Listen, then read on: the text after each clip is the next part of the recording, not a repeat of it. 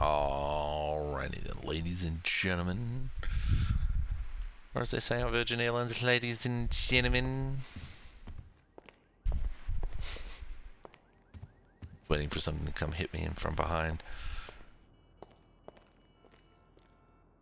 Making a Randy Feltface joke. I was expecting something to come hit me from behind.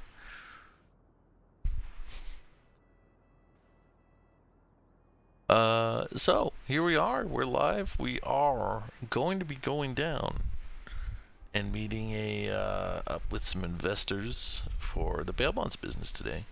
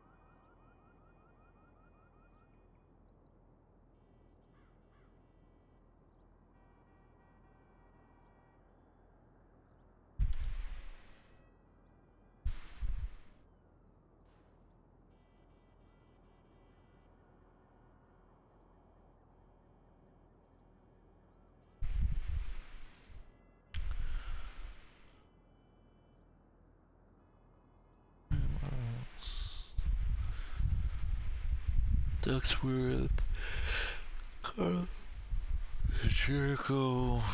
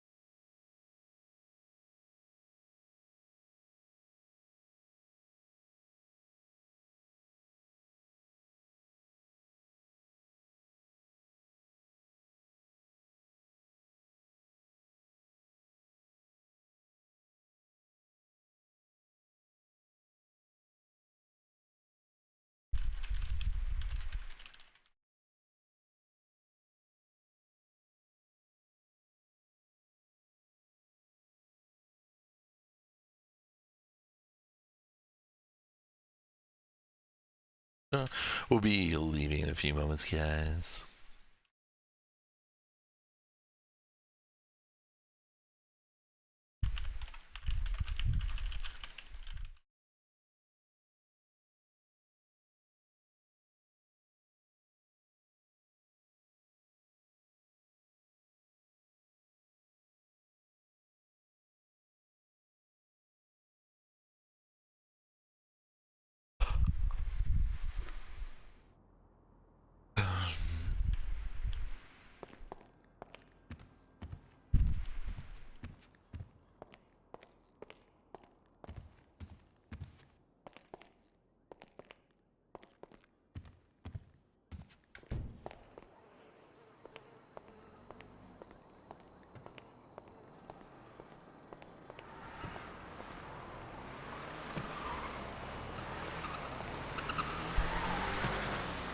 Um,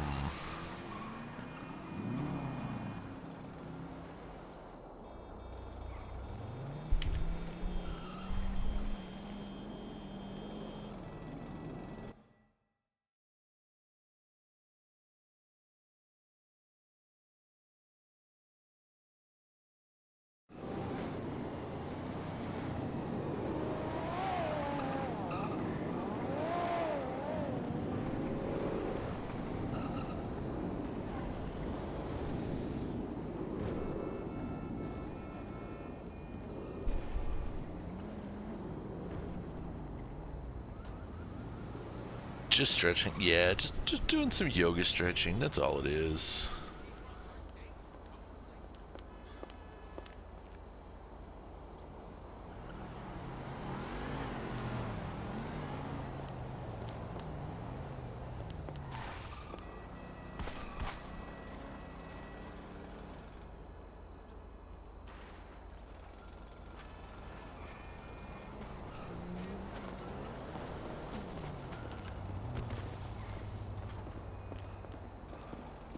Nice tie.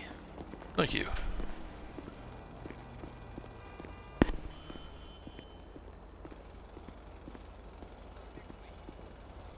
Ba da da da da da da.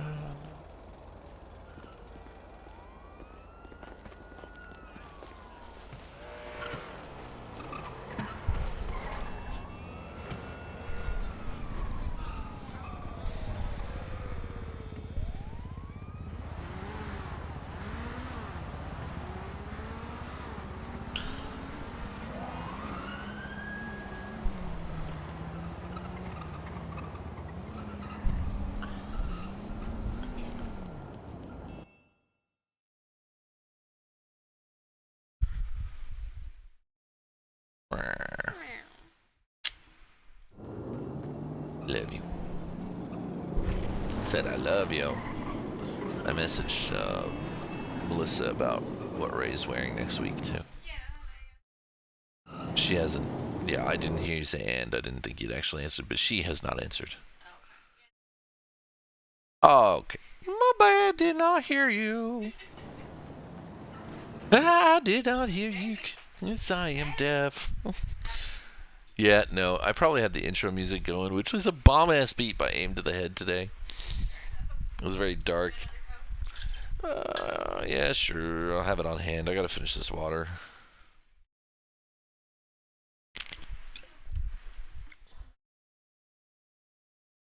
And take some medications. So guys, today is the discussion about Fenrir. Fenrir is the bail bonds agency that we are opening in city.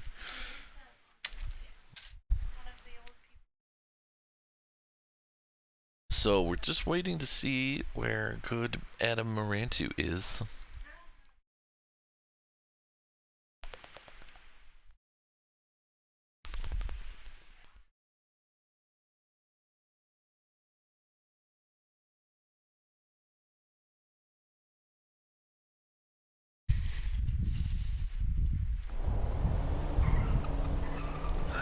God damn it, Deathy.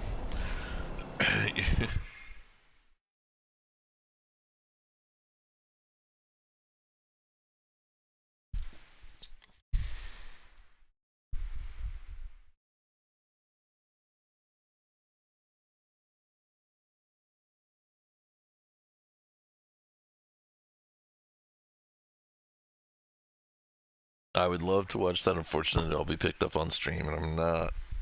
I'll watch it afterwards. Just remind me.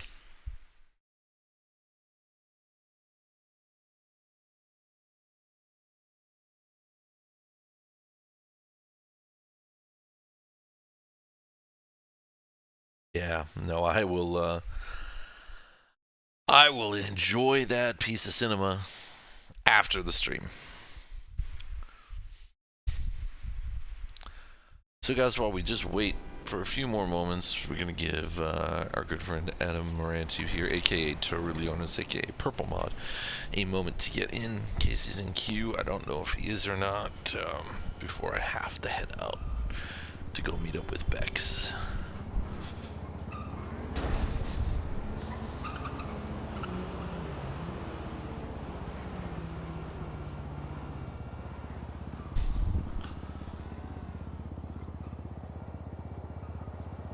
It's going to be Bex Lawson, who's a state representative, Jericho Del Monte, and Mr. Calloway.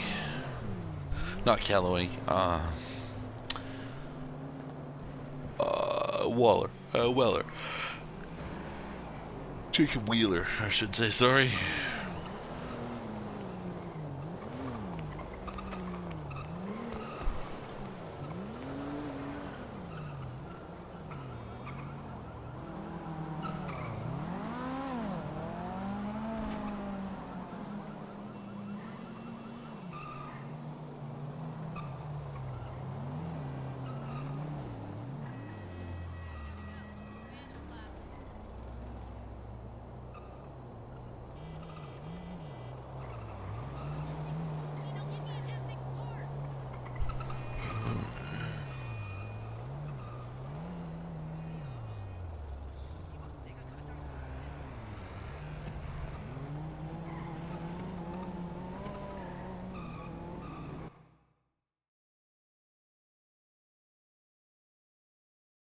Yeah.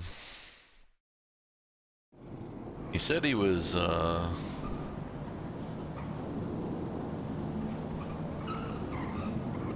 he said that he was going down to the store. But, I guess we will just have to head on down, and if he does happen to join us, get him guided along.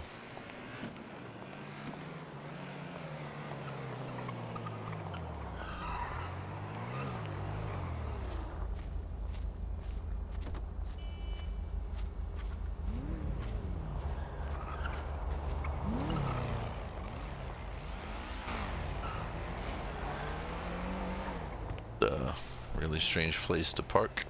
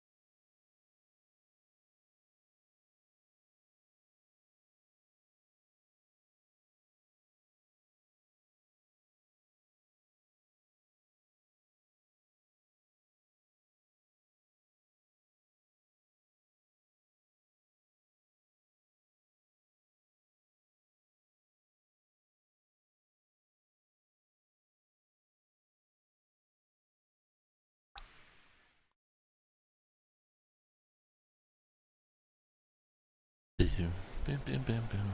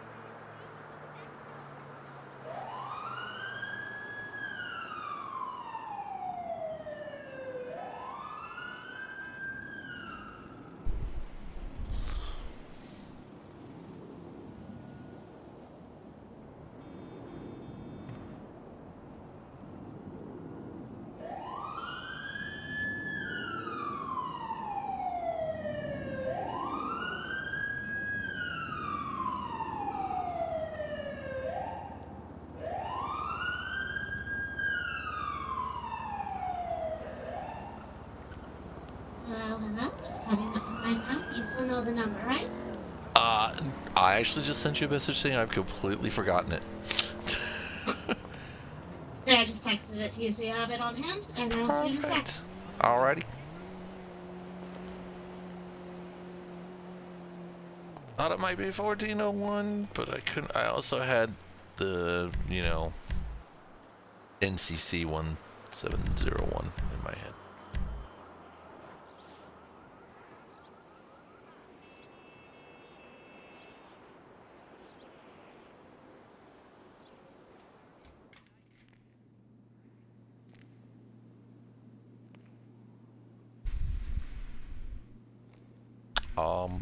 Interesting.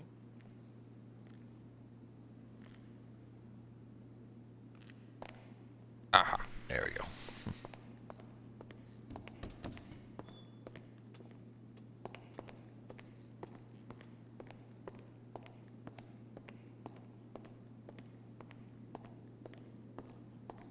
It was almost as if gravity didn't exist for a moment. Oh, yeah, I gotta fucking talk to the maintenance people about the doors.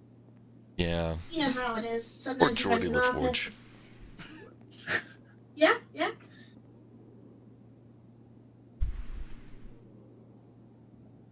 It looks like we'll probably just have Mr. Del Monte today, because Mr. Wheeler will be getting into the city later. I will take notes to share with him. Okay, I have a feeling the same thing has happened to, well, I guess once we're up and running, my soon-to-be colleague Adam. I think he's stuck deep on the train as well. I'm down to delay this if you are. I'm happy either way. If Mr. Wheeler was on his way in anyway, I mean we can definitely delay for a little bit. I guess it depends how many stations they have before they would normally arrive. Yeah, I'm not 100% sure. I'll call Jericho, see where he's at.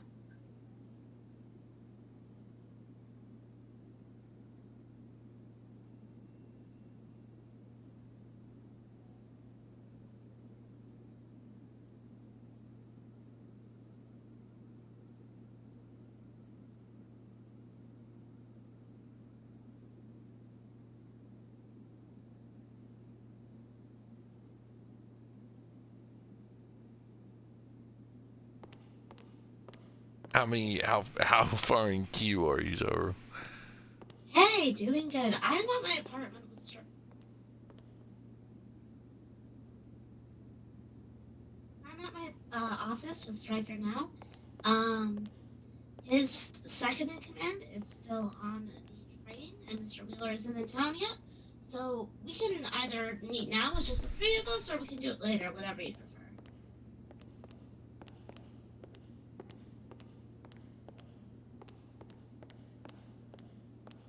Okay.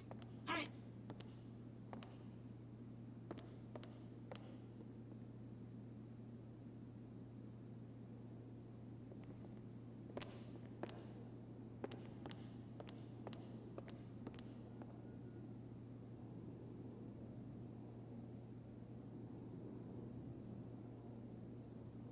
That'll probably work, yeah, because I can take notes. All right. See you soon. So, Mr. DeMonte will swing by and I'll take notes, and then we can always have more meetings later, the way I see it. Yeah, that's not a problem at all.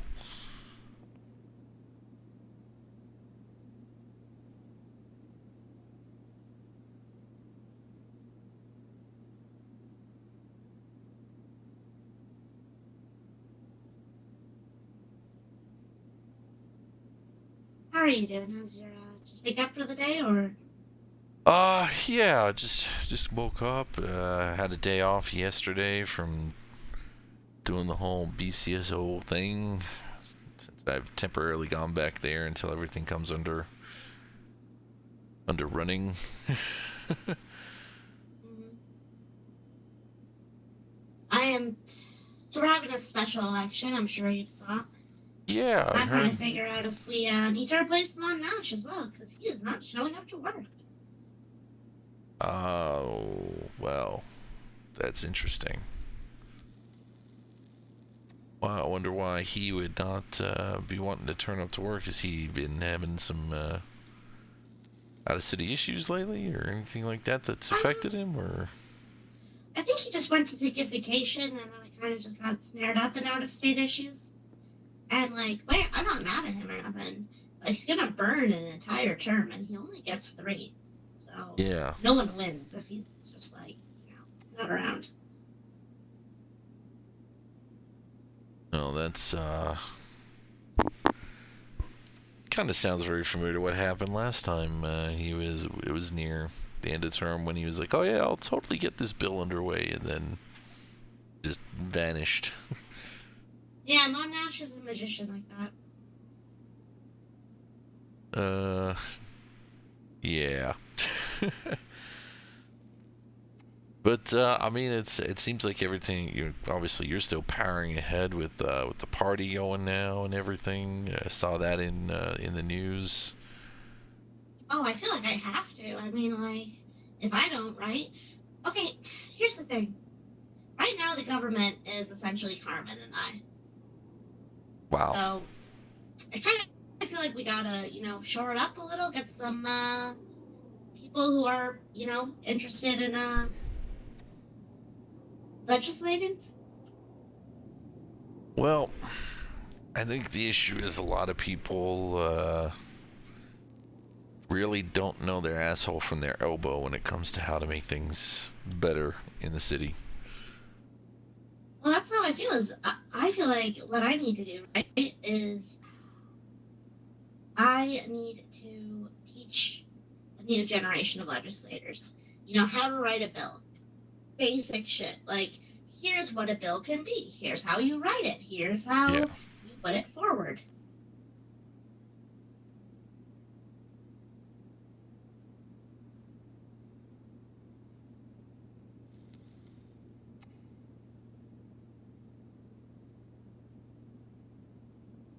Now, whether or not they're going to do anything dodgy on the side, like certain Mr. Benning. Jesus. I hear he's thinking about running again, which, like, he can't. So, No, he got impeached. He can't. It's done, dusted, never again. but, he's never been known for his relationship to reality. This is true. This is true. And then you've got the former governor who, uh, yeah, that was an interesting trial. Did you know that Vladpod has barely shown up? I'm starting to feel like there's a Harry Potter style curse on the governor's seat. Like, Well, I'd run for governor, but maybe a gargoyle would fucking pick me up and carry me away. I mean, look, you could always try. You know, it's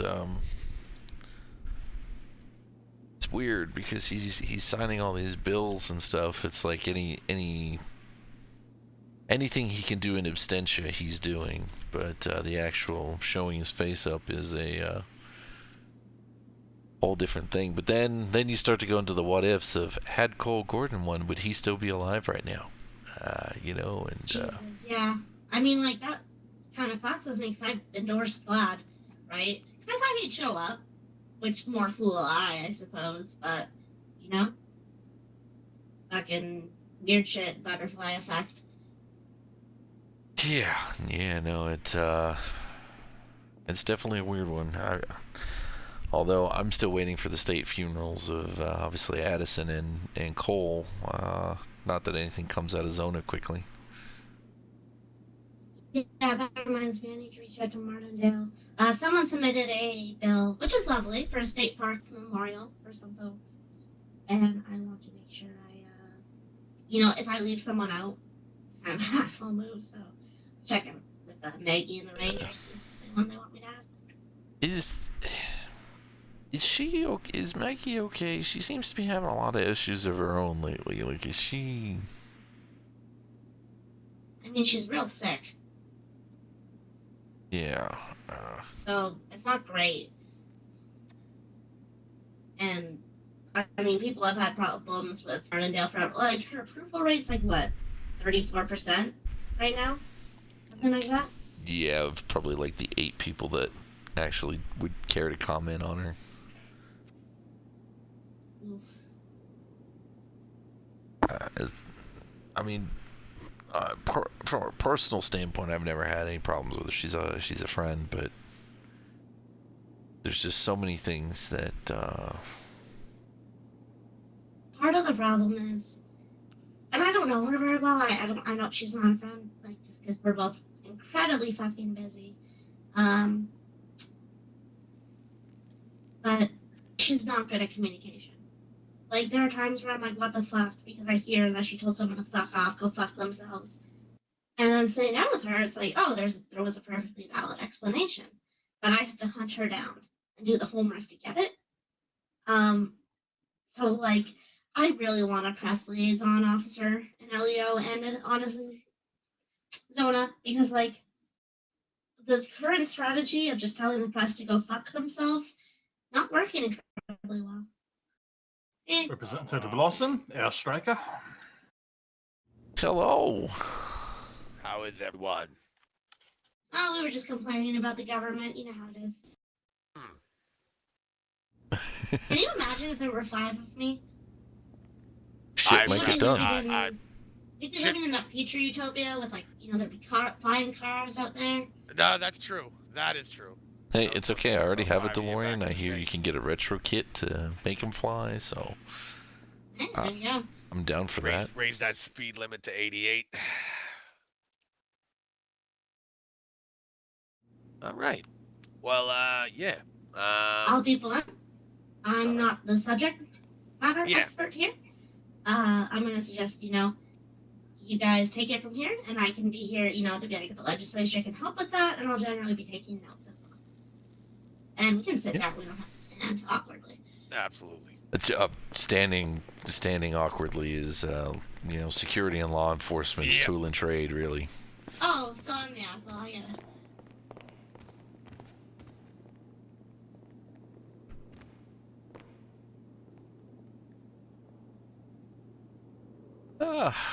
Okay. Guess the question is where do we start? Because obviously, Kraken's Cove, we had sort of a If I very may, yeah. I can give a quick overview just because I'm real familiar with it. Essentially, right now, the Bail Reform Act and amendments to the Private Security Act are going to go through. I think, John Falcon. tomorrow. I have no reason to think it's not going to go through. Mr. Nash has told me he would vote a yes. Hudson's going to be a yes. We don't have Stone, but we're probably going to have it pass and with a supermajority. So at this point, unless something horrible happens, which never count that out, but this is good to go. So Mr. Stryker will have the ability to run his business legally. Now he is concerned about some things, identification, badges, properly marked uniforms, and I thought that these were things that are more your speed. This is a meeting with our investors for the So, business. yeah, okay, all right. I have had a little bit of dealings in the process of trying to figure out when it comes to badges and what have you.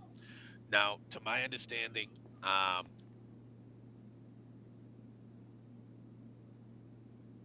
to my understanding, um, the badges, the only route that we're gonna have in order to get badges and identification of that nature, if we're going through the private sector, we're only going to be able to do business cards and things that are effectively business cards, even if they don't look, even if they look like badges, or like registered ID cards or something.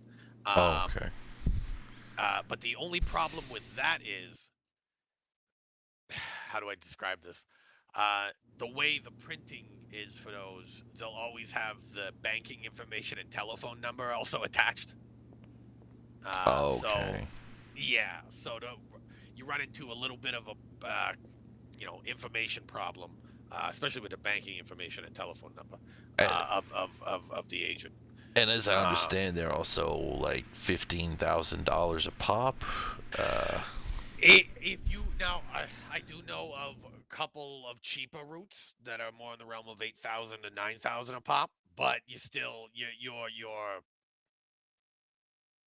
your fees on that are just If I may butt in, something that I can look into doing. This is going to be a long term thing, but I would still pardon have me, you I need to guys. take this. Of course. So busy, can't even be in a meeting without being bothered.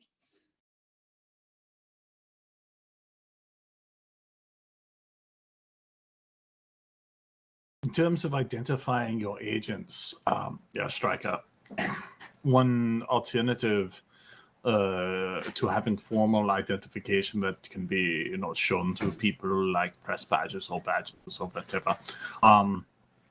I do know that if your agents are clocked on, their names can be checked against the business app by literally anyone, right? So Yeah. if there's ever an issue of your agents, their validity being in question by, say, law enforcement or whoever, just their ability to provide a piece of valid ID plus just checking who they are in the app should be sufficient in most cases. That's certainly the case for our security agents, What I was gonna say before Mr. Delmonte took the call was, so a lot of the solutions today I think may have to serve as a stopgap.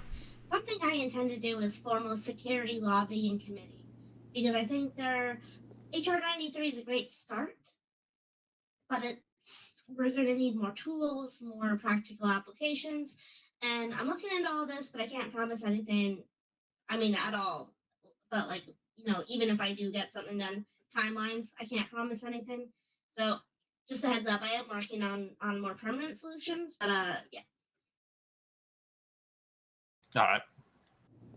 Okay. I did also think about, as you mentioned there, Conrad, the app, and that was one thing that kind of allayed my fears a little bit. But I guess my big concern is that obviously, in the same way that the security bill provides that your agents must be uniformed and things like that, ultimately the only thing that really was going to be a uniform for fugitive recovery or bail enforcement was going to be their stab slash body armor that we were looking to import in, which I believe there's even some difficulties around that, because otherwise, as I understand it, without that sort of formal identification and uniform, we technically wouldn't be able to operate under the law as it's stated at the moment. So the way it works right now is all you need to do is have a uniform that identifies you as security and identifies your company. An exception is provided under the law if there is no availability in the state for your company's current identifying marks, right? So if for example, if you're White Rock Security, right, Everburn's company, she doesn't have any brand logos currently in the state. So her security company, all they really need to do is comport themselves in a fashion that conveys that they are security. This could be wearing a vest that simply says security on it. There are generic vests that simply say security, or even just comporting themselves uniform-wise in a way that conveys that they are private security operators. Obviously they can't wear anything that conveys the idea that they are law enforcement. But that's a pretty easy thing to avoid. Just don't wear something that says BCSO or anything on it, right? Yeah. But in lieu of you being able to get any of your own company branding imported into the state, you're literally within the law. Like I realized this was going to be an issue for any new company trying to get, because right now the only two companies who have any kind of branding imported into the state for security are SecureServe and Merryweather. We're the only guys, right? And I knew this was going to be a problem. So I wrote into the law that if your company does not currently have any of your branding in the state, you don't have to. You're good. You're fine. Okay. All right. Well, I guess that puts that fear to rest. I'm also having a little bit of difficulty. Now, maybe you guys can assist here in that. I've reached out to a party that I was advised to sort of place some orders for said tactical vest, and I've kind of just been told that any orders coming off the mainland or being shipped in or being intercepted and not allowed through. I mean, do you know if there's any workarounds in place, or are we just kind of hands in the air, stuck until? I'm not sure that one. So I can jump in here. This? Actually, okay. yeah. So I've been in communication with importers, leading up to when there was that rather large we'll call it the spring catalog was launched in the clothing stores and all that. I around that time I was in talks with them. With importers about getting SecuroServe branded vests specifically, as well as possibly a collared work and utility shirt with the branding on the shoulders and the lapel. But what ended up happening is they advertised that they were going to be able to do the vests, and there ended up being, I guess you would call it, a particular problem with getting those vests imported. People are stealing them, or they're getting intercepted or what. But for some reason, getting those vests in won't work. But they were able to get a shipment of the generic vest in, and that was kind of the middle ground they sought until they could figure out whatever this smuggling cartel that's hitting these vests and getting goddamn monsters. They're annoying, very annoying monsters. I'll say that much. Now they have told me that down the line they believe that they'll be able to figure out to get around these smugglers or to bust them or whatever. But for the time being, yeah, we're kind of at the mercy of that, and we have the shipments of the security vests, the generic ones, which all companies are free to use. Obviously, SecuroServe has been implementing them. These vests, Stryker? I have, and in going through them, I was like, obviously, secure, and I guess the big concern that I've always had, and I know I've spoken with you about it a few times, Conrad, is obviously that bail enforcement and recovery is not technically a security. Right. So the branded, the generic ones with security on the back is not something that we per se could use. Right. But, and in lieu of your company having specific branding, you still could use there's a variety of just plain black armored vests and that sort of thing that don't So with the way the act is written, because you do not have any specific company branding, you could, for those purposes, use If just you want to those sort of. ensure that you are legally covered, what I would do is have an internal handbook with uniforms, right? That way, Mhm. let's say it goes to court, and you go, our agents wear this. SOPs. Yeah, we are actually in the process of writing those. The hindrance that we also have right now is that Dockle, how do I put it?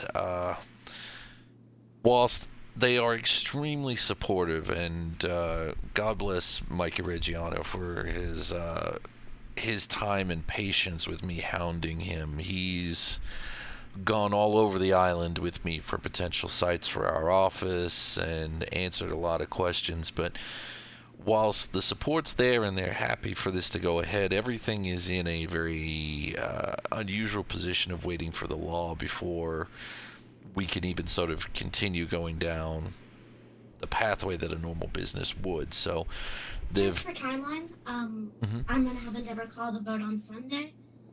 Okay. Like the vote will be open for 48 to 72 hours. Okay. Interesting. The Okay. biggest hindrance is Mr. Nash needs to show up and fucking vote. But other than that, it's quite easy. Uh, well, we'll have to light a fire under his keister there, but yeah. So for instance, like the license for the business itself has been approved, but then placed on hold since I believe October of last year. We've also found a business site that we've actually put an application in for. That's been provisionally approved and is being held, so people can contest it, but no one has so far. But we've still got to go through the official interview process and then get all those premises permits approved and then put in for the business systems. But then we're also running into the issue of, I've heard that the Tech and Sons renovation firm is not taking any new orders. So we're kind of very much in. I feel like you should be grandfathered in since you applied beforehand and it just got put on hold. Yeah. Well, I would love to because I've got all the plans and everything is ready to go. I literally can give that to Mikey tomorrow. But unfortunately, because of the circumstances, uh, no one's really been, I guess, game enough to try and push into that area, because if they had then renovated the building pursuant to waiting for the law, and then the law didn't say go in until July or something, uh, if someone else wanted those premises, then you've got someone that's going to be disadvantaged by it. But Right. yeah, I would love for the Dockle to turn around and say, look, we've got you on the work list, because we want somewhere that's obviously uniquely us. We've elected to move out to Paleto Bay, right in between the hospital and Sally's Surf Shop there. If you don't mind, I can speak with Mr. Zimmerman and see if I can call him any favors.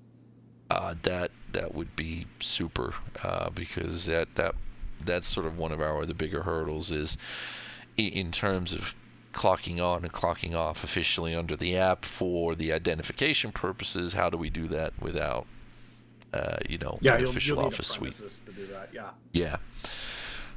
So, I mean, these are the big hurdles that we're facing. Another thing is that the bail kitty at the moment is obviously coming out of my personal funds, and I took a very big hit because PD technically owes me almost $100,000, but they're not forthcoming with the money.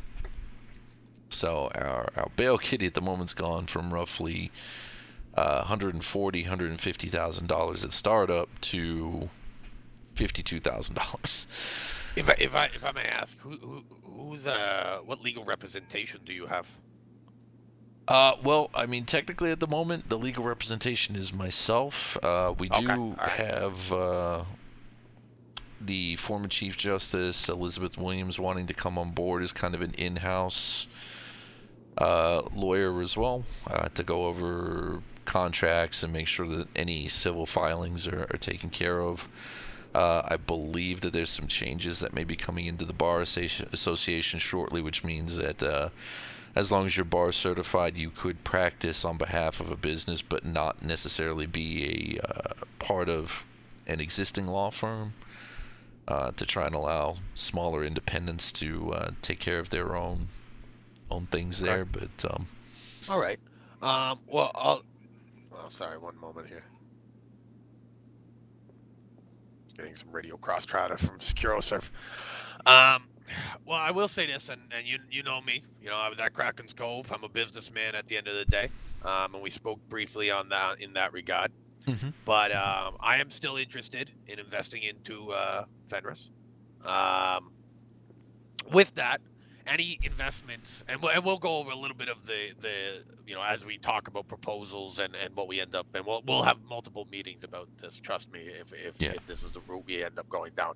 But just some preliminary stuff to, you know, I like to you know, let you know what comes with any investment I do. I have legal representation via Hunt and Associates with all of my business endeavors. So whether or not you have legal representation currently, or are seeking it in-house, if I was to be involved with Fenris, we would have Hunt and Associates at our disposal as well. And I can assure you, when it comes to contract law, there is no better. So that's something to consider as far as things like PD not paying us or paying Fenris for due money. That is something that we would have our lawyers hound them Mhm. for that, and that would be their job. Like, and they do it happily. I pay them enough. Trust me.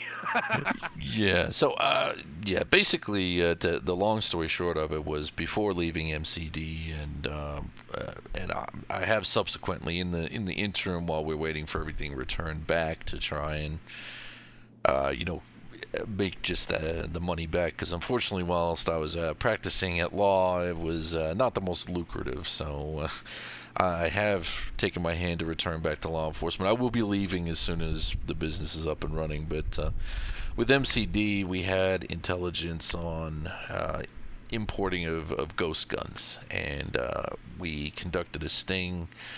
Due to the nature of it, the $90,000 in question was actually an electronic transfer, so that we could follow those funds, and we used those on the proviso from Chief Davis that I'd be reimbursed. And I mean, I've asked Commissioner Jenkins, Director Jenkins, I've asked Davis numerous times. I was told to be taken care of, and I even sent the invoice to Cole Gordon. Obviously, rest his soul, you know, with his unfortunate passing. But he assured me that it'd be followed up, but nothing has originated from there. I've got the electronic transfer record. The individual in particular was smart enough to label it boomsticks, so it's very clear exactly what it was for. And other MCD members were present at the sting, as well as the SWAT team. So a lot of, you know, there's a lot of people that can back up the circumstances. I'm just not sure why nobody from PD's been forthcoming with the monies at the moment. But I will also let you know, in terms of investment, the fee structure that I've built into the business is basically, whilst we recover the funds from people going to court, that's kind of a cost neutral to keep the kitty popped up, but then they will be responsible for paying back the loan that they take out. So we essentially earn the money from their repayments, of which, of the I guess you'd call it the interest fee, a dedicated 10% of that goes back to the investor. So if you were to be the sole investor, then 10% of every bond that is ever paid for by the persons that take them out will ultimately be coming back into your pocket there. We do have strategies set up for high risk as well, such as people putting equity down, so that we can ultimately recover property if they are not forthcoming or in lieu of taking them in or things like that. We could just say seize a car and then sell that and recover the fee from there. So, yeah, we do have that all written down. Obviously, we can go into much more depth with that later and make adjustments as you see fit. But Absolutely. just know that Yeah. we do have that built in to take care of the investor if someone did wish to come on board. Okay. All right. Fantastic. That's not not a lot of businesses have that. A lot of times when I approach a business, they're very I have to do a lot of the legwork to integrate the investment and all that stuff. So that's good that you have Yeah, that already set up. yeah. Um, We but kind of try to make it as if someone did approach and was interested, there's a couple of conditions from our side that obviously they'd have to be amenable to, but we want to take care of them as someone that's reaching out to help us provide the service. So oh, absolutely, absolutely.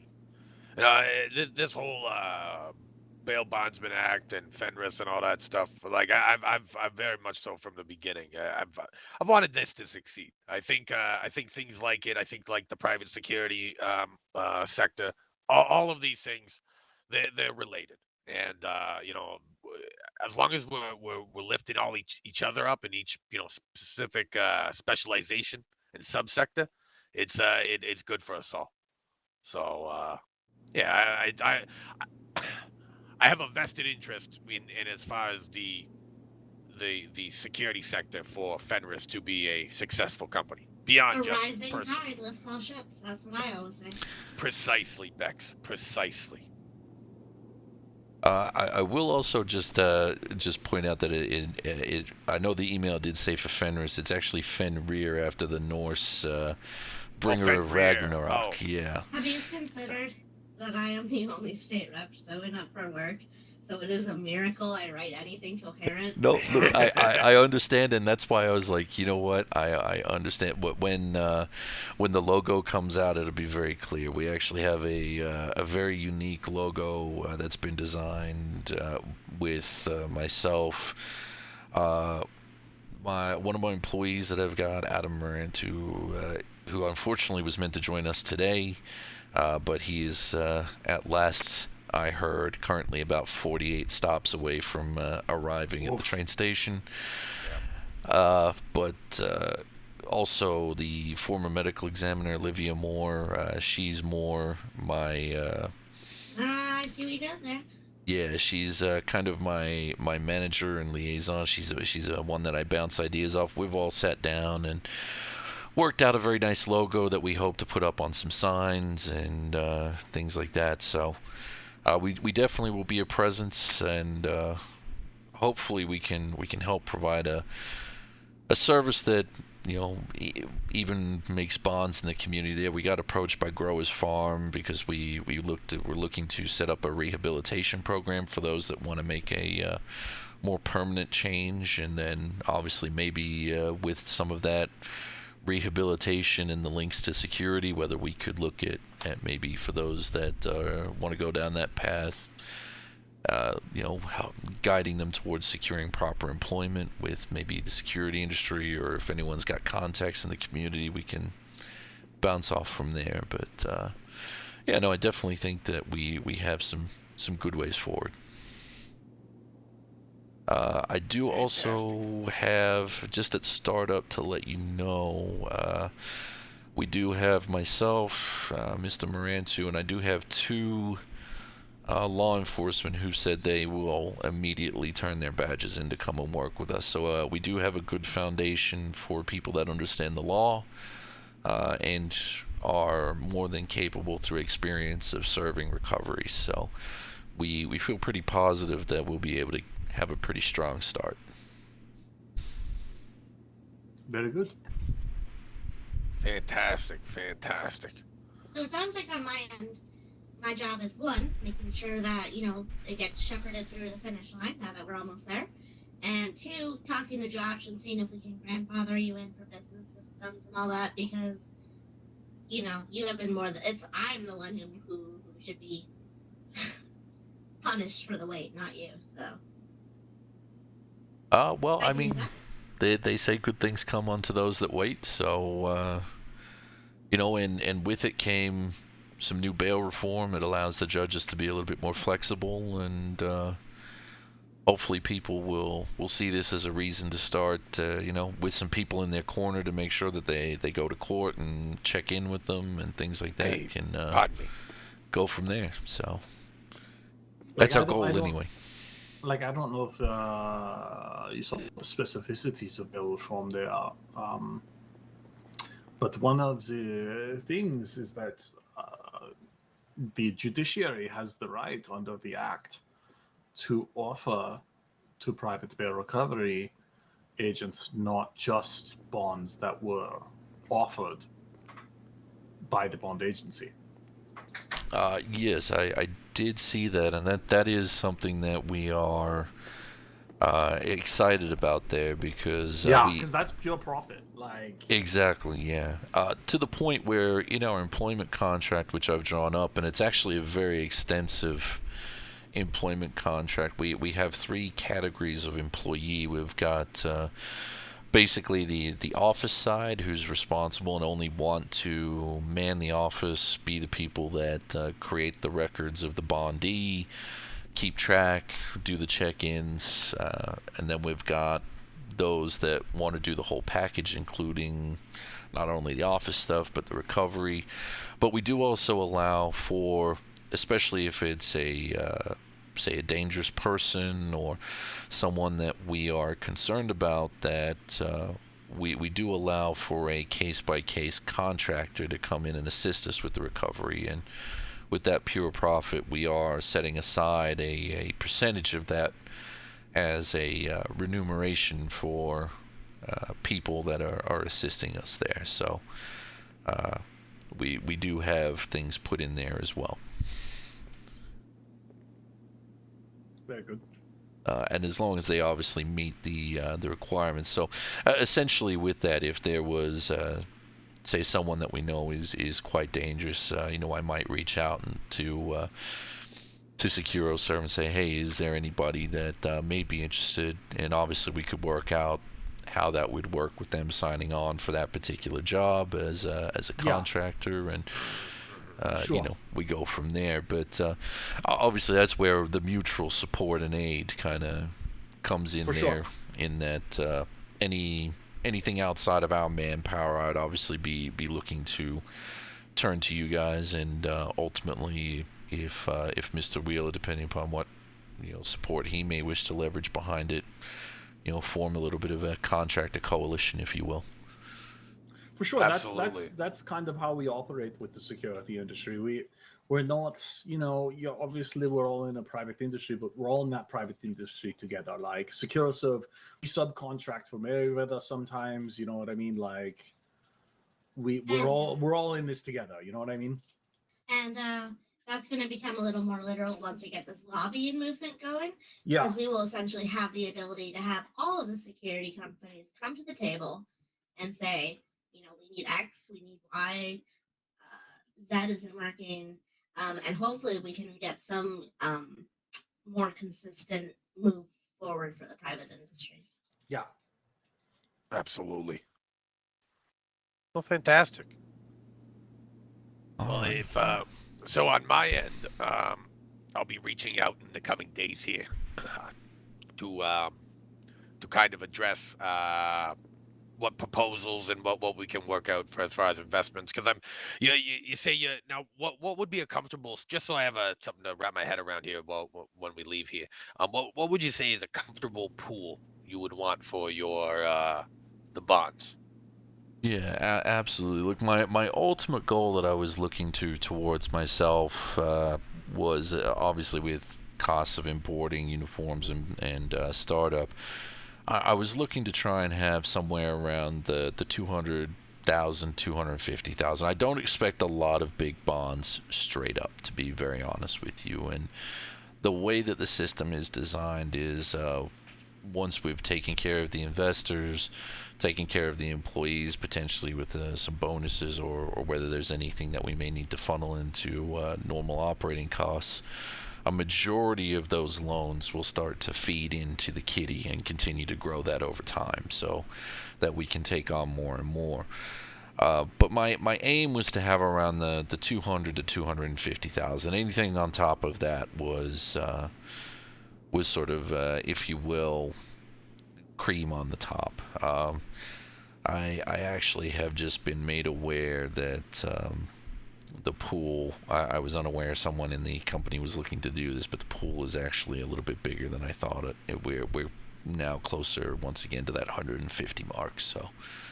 Okay. All right. Yeah, so there is definitely room for investment. We definitely welcome it, and obviously any proposals that you'd like to put in, we definitely will go over and work with you. As I said, we do have a few conditions. Mainly, one of the big ones that has been voiced, and it's something I want to be very upfront with, is that between the three of us, we are concerned that with investment, that person may wish to dictate how we ultimately grow and what we ultimately become. And we definitely do have a vision for how we want the business to go.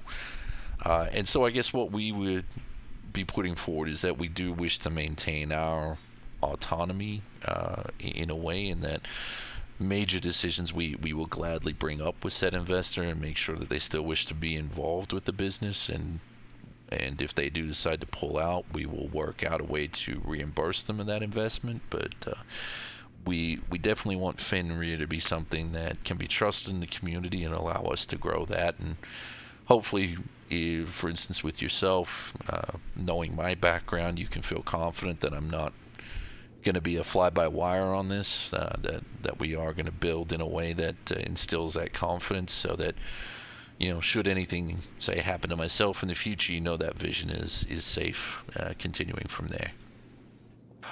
Yeah, absolutely. What you described is not outside of the some of the operations and investments I have with some companies. Hey, Some Zoe companies Grim. I am very much so on the board of Welcome. directors as far as direction and decision making within the company. But I'll give an example of a recent investment and acquisition. I acquired Remedy. I have a 20% stake in the company and its revenues. With that being said, I have no directorial decision making or ability in that regard. And the overall situation is, as I stand as a stakeholder and investor, and that is it. And I don't now, again, what can happen up to the decision of each company, and depending on how it goes, is I could be voted or asked to be sit on that, and that's a totally different other factor. But that's not a definitive part of my investment strategy with companies. So you don't have to worry about that too much, especially with companies that I feel as though have a fair amount of uh experienced based potential, I guess would be a good way to put it. Something like Fenrir. Um, I look at that and I honestly don't want to get in the way of any of your decision making. Like, you guys have your vision. You know what you want to do. You've sold me on it. So what I want to do is I want to invest in your company. I want to help where I can, and obviously see profits from that on my end. But like I said, for other reasons, the success of the company and those things are in my interest as well. So I appreciate you definitely letting me know that stance going into any of these proposals that I should expect, and that you won't be budging on it. I completely understand and respect that, and that doesn't really change any type of investment potential that I see with the company. So we're good there. Okay, fantastic. One thing with me, and I think it's the military man in me, is that I don't believe about beating around the bush. I'm a very blunt and direct person, and I like to think that I'm extremely open to questions and things like that as well. So, I'm more than happy to go through and be as transparent as we can. Obviously, there's certain times where confidentiality will come into that, such as the records of the person that we may be providing bonds to, like addresses, things like that. That's just a given. But anything else will pretty well be an open book. And obviously, we're happy to accept the guidance in terms of working and keeping the business up. Obviously, we're expecting it to be probably a slow launch until people learn the name. I do have I'm not gonna lie. This is again another just disclaimer. I do have a lot of contacts that some would consider to be in the criminal underworld, such as Black Lotus Motorcycle Club. That's good. It's going to be important for you. Exactly, and my plan is to go around to each of these individuals, rally their gangs, clubs, whatever you will, and educate them on what we're trying to do. One big thing that we believe in Fenrir, and we are going to make them aware, is that we honestly don't care for the crap on the street. We don't care what their beefs are. The office is a neutral ground. If you're at war with somebody and they happen to arrive as you're there to pay us your fees or come for a check-in, you leave that beef at the door. What happens down the street, that's on you, but this is a place that everybody can come into and just know that they're there for their own benefit, and everyone is going to respect that. And if not, I'm more than happy to blacklist people that want to breach the rules or be serial breaches of bail or things like that. And ultimately, we always have the power to say no to a loan. And if it's too high risk or we're uncomfortable, we will turn people away. And that's just because ultimately, at the end of the day, it is a business. While we want to help people, sometimes you just got to learn to say that no. If I may, Mr. Stryker, it's the marketer in me, but I think the fact that this bill is so strongly tied together with bail reform, that's going to really make it a lot more sympathetic to you, because there is an inherent gain to them, which is you don't have to go to Bolingbroke for the nines. You can get bail. That's possible now. And then they go, okay, and then you go, and then we have this. So I think just the fact that they're so intrinsically tied together will be beneficial for you. Yeah. And at least initially, you're kind of going to be the only game in town for bail bonds. Exactly. Right? I feel like we're the test bed, and that may then spurn competition depending upon how we do, or people may just allow us to be us.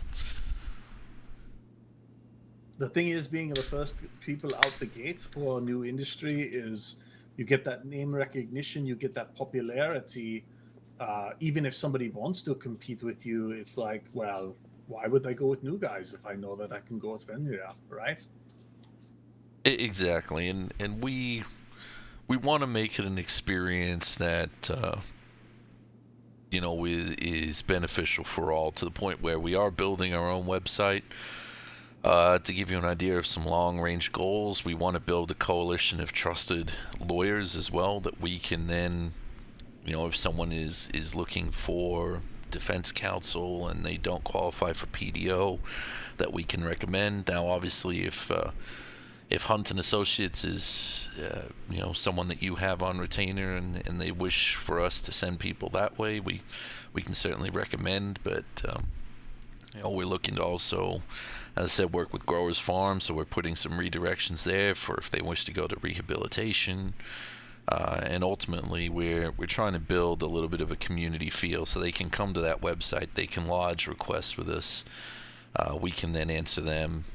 We are planning to try and have a representative available 24/7 so that we can meet the city's needs as need be, but we definitely will be around as much as we can to give that option. And you're 100% right there, Bex. With even the changes that have been made in terms of people keeping their firearms for non-violent crimes, things like that, we have seen a lot more people start to consider bail rather than pleading guilty down in the cells. So, this just gets us further into the realm of people that want to fight things being able to do so as per their right. That's right. Yeah, our current PDO as well is very much pro pushing people towards that as well. Like Kayla Harlaw and DeAndre Evans and stuff like that. They're very much trying to educate the city and stuff like that. Especially, let's say let's call them frequent clients. The frequent flyers, yep. The frequent flyers, making sure that they know their rights and that they know when to hold them, when to fold them, so to speak, on which charges. So I've had conversations with Air Evans about that sort of thing. So I feel like reforms to bail will very much benefit that. One thing that I did plan on doing, so to sort of increase the profile on launch, I'm a little bit of an unusual law enforcement officer in that I believe the media is a very powerful tool. So oh my god, thank you. I'm sorry, it's just like this has been a nightmare. You don't believe in suing the media? Is that look, to give a personal opinion, it is 100% personal here. They sought the legal system made its intervention in there in terms of Judge Avery's initial ruling, and I think her statement. I have been privileged to see what the original ruling was, and she was very forthcoming in that. It is not the judiciary's role to infringe upon the freedom of the press. But she did put in what I believe is some very reasonable guidelines so as not to taint the investigation should Mr. Fritz have been apprehended, so that he could, per any citizen, have a trial free of, essentially preconceived notion. Which every man, woman, child in the state obviously is entitled to. But she did not stop the article. She asked for some amendments in terms of removing names of victims, names of Mr. Fritz, and the way that the reward or bounty, whatever you want, it was worded in a very much a way that could have encouraged vigilantism. And let's be very honest, we had already dealt with something like that with the Christina Abbott trial. Which ultimately... we are well aware of the Christina Abbott trial. I testify. Yeah. I'm going to be blunt. I think the current deal with CNT is the result of just a completely atrophied relationship. Like, no communication, no lines of diplomacy open, and it's spiraled into a clusterfuck. It is something as MCD I tried to fight numerous times, to the point where you may recall I actually did manage to hold one press conference seeking information on 3 individuals that had been kidnapping and stabbing numerous people around the city in terms of cannonball and fuse to try and help us find some suspects that we needed, and ultimately that actually did prove very fruitful, and I had hoped it would encourage further disclosure of assistance and things like that, but it absolutely is a one-way street, and I'm not, whilst part of law enforcement, I'm not happy with a lot of the decisions, and unfortunately, fortunately for me and Fenrir as a whole, that's part of the reason that these 2 officers are going to turn in their badge and come work with us, is that one, they feel like the policies at PD are turning them into targets. They're not appreciated internally, and they're very much sick and tired of the fact that should they try and speak out, it's falling on deaf ears in the department. But if they speak out to anybody outside of the department, they could very well find themselves in the center of an IA. Not that you'd ever know, because IAs are not discussed. So, I'm going to be honest with you, Mr. Stryker. I'm not sure if you saw an act that briefly went up, the Police Communications Act. Yeah. I put that up to essentially get LEO command to the table, because they have not been talking to me. I brought them to the table, and that Sally Jenkins was about 2 seconds away from jumping over the table to take my throat out. Yeah. Let's put it this way. PD hated me as a lawyer because I called them on their shit, to the point where I had suspects coming out saying that they were telling them not to go with me because I was a joke. I was a crap detective. It's why I left. Things like that. If and these are people that now are, being like, "Hey, brother, thanks for turning up to support me." You were target number one for their ridicule for a very long time, Bex. I Oh, was I'm amazed sure that I your was. picture didn't make it on dartboards. I know I'm not. I have no fans in the PD as well, and it's kind of incredible to me. Like this whole Ray Fritz investigation, MCD. Any information they had to go on came from either the news media or from private investigation, largely from me. The fact that they had his name, Ray Fritz, do you know who was responsible for this? Me. Cole Gordon? Well, Well, yeah, yeah, Cole as Gordon. I understand, Aaron reached out with the number to yourself, and then you passed that on to Cole, and That's he then correct. got the warrant from the DA's office. Yeah, So, yeah. And if you read the warrant, my case notes are in the warrant. That was what was used as probable cause in the warrant, and that was what was included is my case notes.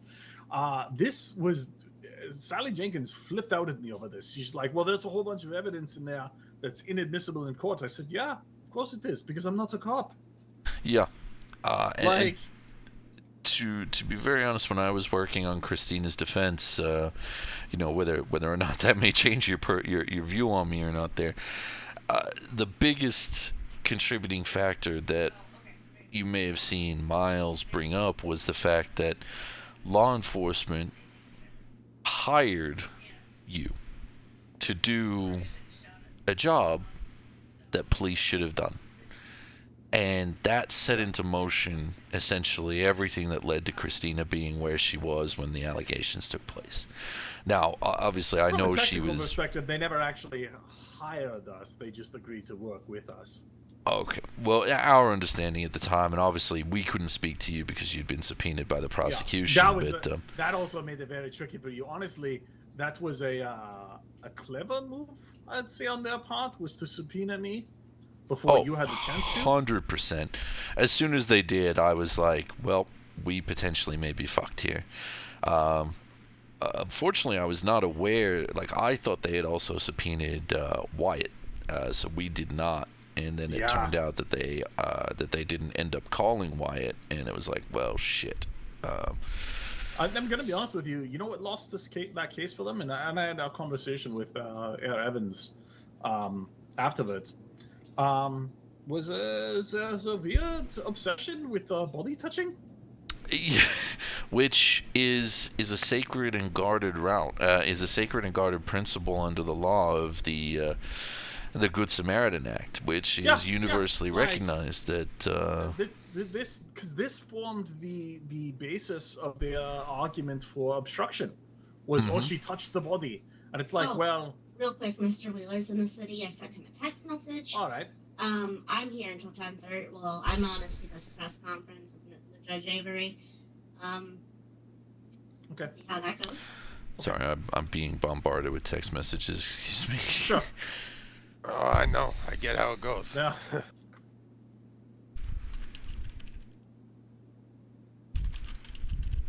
Oh, new place. Thanks, Daddy. XOXO. I hope she's talking about her father. Oh, She's not. oof, Okay. oof.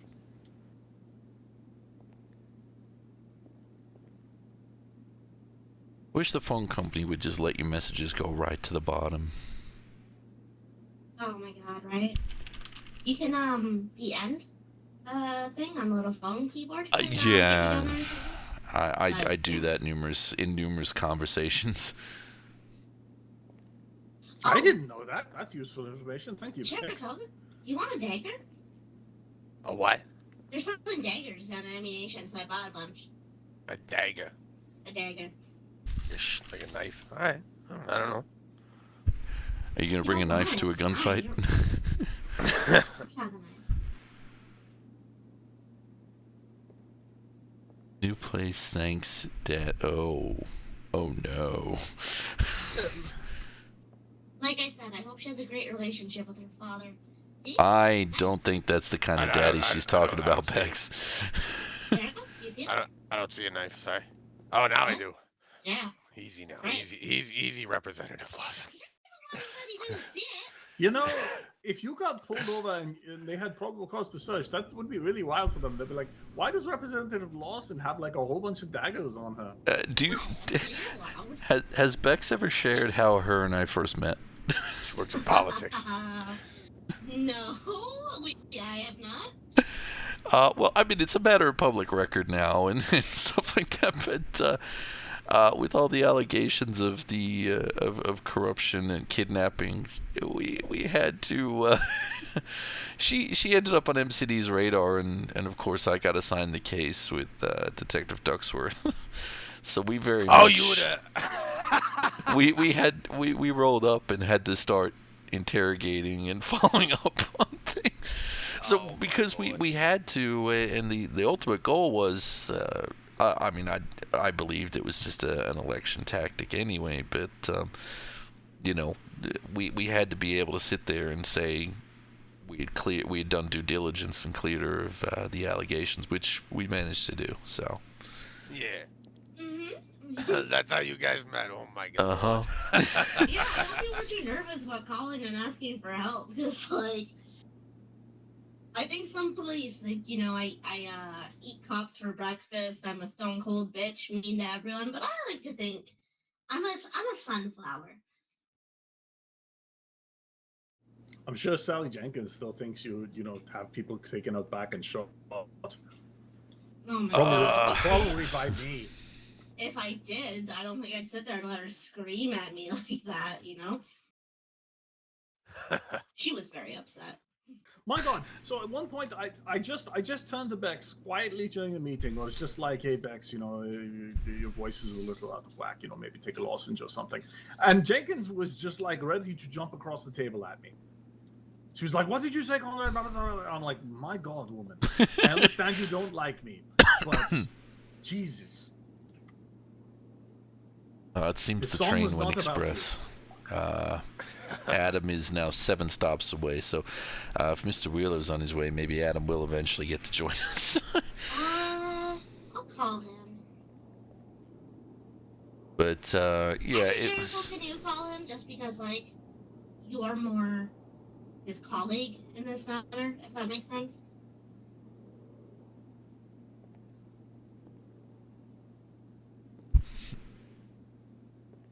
Thank you. No doubt. Dr. Kane, that's why you take metal cuffs Hey, into the Wheeler, my shower. man. Oh, perfect. Good shit, my man. All right, see you in a sec.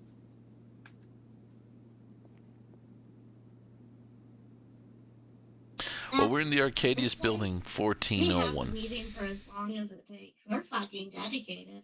Unlike those cowards who give up after 20 minutes, like a bunch of Well, I mean, this is probably meeting 8 between you and I, but at least now we've got the traction that we can just start ironing out those final details and you know, go through from there. But was there any word on tasers or other non-lethal means, or are we just meant to turn up with yes. baseball bats? So Baseball bats and guns. What I have heard Ridiculous. is that federal restrictions on tasers are real tight just because of the supply chain and a federal mandate. Now, that being said, I think that we have gone so far in the other direction that we, again, yeah, baseball bats and like security have basically the option between shooting someone in the face and like politely asking them to stop, which is not a great gradient of escalation. So, like I said, I intend to start a lobbying company, and one thing that I'm going to put on the table immediately is like little handheld stun gun tasers instead of the ones that like launch out a projectile. Honestly, to be honest, Mace. Yeah. That Nice. in terms Intriguing. of for civilian use, you still get a little bit of range. You're not putting yourself into stabbing, and I mean, again, this is the military in me, but if you've ever been into gas training and had to take your mask off with CS gas in the air, mace, very similar, obviously, but not as potent, but still will stop someone for a brief period of time. We used Mace in GSG9, and yeah, no, it's pretty debilitating. Yeah, no, I mean, like, that's the thing, right? Like, the taser conversation has just become tasers? No. And I'm like, well, I reject that as the core conversation. Let's have a conversation that's like, hey, like, can security guys not have fucking baseball bats so they roll around like fucking. I mean, we've already got to convince, and thank God I have the relationship with PD Command that I do, because already we have the ability to do something they don't, which is if I've followed someone and I see them go into the house and I know they're in there, I can enter that property to detain them and take them. Precisely. Which PD does not have the ability to do. And so to convince them that I'm not some quasi paramilitary police force that's going around doing their job for them has been arduous. But I don't agree with turning up with brass knuckles and a baseball bat like some kind of street thug gang going. Well, right? I see these brass knuckles and I look at them and it's like, is this the legality? Like, am I more likely to be able to have my agents equipped with brass knuckles in case of confrontation rather than tasers? No. Is this the loop-de-loop world we live in right now? Well, this is the thing: is technically, brass knuckles are illegal under the current penal code. Yes. Actually, that is something that I am looking at with Hudson. The idea of making them. I mean, that's not super related, I guess, because you're not going to use them. But I think it's a little silly that they're illegal, and I think there are some. Well, you know what I mean? If you can have a knife. Personally, while it's illegal, they're sold in ammunition. I allow people to keep them. There are other officers. A lot of cops take that attitude. As long as you're not using them in the commission of a crime. We love it. There are some officers, however, and I'm not going to name names because I don't think it's professional to do so, but right, of course. There are some that will use the fact that you have brass knuckles. If you piss them off, you're going down. And they'll use any excuse, whether it's oh, he looked like he was going to hit me, therefore it's going to be assault, or in this case, if they have reason to do a Terry frisk and they find the brass knuckles or feel them, that then gives them PC, especially if you're in the area of a call, that they can then search you and find you, and then they're going to take you downtown. And I don't agree with that. And these are the same cops that I'm going to be very honest with you. A lot of people, both civilian and internally, have issues with. And we're actually finding that these people are starting to be promoted into positions that they realistically shouldn't be. Oh, that's good. That's so good. That's so good. I don't see that going wrong in any way. Some of them are becoming FTOs. Some of them are becoming sergeants and supervisory. And I mean, for me, if I was to train somebody, my first lesson would always be to go to the part of the car that says these lovely words of protect and serve, and remind people that law enforcement doesn't put you above the public.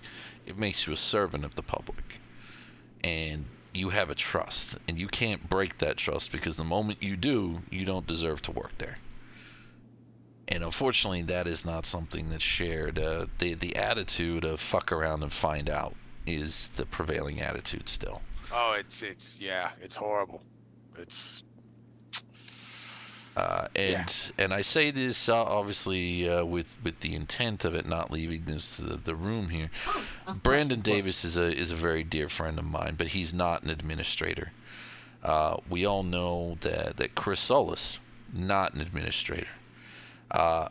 Mitch Wheatkings is the first of high command that we have that is an administrator. And you can see that in the way that BCSO has started to change which is why when I went back, I have joined BCSO. We need both Solis and Davis, very fine men. They're door kickers. They're your sergeants. They're the guys you want going through the door in a high-risk warrant. But they are not the administration that you need to run a department. So, someone like Rene Lopez, on the other hand, very administrative, very much wanting to have officers act in a certain way. That's someone that you need at the top of LSPD or state troopers. But that's my that's my 5 cents on it. That's yeah. Enlightenment for sure. Mr. Wheeler, I'll catch you up real quick on the conversation. Essentially, the bills for bond agencies to be possible and legal should be passing. Sorry, for bear vote with to me. start This is Adam. Sunday, and then I'm sure. Hey, yo. Hey, brother. So we are at the Acadius building. Office number is 1401. All right, suited and booted. Let me grab my car. I'll be there shortly. All right, cool. There is parking on site. You just need to pull into the little garage, and then you come back up towards the concierge desk to come on in. Sounds good. All right, cool. See you. Fired some See ya. talent today from one of my companies. I'm trying to figure out how to clone myself. You know what I mean? So I can fucking get through the workload, the inbox. You figure that out, you let me know. Yeah, we'll do. Orphan Bex. So that was that was Adam, one of my employees, the one that we were waiting on. He is suited and booted according to him, and is en route right now. So Okay. Does he know Alright. the office number? And yeah, I just gave that to him. At least I hope I did, because honestly, whenever I come to your office, I keep thinking of the Enterprise, and I'm hoping I said 1401 and not 1701. I'm gonna be honest with you. It took me a while to memorize my office number. That's okay. I still can't remember my new badge number. I'm from And Rhode then you'll be Island. quitting, so don't worry about it. Exactly. There That's you go. that's kind of the way it was. Like, it was. Unfortunately, I don't like to compete with egos, which is why I left being a lawyer. Is a lot of it's a dick measuring contest for both males and females in there, and I ain't about Are that. you saying lawyers have egos and are? Oh, I don't know. That seems pretty far fetched. I pay $75,000 a month to make sure that my lawyer has the biggest ego. Jesus. Huh? Yeah, no. $75,000? Does he like wash your fucking car for you? Wow, Donald does a lot. Donald does does a a lot. lot. He does a Let's be- lot for me. I don't know, he Mr. might O'Hagan wash is it. a very You're not the last. I think he nice washed the man. car. I mean, he fucking better for 75. He actually yeah. I ran it. He took it. He brought his limo down to the shop. I guess Cyrus got it painted with all the $100 bills Disgusting. and then the dollar rims. And they're literally like, "You paid for this, Jericho," and That I'm is like, the "Good. most disgusting I'm good. Vehicle. If I ever can see see it, my money. I can If- see. I might have my lawyers do this for all their cars. No, Make if my you do money that, in your I will car." run you off the fucking road in my Land Oh. Stalker. Actually, that does bode another question that I have is, and I don't know if I should wait for Adam before we continue the question and answer and what we're kind of able to do here, but I was looking into the possibility of, I guess, a company garage with a couple of company cars for the recovery. That way then we're not having to sort of jeopardize our own vehicles if it turns into a shootout, if you will. How exactly did we go about organizing such a thing? I think a Jericho, do you company wanna- garage would be set up Do to you- buckle. Yeah, do you already have a premises? So Behind the I truck. will update you on that because we just went over this. Yeah, I think Essentially, basically, like the legislation is going to go through on Sunday. At that point, Stryker needs his premises set up and his business systems. He has been in the queue since October, but it's been on hold because the legislation wasn't there. So I am going to beg Josh Zimmerman to get Logan stuff through, in terms of business systems and stuff. And when it comes, that's sort of the short-term plan. The long-term plan is I intend to create a security lobbying organization and raise some hell. Get some fucking batons, nightsticks. Do you already have a premise that you're just waiting for the legislation, or is there still Uh, no premise because of Yeah, it? so Mikey Reggiano's been kind enough that I've applied for a premise. Funnily enough, it's out in Polito. It's the old Jay's bail bond office between the hospital and Sally's surf shop. We kind of lucked out there in that, rest his soul, Jay had a massive coronary and died before his face hit the oatmeal Oh my one morning. god! Yeah, no, it was very sudden. Was eating breakfast, talking with his wife. She brought up something about a mistress, and just gone. Very very unfortunate, but fortunate enough for us. It went into his estate, ended up being returned over to Dockel as an available building, and they've placed a hold on it for us. We've got some plans for the renovation. It's just going to be a very small kind of office there, and that's where we intend to operate out of. We think it's a very nice neutral place as well, so that if people from different gangs, organizations, whatever you want to call them, come up there, kind of emphasizes our belief that it's neutral ground. We like to call it the holy ground from Highlander, if you've ever followed that movie. I haven't. But... You have a lot of references. I like it. Also, I assume this is Adam. Yes, this is Adam. This is one of our employees here, our IT director, and going to be one of our senior recovery guys. So to answer your question about company fleet vehicles, Striker. So basically, once you have a premises set up, one of the things you can set up with your premises is you can set up a garage area, right? So it kind of functions a lot like having a garage at the MRPD, right? Like, because you're a cop. And then anyone who's a employee of the business, so it has to be an actual employee, can't be outside contractors or whatever, it has to be an signed on employee, can pull vehicles, park vehicles and pull vehicles from a common pool.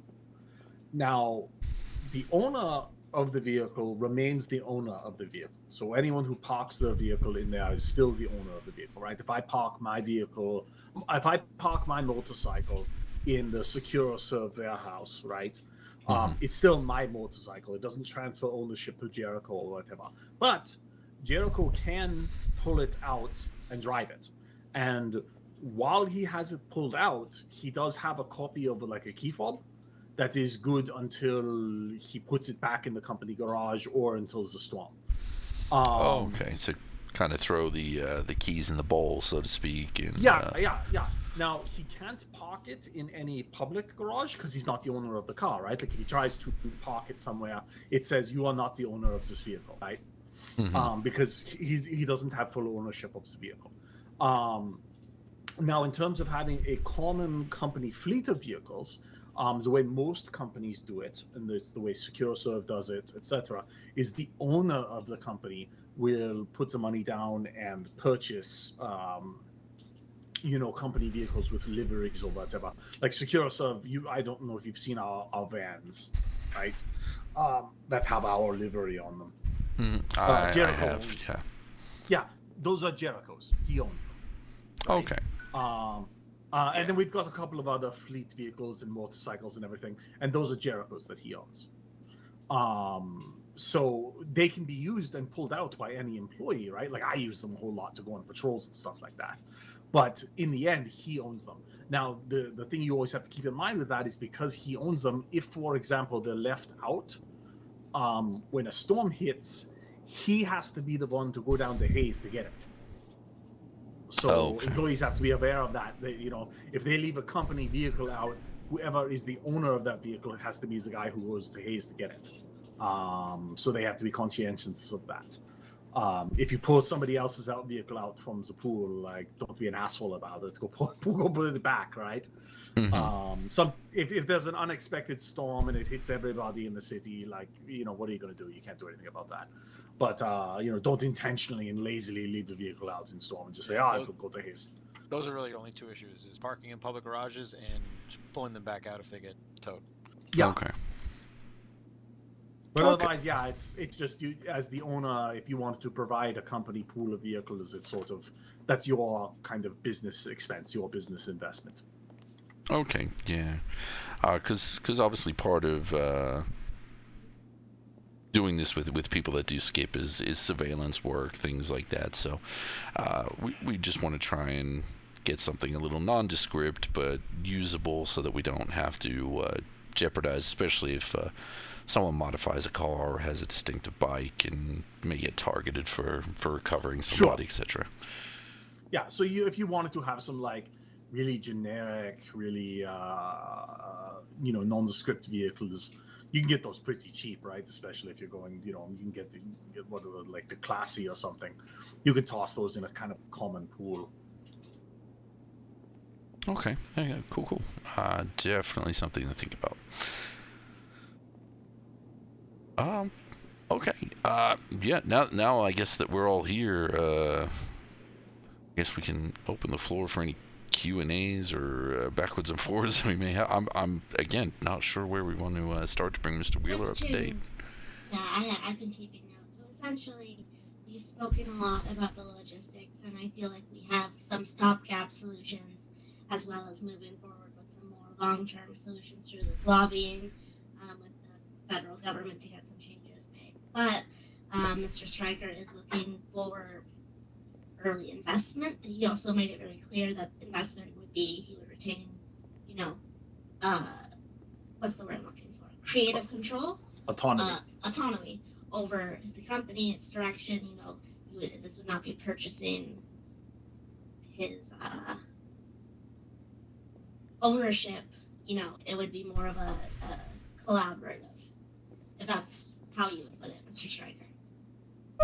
Yeah, very much so. So it's essentially between Adam, myself, and Dr. Moore. She's kind of a part of the management team. Adam, as I said, is one of our senior guys.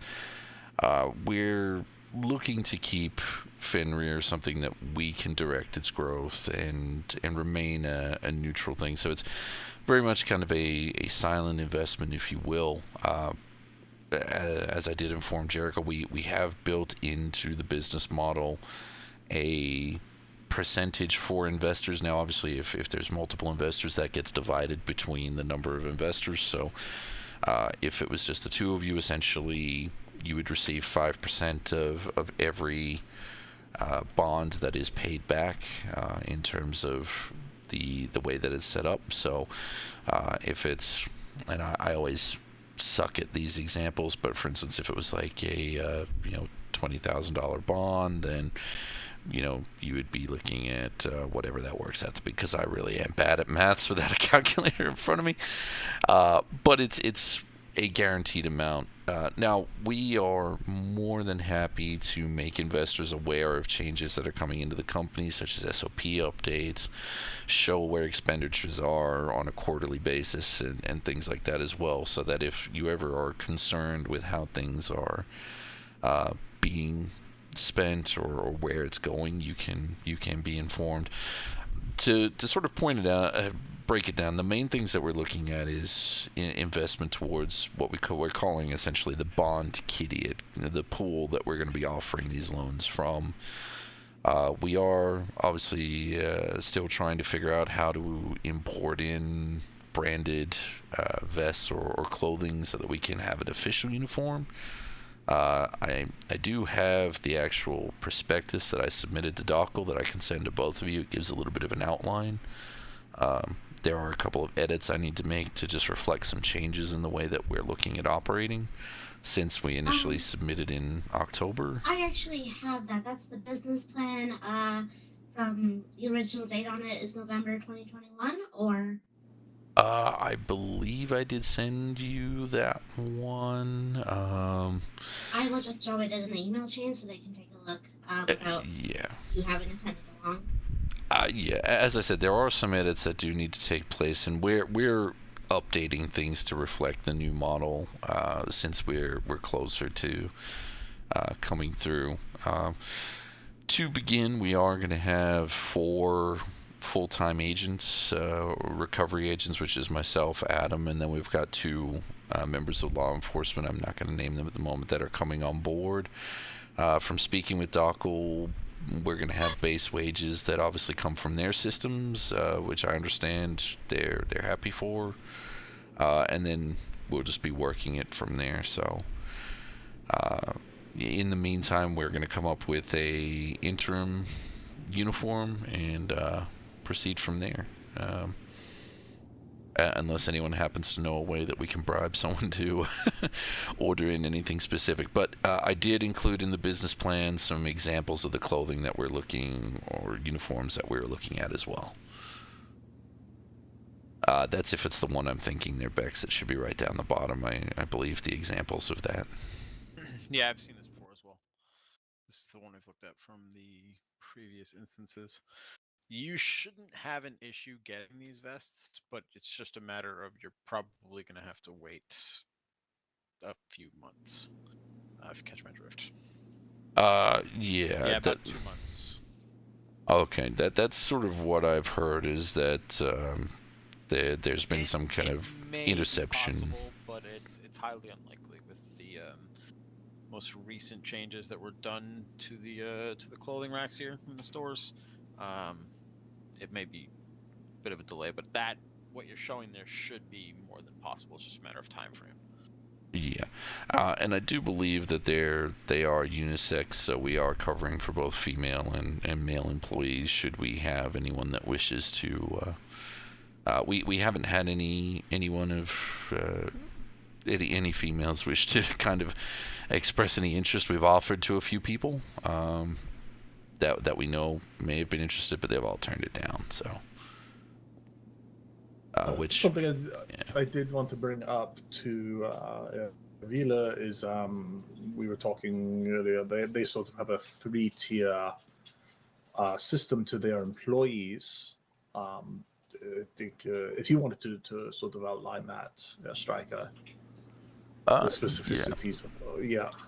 So in terms of what we have, and obviously there's wiggle room and subject to change, but in terms of full-time employees, we really have 2 tiers, which is our ones that wish to just do the office work only. They're going to be remaining at the Plato premises. They're going to be the ones that do a lot of the data entry. There is also going to be the combined fugitive recovery agent as well as doing the paperwork side of things, so we will definitely be able to keep on top of all of that. There is a third one that we have, which is a contractor, if you will, for and I'm looking at it, this would be like a rarer situation where if it's an extremely dangerous person, or if we're extremely busy, or some other certain conditions there, we do have the option to have people sign on as a case-by-case contractor for recovery, which, as I was saying to both Conrad and Jericho there, we would be looking, maybe towards making initial offers towards SecuroServe or Merryweather employees that may be recommended by yourselves, that may be looking to assist in that, and they can sign on for a single recovery. They would be compensated for that from a pool, and we have a system in place for that. That is in the employment contract at the moment. We are still trying to fine-tune that internally to see what sort of circumstances we may offer that, and if there's any conditions on that.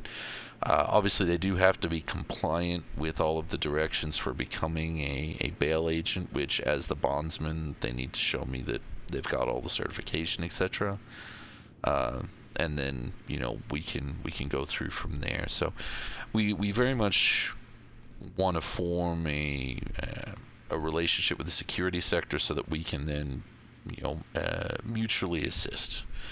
and help in situations like that. So This might be a sort of not really related to the tier of employment, but something just popped in my head. You and I have spoken before in regards to repossessions. Are you looking to expand it all in the future into asset or recovery outside of personnel? to be honest, Fenrir itself has only ever been concerned with person recovery. I know that you had mentioned that potentially whether Merriweather was looking into that or if you were looking into that yourself. I honestly can't remember the specifics, but if anyone was to go into that recovery, I would be looking to, especially if we had to, say, recover a vehicle to sell in lieu of somebody paying their fees, things like that, if they've put it up for collateral, definitely signing on a contract. And if that was, say, something that you yourself was to raise, I would be more than happy to sign exclusive with you guys for that recovery. The way that I envisage that working is that I would have a bail agent there to, obviously enforce the contract and provide some manpower at the time as well, and then however you go about that.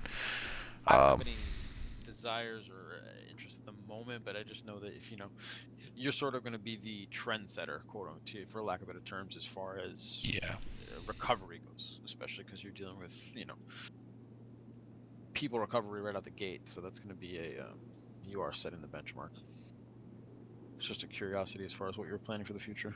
No, I think the contracted and the tier in place sounds great. I mean, you may find yourself in a situation where you're going to need a all hands situation, and having a pool of employees to pull from would certainly help.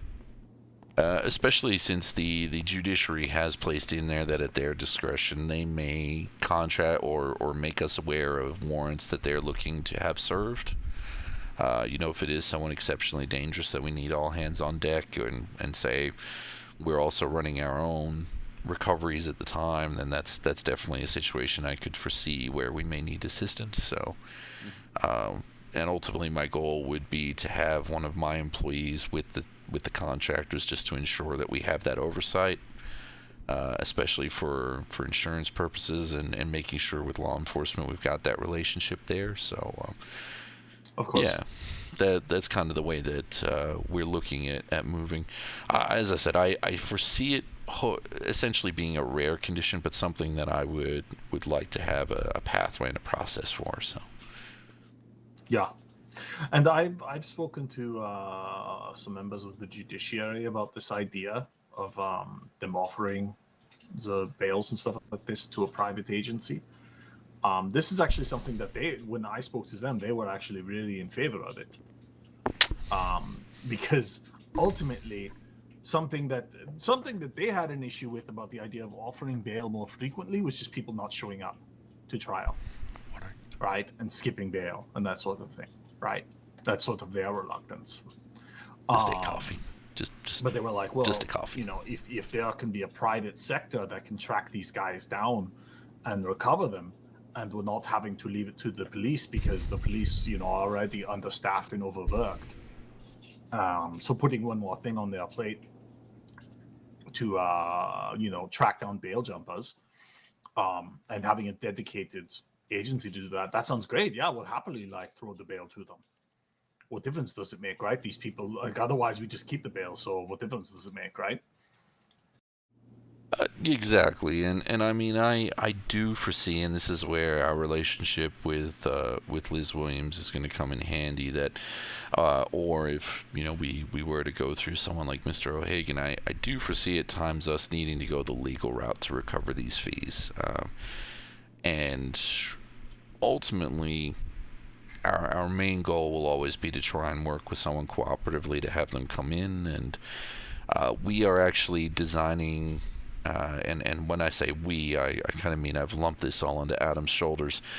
Our own data management system for bondees that we can record things and keep them confidential, such as address, cosigners, what they're offering up as collateral.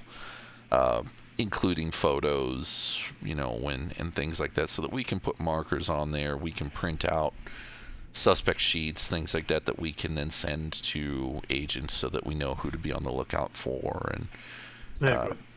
and hopefully with our relations with the community, honestly, my goal 90% of the time would be to walk up, if say it was a member of the Ballas or something, walk down to the SAC, say, hey, Dreads is out on bail. He didn't show up to court.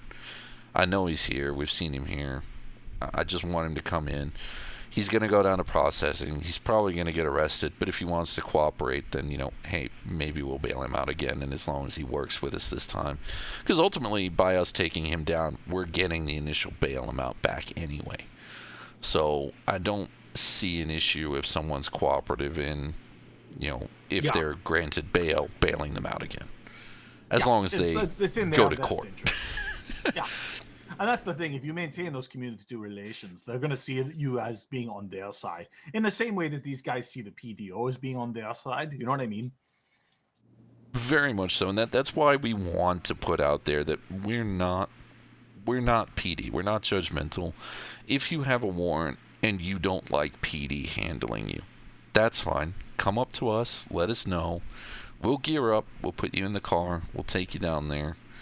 And we'll deposit you down. We'll hang around. If you're given bail, we'll bail you out. And we're there to support you as the person. That actually does bring up one other thing that has been a concern, at least of Olivia's and mine, which is when it comes to detainment, how? Because as I understand, nobody is allowing handcuffs outside of PD, so we are, according to the act, we are allowed to use rope. You can use rope. Okay. The effectiveness of rope is, Yeah. I guess, is there... How do I put this? Similar to, I guess, our discussion in terms of mace as a non-lethal, is there any chance of, I guess, flex cuffs or something else potentially being imported? So go ahead. It's gonna be a little bit of a surprise to some of my associates here, but Meriwether has had zip ties for some time. Oh, I'm aware. Oh, But- yeah, we're aware. But prior to HR 93, there's no approved, method of me actually using them. So probably something I should have brought up previously, but now that the sort of door's been opened for us, these are things we can amend in after. But Sure. zip ties Like- act very much so in the capacity of rope, a lot easier to use and more efficient. So Yeah, that was a conversation you and I were going to have at some point anyway, because I already I knew you guys had zip ties, and collect a lot of dust, to be honest. I was honestly Yeah. gonna see if you were gonna bring it up here. I was like, well, we use the nylon rope, but and then I was like, Yeah. I'll let him say it. I wasn't gonna put you on blast. I was gonna let you do it. But this being the case, right? With HR 93, it's not specific. I kind of like when the act was written, it was written with a lot of future proofing in mind, right? Mm-hmm. So if we have zip cuffs, or if for some way at some future point, if private security are permitted to have handcuffs. In some states, private security are allowed to carry handcuffs, all right? It's not the most ridiculous thing in the world. Mm-hmm. I don't know if that will ever happen here, but if one private security company is permitted to have the zip ties, I don't think it's absurd for another private security company or a bail bond company to have it. And I'm assuming, I don't know this for the case, but I'm assuming you guys just from your in-house vendor, yeah? Correct. Yeah. So we should be able at SecureServe to add it to ours. Right. And No, because the issue is that there's no, if I use them, I'm pretty much going to get arrested. Yeah. That's Now, why they currently- just sort of sat there. currently under HR 93, this is not the case now. you can use them to detain somebody. Now, here is the asterisk on this. Unless you are doing bail recovery, because bail recovery has special powers, you cannot Transport them. move someone. You cannot transport them. Bail recovery, exception, they can transport. But if you are detaining somebody, your legal obligation is you can restrain them, but you have to keep them at location for the purposes of handing them over to law enforcement. Yeah, So lest it's kidnapping. Lest it's kidnapping. But bail recovery, obviously, it's very written specifically. They are allowed to transport. That's the I exception thought to the HR rule. 93 was allowed to remove from your client's premises. It's private property. Yes, you can remove from premises. Yes, but you can't transport anywhere else. Right. So yeah, you could zip tie somebody, escort them out of premises, and go fuck off, get out of here. So you could do this. Yeah. Now, this is the one thing that has never been defined, and honestly, as law enforcement, it has always bugged me. My interpretation of private versus public property is once you cross the mail receptacle. Now, as we know, 90% of all property has that on some kind of gate or fence, a little bit away from the door, as Conrad tries to knock Bex's head off. You know what it is? He's mad that I have 6 daggers and he has no daggers. I'm not mad. I'm just disappointed. Yeah, I'm just disappointed. But my definition has always been past that mail receptacle is considered public property now. I don't know if it's ever been made clear to security companies or elsewise as to what that definition is. I've never seen it officially documented anywhere. Are you talking about a Actually, person's home? Any kind of private property. so regarding this, what I can tell you is I am currently working on a bill. It is sort of like here's the thing, right? There is a way to deal with persistent harassment if you are an individual, but there is no way to have a restraining order on a premise. Like, I can go to Hardcore Comic Store every day and, like, take a piss on the stand every day, and they just gotta keep kicking me out. They can't, like, legally bar me from the premises. So we're working on a bill to address that, and frankly, this seems like the place where we could properly address the distinction between public and private property, since, you know, a major tenet of the bill is removing someone from private property. Right. Mm-hmm. Now- As far as real estate's concerned, just from, I can tell you from a realtor perspective, we don't even have very clear property lines. I mean, we have, some properties out in the counties are a little bit harder to gauge, but yeah, there's a lot of trailers that are right next to each other and back to back, and it can be very dicey as far as what is your neighbor's property or yours, etc. So. Yeah, it ultimately comes down to a lot of times it ends up being what gets called in court reasonable expectation. Well, so it ends up being judicial opinion. Right? If you want a head scratcher, here's a head scratcher for you: the Rogues MC compound. I'm not sure if you have ever been inside, but as you may know, I've been in the not in the building. I've been in the parking lot area. Okay. So, inside the gate. yeah, as you're aware, you go through the gate, then as you turn left, you can go up into the clubhouse, or they've got their garage. There's that section just to the right of the garage where you can continue down and you follow the fence line, and it goes down to another roller door. Now, reasonably, given that it's all within the same fence line as the Rogues compound, you would expect this to be their property. However, Dockel does not. Their property ends just before that roller door. So even though it's in the same fence line, But don't they have a chicken coop? they do at the front where you first come into the car park area. Right. Baffling. It is because we in MCD, and I can disclose this because it's long gone, did a raid on their premises on information that we believed credible that they had a police-issued shotgun, and we found a safe at that roller door with an absolute shit ton of weed. Now, Right. our warrant included any safes or items that were found on the Rogues MC property. So we went into said safe, we emptied it out, we didn't charge anybody, we just destroyed the marijuana. It then later came up when they raised it that their DOCL guideline proved that it was not their property, to the point where we, and I have a really good relationship with the Rogues because of this, called DOCL out and said, what the hell is going on here with this guy, with this boundary line? DOCL came out and said, you know what, we've never actually been on location here. This is madness, because we in MCD, by going in that safe, had technically committed a crime. Right. But luckily, they You were were outside your warrant. exactly. But luckily they Well- were happy with the fact that we were trying to figure out and work with them. And ultimately, Right. they've now expanded to include that entire area in as their property line there. So, Right. Okay.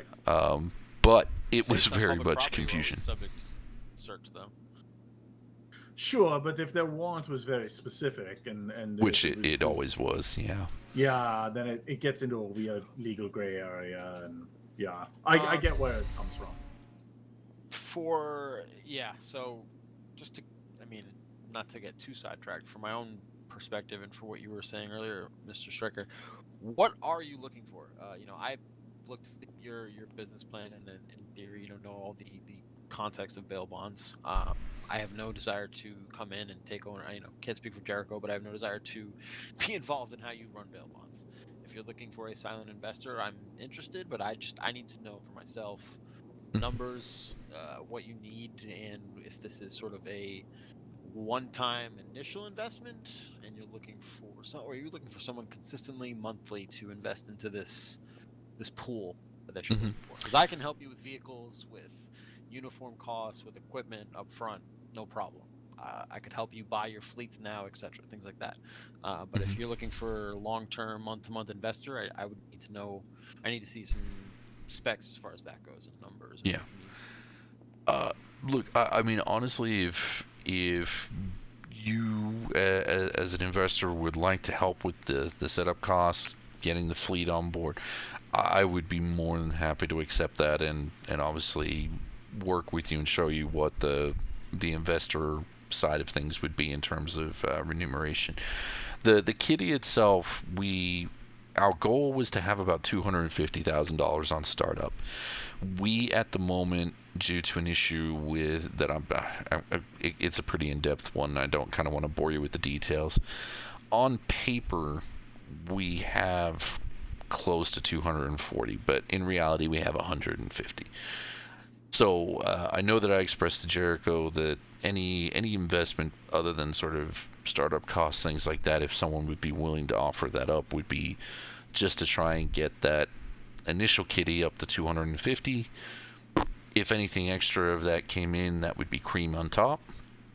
The way the business is set up is that kitty should essentially be cost neutral, and with their fee repayments, because ultimately it is a loan, they will need to pay the loan back. There's a section of that loan that goes into the kitty. There's a section of the loan that may be used for company purposes. Now, whether that's maintenance of vehicles, building costs, fees, charges, things like that we may suffer, and then there's a portion that's designed to go directly back to the investor. And the percentage at the moment is 10% on every bond. Now, if we find that with these bonds and the repayments that the section that we need for business costs is quite low, then we can obviously increase the threshold for the investor return. But that's essentially where we're going from there. So the kitty is going to remain neutral in that the courts will be awarding the bond money back to us for a successful appearance in court, and then the subject is obviously paying their loan back. So that's where the income side of things comes into it. Do you already have your loan sheets and everything drafted? Or We do have the business books. I'm working on the contract. Probably, actually, I have planned to work on it tomorrow. So I'm drawing up a pretty comprehensive one where, we're acquiring certain details of them, like addresses, if they've got capital they want to offer up as a guarantee, co-signers, things like that, and then setting out what their obligations are, what their legal responsibilities are. And we're also going to very explicitly state in there what happens if they don't meet those agreements. So I intend to have that finished by tomorrow, and I can send out a copy to both of you with what that contract is. And Jericho did suggest maybe speaking with Donald and having that run by. I'm happy if you guys would prefer that once that's drawn up, we do get guidance from them as well. Happy to do that. Yeah, that's pretty much where I'm at as far as numbers and seeing just the loan agreements and your paperwork and making going a decision from there. Yep. Going Yeah. over proposals, that would be the next step here. Absolutely. Yeah, no, So- definitely. It sounds like at this point I'm no longer really needed in the talks, but I will be hopefully getting some with the security lobby. The first thing I just did is got the Progress Party registered with DOCL, because I don't want anyone to be able to come for us and be like, well, you didn't file your paperwork, ergo, you know what I mean, you don't get a seat at the table. Absolutely. And once the Progress Party is founded, then I will be able to sort of have the lobbying organization branch off from that, and we can get that moving in terms of initial demands and expectations and requests, and hopefully we have a nice, productive conversation. Okay. Yeah, I believe we will. Yeah, and we'll definitely keep up to date. I was thinking of reaching out to Dockel today to see if we can maybe get the meetings and things out of the way, given that we know the vote's coming up on Sunday and we've got expectation of approval. Unless you think it would be best to wait for you to reach out to them, Bex. I'm not sure what your opinion would be on that. I would reach out. You already have this pre-existing relationship, so it's possible that you just go, yes, the vote's going to go through. Bex is pretty confident in it. You can reach out to her, and I'm always available for conversations and such. And then I guess we'll wait to hear out whether you're successful in the campaign for our renovations to kind of be grandfathered in. I have the plans ready to present to whoever they may need to go to, so that we can get the premises up and running as well, and we'll go from there. All right, excellent.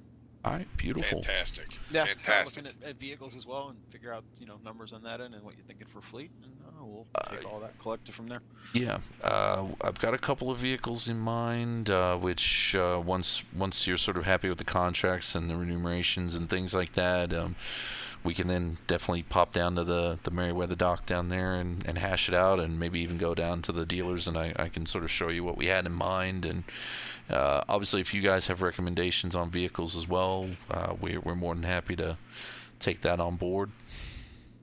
Certainly. Yeah, sounds great. All right. All right. Fantastic. Fantastic. This is more productive than an interrogation with a guy trying to get away with eating people. So, I would hope so. I would say that that's a joke, but I have done that.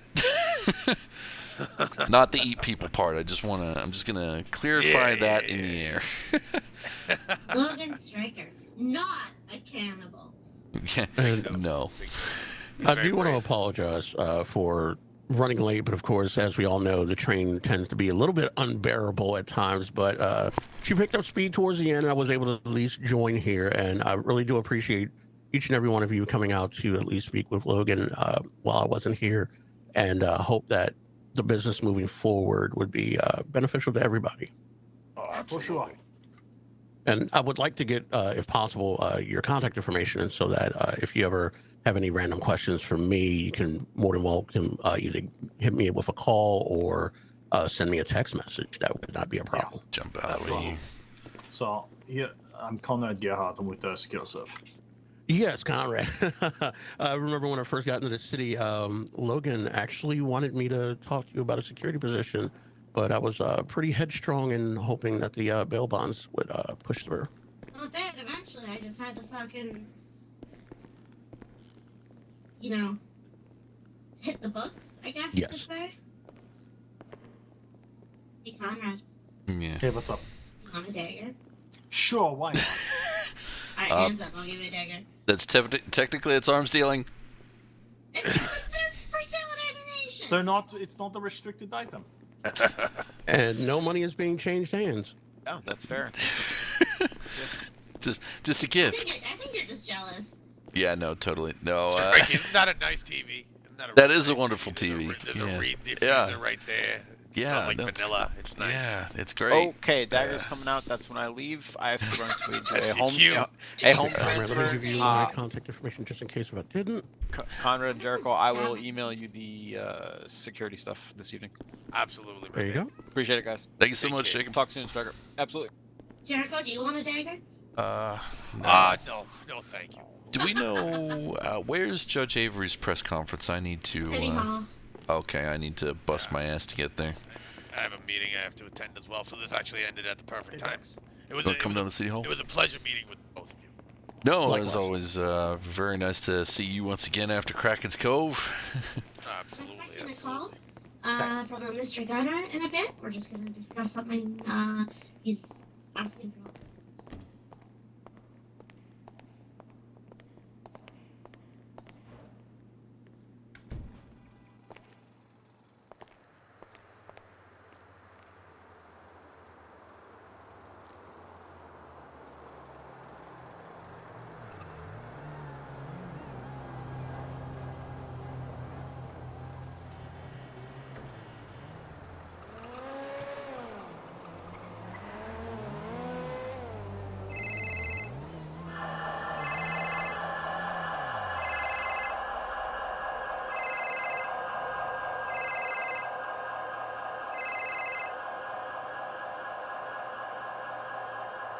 Hey, Blaine. Hi, Stryker. Do you hate me? No, why would I hate you?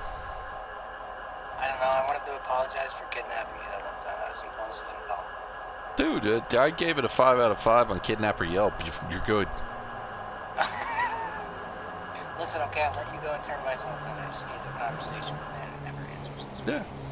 No, it's all good. I mean, I wasn't injured. It was a very calm conversation. I literally told you I didn't plan on hurting you at all. Yeah, no, exactly. And that's why you got the 5 out of 5 on Yelp. Will unless you're shooting. One of my favorite people was a cop. Well, and I appreciate that. Soon to be a bail bondsman because the bill's going through here. So Finally, hell yeah. I sold my $500,000 car. I bought a different car that isn't a supercar. And then wow. I paid off the bike that I had on financing, and I gave money to the people I owed money to, and I blacked out my arm. Oh wow. Okay. Yeah. I wasn't irresponsible with my money. I had a lot of things done. No, very much so. I took a $150K loss on the car, but it made the guy really happy. So Hey, you know what? Money isn't everything, you know. And I have a lot of money. I don't care. well, yeah, no, it's all good. Well, I'm I back tell you around. what. Obviously, should anything ever happen with you and law enforcement again, you and Brian are always welcome to come and use our services if you want to go out on bail, and Yeah, we'll I'll let Brian know the next time I see him, whenever that is. Yeah. Okay, there's a press conference. I have to go. I'm headed there as well, so I should see you there in a minute. Okay. All right, catch you. Very productive. Yeah, a lot of progress on that. We're just gonna speed here a tiny little bit because City Hall is close, but they're starting, so yeah, it's Avery's press conference about a verdict that she made on a news article. Oh God, headaches. Yeah.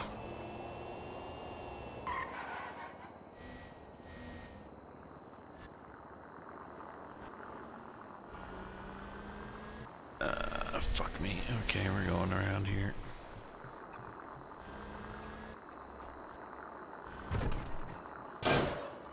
I was nowhere near that. What the fuck? All right, let's head on in.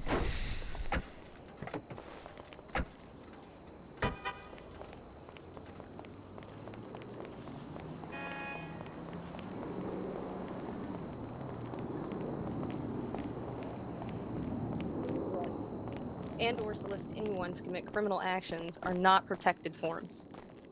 When I was originally made aware of the civil injunction request by the state attorney's office by means of a private email alongside other judges, justices, and the Chief Justice himself, I was not formally assigned to the matter.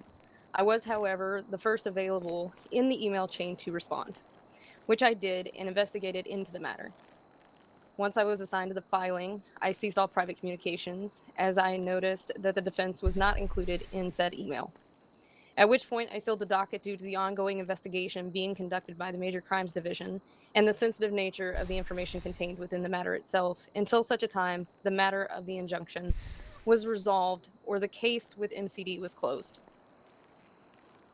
My intent was not, nor was it ever, to suppress free speech or the media. It was to avoid any damage to an ongoing investigation into an individual that posed an imminent threat to the safety of the lives of those affected directly and indirectly involved, and to the general public. The measures I took were simply to ensure the least amount of damage possible to an active investigation, and more importantly, and most importantly, the safety of the citizens within the She's state. doing some damage control. Situations like this can be unpredictable and quite frankly volatile. My first priority will always be the protection of the citizens of this state in every form. I'll get into my ruling on the original matter, as it is still part of a sealed docket. I feel comfortable considering what has transpired has passed, letting you know what my ruling was specifically and verbatim. My ruling on the original matter was the following. I will be granting the motions that the stipulations that the information concerning the bounty be removed and not published, and that the names of the witnesses be omitted. With the portion about the bounty being ordered to be removed, I do not have any legal authority to prohibit the article from being published. While I find the language used in the article to be highly inflammatory and potentially dangerous, a fundamental right to free speech must be maintained. Prior restraint is a dangerous power of the government that is not to be thrown around lightly, and in this case, should I order prior restraint, it would be a significant overreach of governmental power and the power vested in me as a magistrate of these courts. However, as we all know, stipulations in that ruling were almost entirely ignored, and I firmly believe that this is what led up to the death of Mr. Ray Fritz. I am not blaming any one person, please do not misunderstand what I am saying. No matter my opinion nor the opinion of anyone else of the type of person or the actual person that the individual is or was, he was still a citizen of the state and was afforded the same rights as anyone else. His death at the TNT's hands of making a another big thing of citizen it. denied him the And right she's to a just fair trial trying for to his prove alleged that crimes, she which led me believes in to the be made Constitution aware because she's of coming to the fire. article that we're all familiar with that was released with information by the court order that by court order was omitted, was to be omitted, and the language used within not covered being free speech. I stated the following. Also a direct quote from a portion of the sealed docket. I am not sure how much more clear I could have been in my original order. It's probably gonna The be name some of all bullshit. witnesses were to be omitted, and nothing relating to a bounty was to be included. Any monetary I'll take the Terry reward coin, though. being offered like this could cause harm, whether you say it is a bounty or a reward. It has the same effect, and quite frankly, I feel as though it advocates for vigilantism. With the current wording, had it been, quote, for information leading to the safe return, this would have been different. However, it states for the safe return. Bevan Scarvey, Ray Fritz, Nigel Warchar, you'll have to excuse me, Nigel, if you're here. Your last name is extremely difficult for me. Worcestershire, it's probably wrong, are all considered witnesses. The publishing of this article may very well place the individuals at risk or of harm of death. The same thing for Mr. Alvis Pulley. Now that their names have been released as someone offering money to find Mr. Ray Fritz, may also put Mr. Alvis Pulley at risk. I put out an order for those things to be omitted. However, here we are with a pretty direct violation of that order. I will be in my office tomorrow to handle this. I cannot do anything about the article now as it has been published and released to the public. I sincerely hope for the sake of Mr. Garvey and others involved that this article does not result in further injury or worse, death for the sake of a new article. While this may seem like a harsh response, I was gravely concerned for the life of all involved, and especially Mr. Garvey. At the time of the release of the article, he was still being held by Mr. Fritz. And my assertions of it causing someone to take matters into their own hands rather than allowing law enforcement to do their jobs was correct.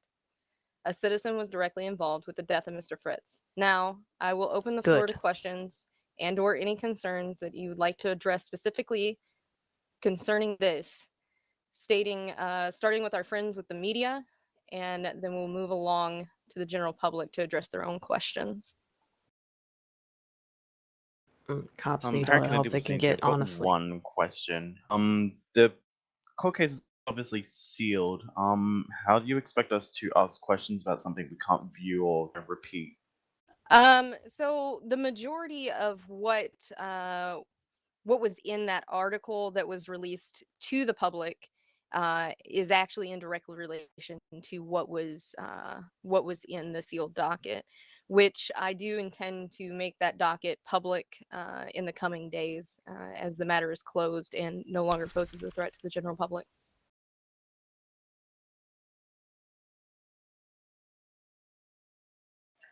Just to follow up with that then. Sure. Obviously we're here not, I mean, obviously the article is, a part of this, but the press conference was called in regards to the case itself. Correct. And in relation to the that case was centered around prior injunction or prior restraint because it was asked of the courts to place prior restraint, barring the article in its entirety from being released. There is some of the docket that is still public.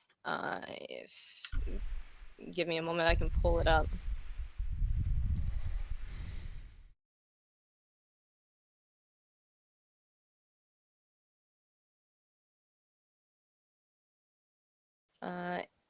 As it is that I am, like I said, in the coming days, going to release this to the public since it no longer poses a threat.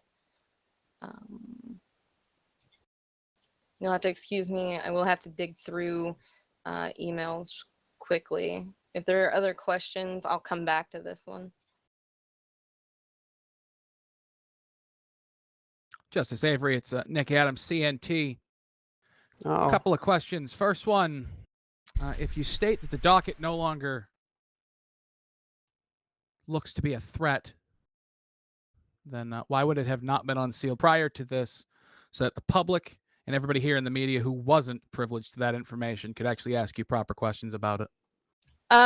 So the reason for that, there is a process to unseal a docket. And it's not a short process in order to do so. It does take time. This was, and I mean, that is a failing on my behalf. I had probably 24 or 48 hours before this was scheduled to have unsealed it. However, I have got to get in contact with the Chief Justice before doing so. I have to have his authorization. Okay. And follow up, would you like to respond to the multiple counts of, or not multiple counts, but the multiple conversations about your misconduct in this case, or no? Sure. Do you have a specific question? Yeah, there's multiple times you spoke to the prosecution without the defense being present.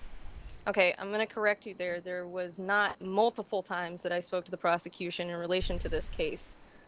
There was a single email chain, which I will happily discuss to clear the air on that one as well. Give me a moment. Once again, I receive an immense amount of emails on a daily basis.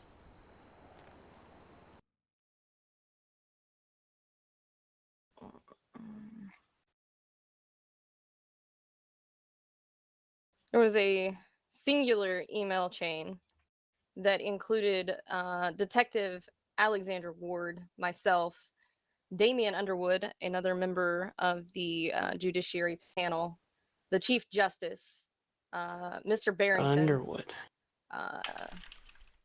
Gerhard, let's see, Judge Siring, and another member, which would be another member of the prosecution's office. The original email stated, "Good afternoon, Your Honors. I apologize for the urgent email request. I'm reaching out to request for urgent judicial assignment due to the nature of the situation at hand for the aforementioned case," which would be the case we're discussing now, which is CV-21. I said, "What investigation is this pertaining to?" He linked a document that was handed that C&T and Weasel News were going to publish that pertains to the investigation, and it said it could be found here, and that the original document had since been deleted by the author. I said, I asked how the media got a hold of the information. He told me he was not entirely sure. They were able to obtain the information. The document was just provided to him the night before prior, at which point I fielded for emergency injunction. I've not had the chance to fully speak with either party nor Miss Ward in depth about this yet. I said, please include Miss Ward in this chain. I'm attempting to get in contact with Chief Justice McLemore now to see what we can do, because this is, it was in my mind, a large issue of safety for the public.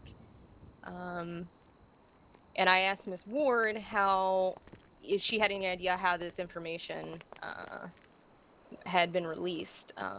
The only thing that I knew about it was that I said, I know the arrest warrant I signed is under seal, so I don't understand how this information was made public.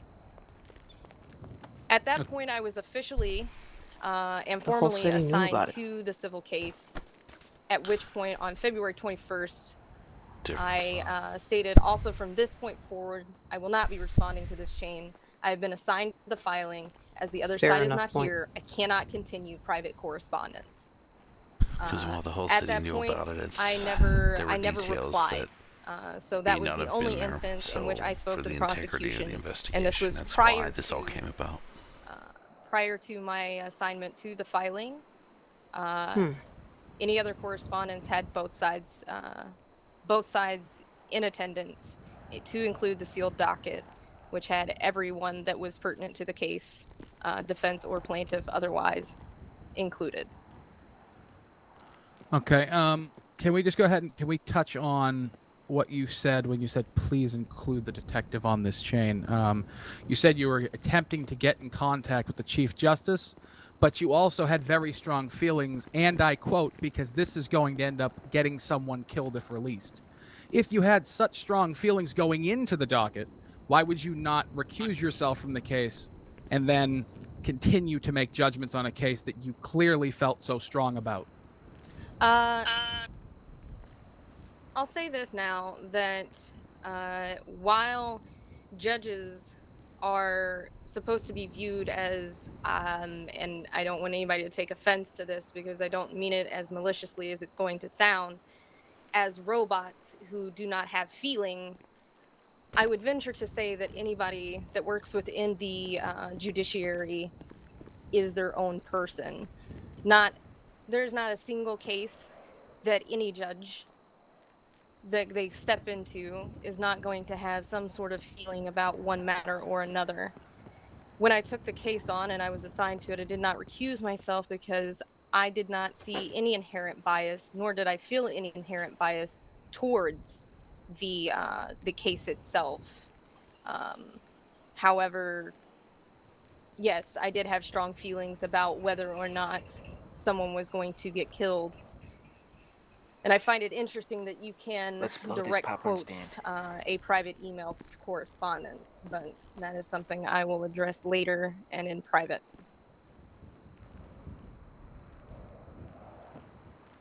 And then one more question. Are you going to dispute the fact that you personally assigned yourself to the case?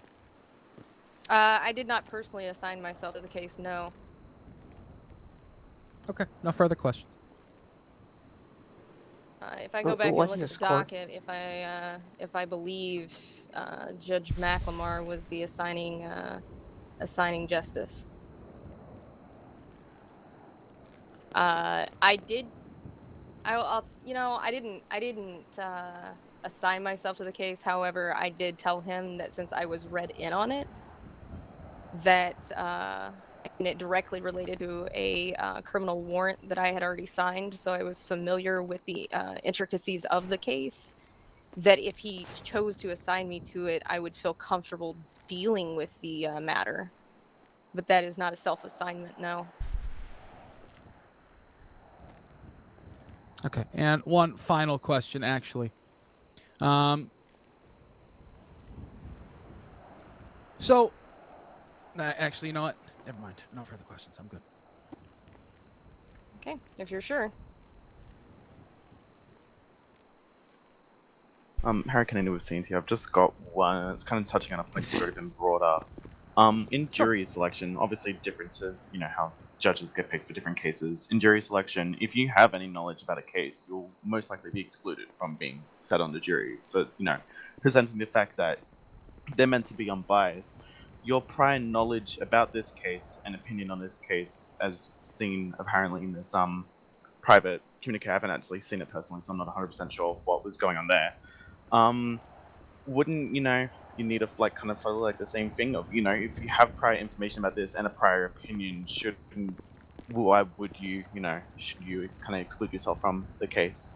Once again, it's whether or not the Chief Justice or the judge being assigned, when they look at the case, there's a series of questions that I'm sure every judge asks themselves, and the main one is, do I feel personally that I can remain unbiased in this situation or impartial to the situation?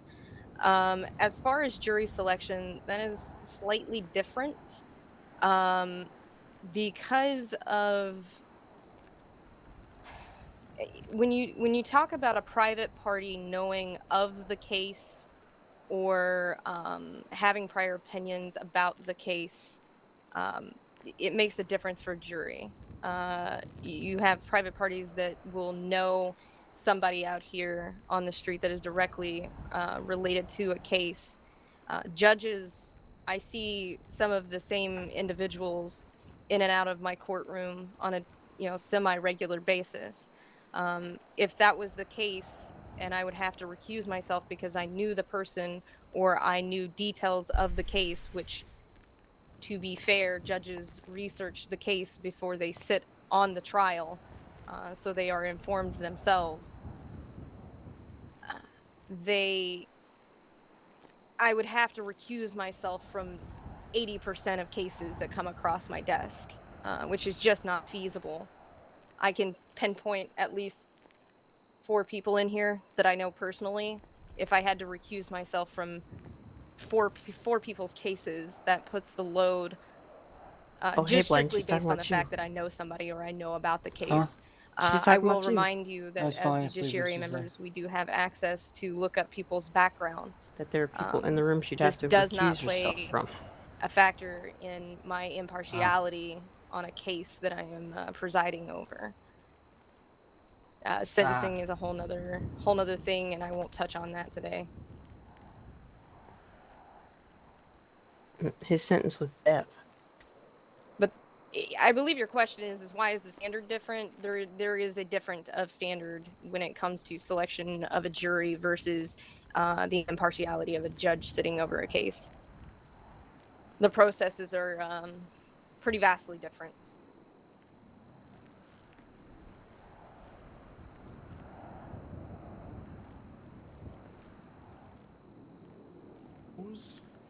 I have a question for you about this private email chain that you mentioned. You mentioned that it included the judiciary, the state prosecutors, and at least one detective. Is that correct? That is correct. Who was the individual who created this private email chain initially? That would have been the state prosecutor that was assigned to the case, Mr. Nigel Barrington. All right, thank you. I have no further questions. That's fine. You can find that on the original public case filing as well that he was assigned to the case. Excellent. Thank you, Your Honor. You're welcome.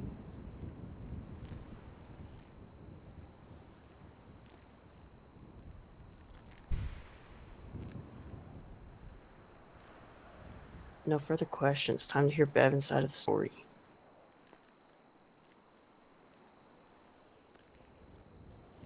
Have any other questions from the media?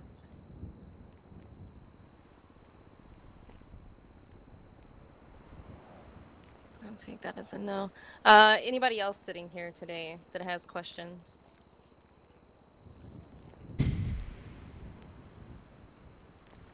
Don't know if we're just gonna shout this one out, Your Honor, but do you feel that CNT's ignorance of your request was more considering their previous articles on law enforcement's, I guess, quietness, a rebellion against law enforcement and judiciary as a whole to run the story against your wishes and by and right violate the inherent trustworthiness of a news agency to provide accurate information?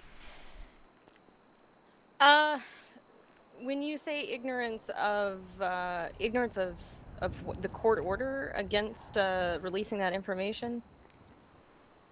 Such as the fact that you've quite clearly made in your statement that you had asked for the wording to be changed so as not to incite vigilantism, which, as I believe, Mr. Fritz was actually killed by a member of the public rather than law enforcement resolving the situation due to the wording, as well as the fact that several witnesses were named, which you had asked for their safety not to be named. They've flagrantly disregarded that in order to get a sensationalized article out. Do you believe that that in itself is something that, again, may have been purportedly brought on by their rebellion against law enforcement's and the judiciary by a whole history of silence in regards to sensitive cases until a resolution's made? To be honest with you, is that Mr. Stryker? I have never really had any close personal dealings with CNT nor Weasel News for that matter. So I couldn't fairly say that it was a I guess purposeful violation of the court order. You know, I felt that I was clear. Maybe I wasn't. However, as far as the question of ignorance of the court order, there should have been no ignorance of the court order itself, as they were all included in the sealed docket portion of this case.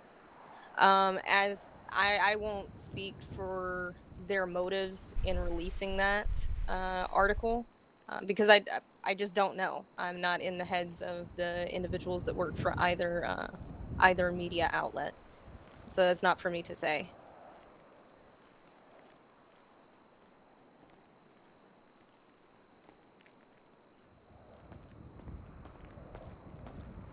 Your angle is not inaccurate. Oh, I know. They're going on a witch hunt because they're putting their tail between their legs, and they got called out for being a boo-boo.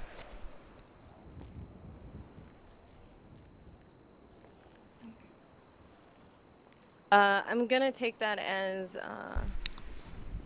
there's not any other questions from the general public or the media at this time. I'm still glad he's dead. I don't know if there is anybody else sitting to my right that wishes to speak on this matter.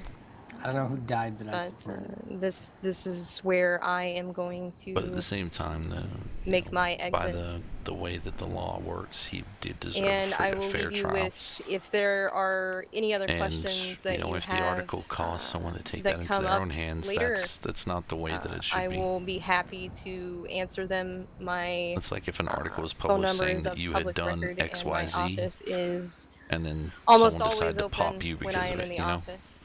I have an That's open not door fair. policy. That's not what the Always media have, is always for, will. and they took it into their own hands Anybody to do is that. able to come and talk to me. And now they're using her as a candidly, scapegoat, and it's at bullshit. any time.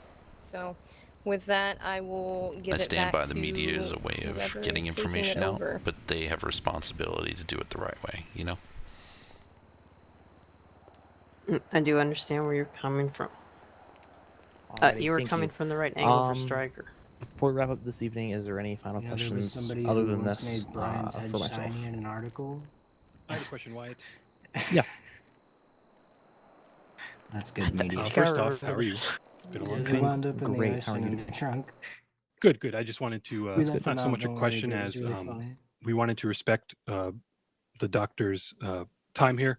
So Public Works will be holding a press conference after the fact that everyone's welcome to attend. All right, awesome. Awesome. All right, if there's no other questions, then yeah, thank you for coming out. Okay, well, that was fucking boring. I hate press Oh, conferences. I'm sorry, Blaine. This is kind of wizard for here. That's all cool and all, but the stage is kind of empty, so... It's a cash killer. Hey, it's me, Cash. Yes. You all know just who I died. am. And for those of you that don't, hi. I don't like I it. don't really care. My name's on the state constitution. And I'm officially announcing, all of you fucks, that I will be running for state representative for San Andreas for a second time. Oh, Jesus. Harry, turn it off. Let's Turn party it hard off, Harry. and subsidize the cost of pizza. And I don't really care if you vote for me or not. Later. Harry, turn it off. Pizza sounds good. Hey, quick poll. Where's the best pizza? Everyone at the same time. Yeah, he's got it. Hello. You're cheeky son of a bitch. You know exactly what I you might have my did. car here, honey. Hey, I mean, free speech allows me to question the media and the value of them in society. Just saying. If they want to hide behind it, then I'll use it to, you know, call them out.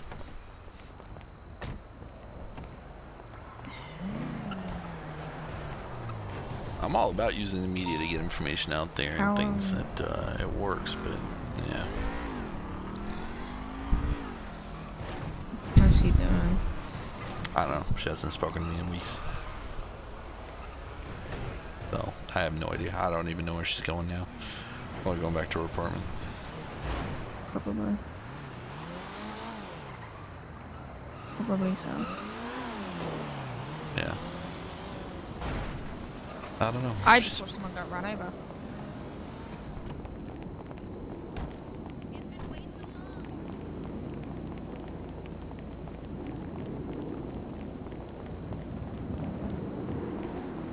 Are you okay? Yeah, I'm good. That was great. That, Yeah. I'm gonna go to the hospital. Yeah, probably a I good idea. There's Dr. King sitting here running over things. Where are you going? Home. Cool. We'll come join you. Sure. You know where I live. Yeah. Do I still have a key? Did somebody just say my name? Yeah, the person behind you. I can't see you. Wow, really? Oh, Lord. Wow. This is awkward. Yeah. This is You know- very awkward. Oh, wow. There he goes. Okay. Where's- Can you see him now? No. He's right in front of you. Where? Oh, okay, hold on. Stay there. Oh, you know what? I'm not even going to say it. Because while it's hilarious, I'm not going to say it. There you go. Okay, I still can't see him. Okay. Oh, well. When you get home, you can have a quick nap, and I'll let everybody in. Fine. Do you have keys to the new one? I hope so. We'll see. I don't think you do. It's fine. Let's all convene at my apartment. Okay. You coming? You know where it's at. Yeah. Let's see. Adam's Yeah, riding sure. with me. Everybody's That motherfucker just standing ran into here. my fucking car. What a fucking dick. Everybody here is welcome to come stockpile in my apartment. Yeah. Give me a moment. You coming? The answer's yes. Yeah, see, there's a bicycle driving itself right now. I probably should. Yeah. You have a well, that's fine. I'm just sure. Wait. Can they bring a +1? I'm bringing Yeah. a +1 in the Invisible Man. Okay. Yeah. There you go. Sorted. Where Alright. am I going? Clips Towers. You know what? Eclipse now. Okay. All right. Let me make sure that you have the correct you know. Key is the word you're looking for. No, not key. Number. Apartment number.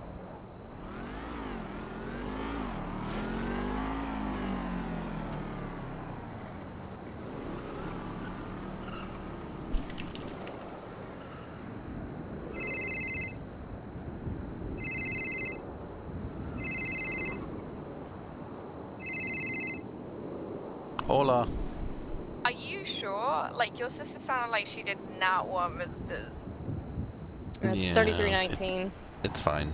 We'll work it out. Whatever. 3319. Got it. Using the wrong Yep. eyeball. Okay. Bro, she sounds like she does not want friends. Like Yeah. right now, she sounds like she wants to be left okay. alone. Are you I positive? get that, but what she needs right now is not to be left alone. If you okay, alright, then Yeah. The worst case then scenario, I'll just be say it's there. on me. Just say it's on me. Then I'll be there. Okay.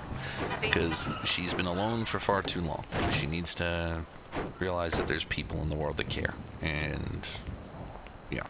Yeah. Because I have a feeling she's going through shit about the execution, and yeah. Someone fucking hit the back of my car and put my fucking there we go, now I can, what the fuck?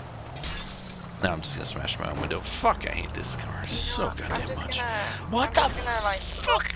The road so you don't get hit. Okay? Like, whatever the fuck you're doing. I don't know, apparently I can't even get in my goddamn car. Are you struggling that bad? Try getting her from the side.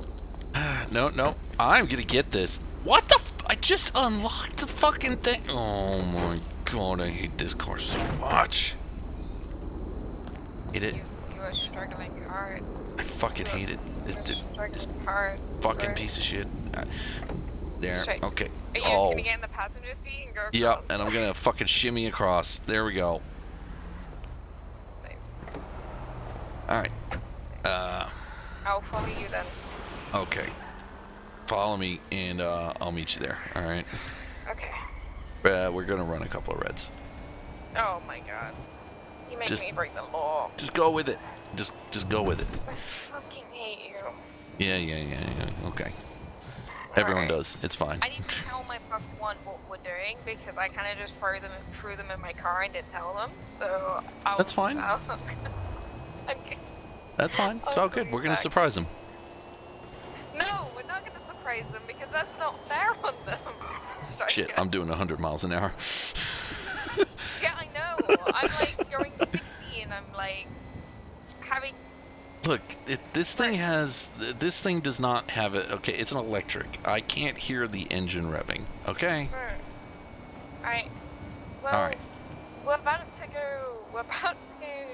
Okay, in the nicest sense, right? I know she's your sister, but Uh-huh. we're about to go to the Associate Justice's fucking apartment. Yep. Okay. Yep. Four of us. This isn't a surprise that I wanted to give my passenger. Surprise! I fucking. Look. She needs people. I know she needs people. That's fine. I will explain. I will fucking explain it. That's fine. Just You can explain it to my passenger. I Get will back explain here. it to your passenger. Just fucking goddamn. Thank you. Get Okay. back here. Strike. Why are you like this? Hi, +1. Oh, hi. Oh my god. Hi, how's it going? I could have put something nicer on. No, you're good. No, I came from an investor meeting, so hence the reason that I'm like this. Hi, Logan. We're going upstairs to the Associate Justice, Charlie Avery's house. She's my sister. She needs people. She won't admit she needs people because she's a stubborn motherfucker. So we're all there to, like, you know, let her know there are people that care. Oh my god. Okay, perfect. Alright, let's go. Have you got any Why? warrants that we need to know about? Why are you aware of this? Oh, no, she oh, doesn't. no. You think I'd be spending time with her if she had a warrant? I don't fucking know. I hate you. I hate you. I Hi, hate you. I'm a good person. My name is Liz. Hi.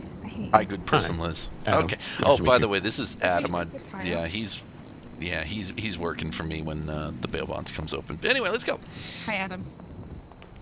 Alright. Get used to him. He's always yeah. like this. So hey, I'm so glad that door you're is used to this. this Wait, where is one? it, Luke? And it's like 3318 or something like that. 30? You don't even know? 3319? Okay. Hello. Hey, I'm at the apartment. I'm waiting on you to get here. She spends Yeah, fucking yeah. $7 grand. We're here. 3319, right? Yeah, Yeah, on the right side. Yeah, right side. There we go. $7,500 at That's Fallout. me, and then probably God. 3 others. Anyway, party! Yay!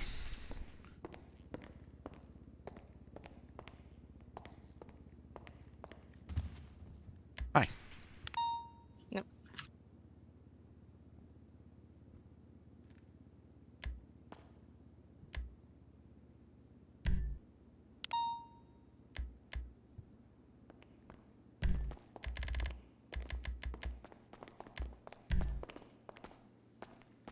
Hey, Avery.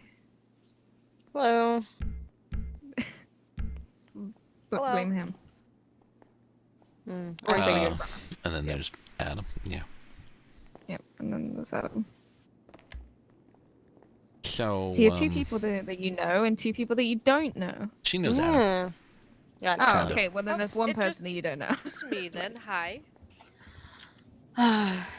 So, Does anybody CNT need doing anything the to eat or bullshit drink? witch hunt.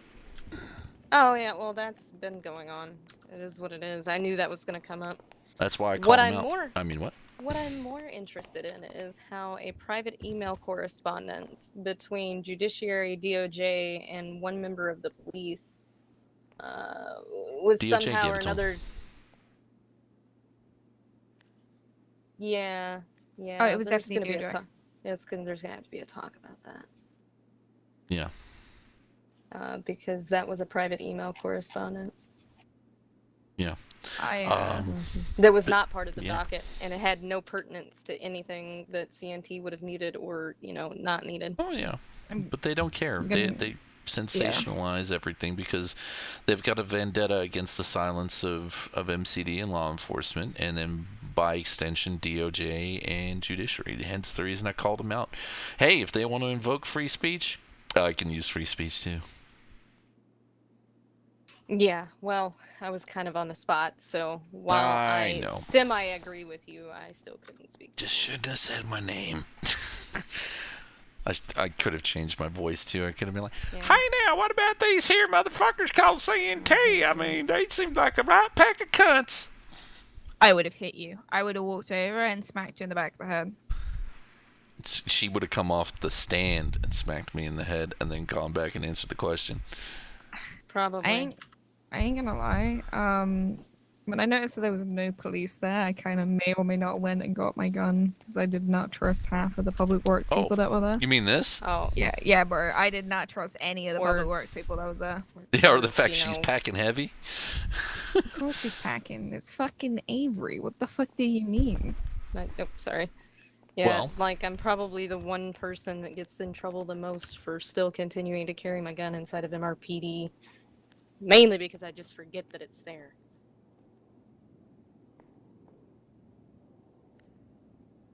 It was a good conference though. Mm. Bevins was up on the stage when we left. Yeah, because he's going to sit there and say that it wasn't a bounty being offered by Public Works, that without it being done, he wouldn't have been recovered because MCD and law enforcement do nothing. The original version of that article was 100% in a worded manner that it would have been conceived as a bounty. I know. I get you. We agree with you. But why do you think I filed it? Is there somewhere I can get changed into the hoodie and shit that I left here, or upstairs? Upstairs. Throw them out? You didn't throw them out this They're time. Upstairs. Okay, fine. Why would I throw your shit out, Logan? I don't know. You threw it out last time. No, I didn't. Okay. Sure.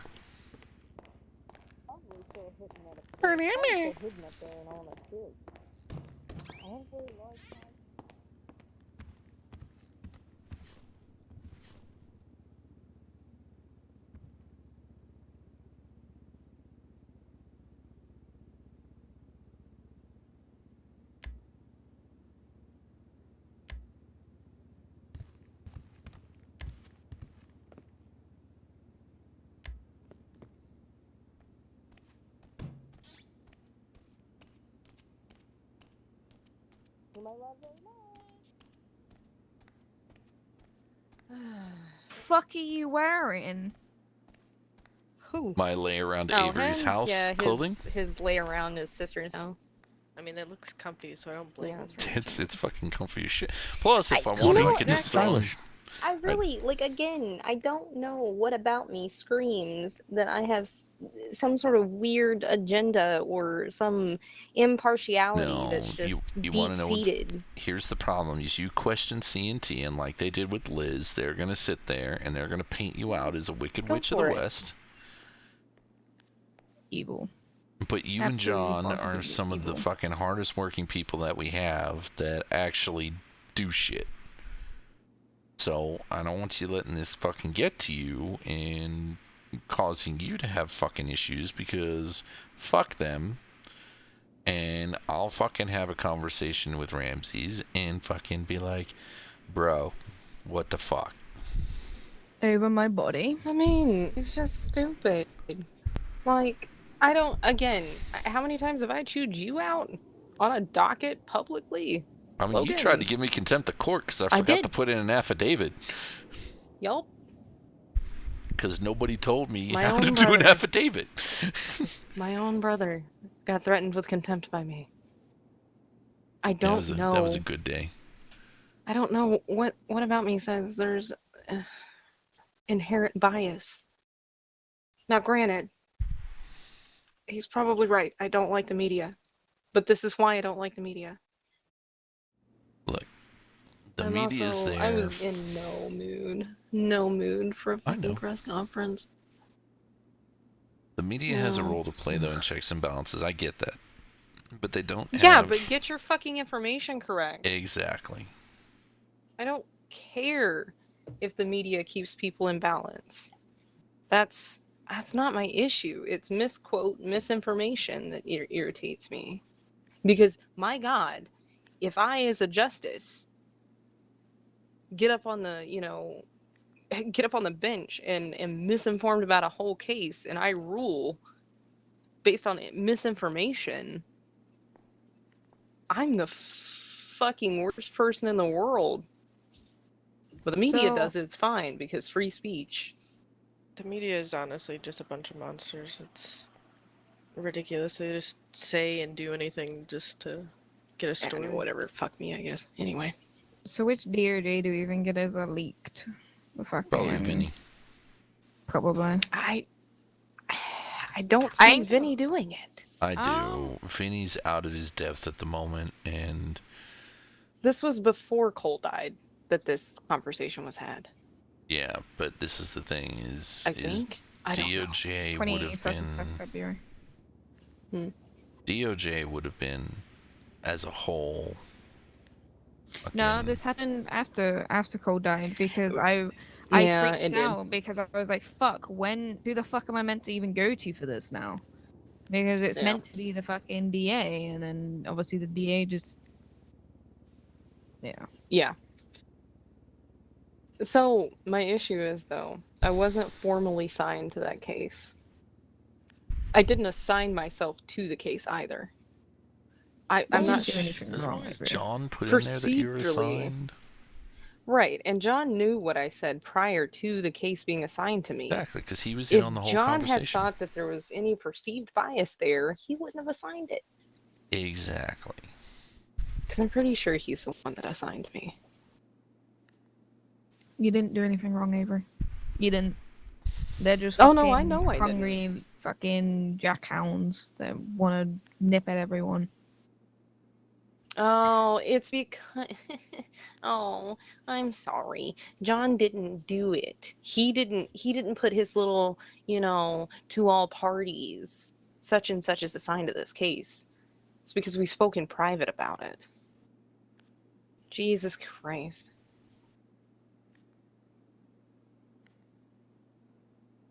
So, was it you that wanted to do the press conference, or did someone push you to do a press conference? Oh, I wanted to get the misinformation out of the fucking air. That is fair. You can ask Logan how much of a fucking bigger person I was being there, because I really do not talk to the media. And there are reasons for it. I haven't spoken to the media since the first time I was assigned to the bench. God. Remember back when I was still the Chief Justice? And the media, hated yeah. your guts. Well, it's I mean, because I'm an asshole. I get it. You're an asshole. I know. I abstain. Yeah. Oh, it's fine. You can comment. This is a safe Nope. space. No, I learned my lesson. Yeah. I'm not clocked in. You're Does not matter. I learned my she's lesson. no. I have Let's learned my be lesson. honest. Oh. She's too You mean- upset you to. mean your, she doesn't want to upset your pocket Your judge. nickname. Yeah. Okay. Yeah. I have been fixing it. I have been fixing it. Okay. I mean, We- look, I'm not saying that you're awfully off. She's 5'2" and weighs like 60 pounds soaking wet. So, okay. you could easily Are put her you in your going pocket. where I think you're going with this? Is this like a pocket lieutenant thing? I hate He you, can Logan. he can imagine me pulling you out of my Yeah, pocket. it's a pocket It's a personal lieutenant you are. thing. Okay, I have been fixing the nickname. Okay, I have been telling people that we don't call her Pocket Judge anymore. Okay, that is that I have been fixing it, and I learned my lesson from that one, and then I learned my lesson when I also insulted her last time. Okay, I learned my lesson. When did you insult me last? Oh, you mean the time you called me an idiot? Mhm. Yeah. Yeah, I remember that. At least I had the balls to say it to your face. That's fair. Most people just talk shit about me behind my back. Exactly. Talk shit, get That's hit. why I don't have friends.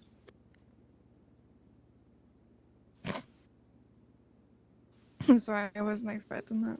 What? That she What, doesn't me have not having friends? Have you met me? She's like Vin Diesel. She Yes. doesn't have friends. She has family. Oh, Christ. Yeah, that's. Hang on. Wait, I got this better. Hold on. Family. I'm walking away from you at point, Logan. Well, Avery, if it helps, you know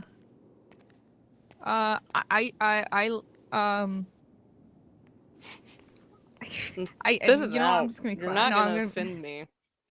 I see you as a friend. Interesting. What does that mean? And welcome to an Averyism. The fuck? Yeah. The fuck don't worry does about that mean? Interesting and walks Yeah, away. so The fuck? I mean, this is what dog food feels like. Gotcha. Oh, it. No, give her a second. She's just getting some alcohol or something, and she'll be back. That's where she keeps the liqueurs and shit. Either that Respect. or she's hiding. I don't know. Logan, the fuck does that mean? Interesting and she walks away. I think it means it's being pretty very rude. interesting. There is there's a latte machine here. If anybody wishes to make themselves coffee, please make yourself at home. I don't have any food here. That's alright. We'll get some pizza or something they deliver. Okay, boba teas. Like, ooh. Okay. No, I'm fine. I did not You expect that to smacked your hit me whole at forehead on my island. every. Yeah. I mean, not that you damage your brain any further, but Wow. all with love. Listen, I haven't had a chance to insult you in like a week. I know, because you've been ignoring me and making me This feel was- like crap. Listen, I've had a lot going on. I know, and I have Like, had no clue Having on to how show up to an execution. I was there. I didn't. Sorry. Yeah, I wouldn't. well, I just wanted to get in there and get out of there. I know. You know how I feel about the penalty. I know. But see, like, I wanted to be there, and you just pushed me away, and I have no idea what to do, and I feel like you're... God, I didn't even know you were there. Can't push somebody away when you don't know they're there. Jesus. Wow. This is why people thought we were married for the longest time. Yeah, this is It's true. okay. People assume that. People still think we're married. Well, I mean, if this is how siblings act, I'm glad I don't have any. To be fair, it's we've just been us. best friends for 5 odd years once 7? she stopped being a bitch. 7. Well, there okay, you go. yeah. The first Yeah. couple of years that we knew each other, you hated me. Yeah. God. Stop violating people's constitutional rights. I never violated constitutional rights. Whoops. That Don't high-pitched voice. Don't there, fucking Logan. make me go down this route again, because I will whoop your ass. Damn, I think that bro. was the first time we ever met. Was my client was claiming that his constitutional rights had been Yeah, had been violated. This was the stupid part. He never read me my rights. He never told me I could be silent. I'm like, she goes, did you ask him any questions? Nope. Well, then how do you know this information? Motherfucker wouldn't shut up. It's all spontaneous utterance. And she's just like, but you should have read him his rights. No, you only have to constitutionally read their rights if you're going to question them. If you're not going to question them, you don't have to say dick. Mm-hmm. And then she's like, I hate to agree Oh with no, you. I'm well aware. No, Yeah. I was just arguing to you. And then I'm very she goes, good at that. I don't want to agree with you because I know that you're right, but I hate you for it. And I'm like, it's alright, I hate your face because you're a defense lawyer. Fuck off. Yep. Good times. Miss Ward, did you have something to say before Logan rudely interrupted you? I was just gonna ask Logan how his investment hearing actually went today. Because he hasn't actually told me. He just kind of was like, yeah, I went to an investment company and that was it. So I've got Jericho Del Monte from SecuroServe wanting to put money into the bond kitty. And I have Jacob Wheeler from Merriweather looking to help us pay for startup costs and buy our fleet of vehicles. Wow. Yeah. We're trying to work out some extra little details like how we apprehend people. Bex is going directly to Dockel for us to try, since we've been waiting since October, to get our plans grandfathered in with the construction company so that it gets put on the current work list so that we can get up and running with the premises as quickly as possible. And John put a new part in the bill that if there's warrants that PD needs help with, they can be sent out to us so that our recovery agents can come pick them up for PD. So, No, that was just there to look pretty. well, admittedly, you're the IT guy, and we did announce kind of some things that we were working on, which apparently I need to update Olivia on a few things because I may have forgotten to mention, but we need to get all three of us in a room anyway. Yeah.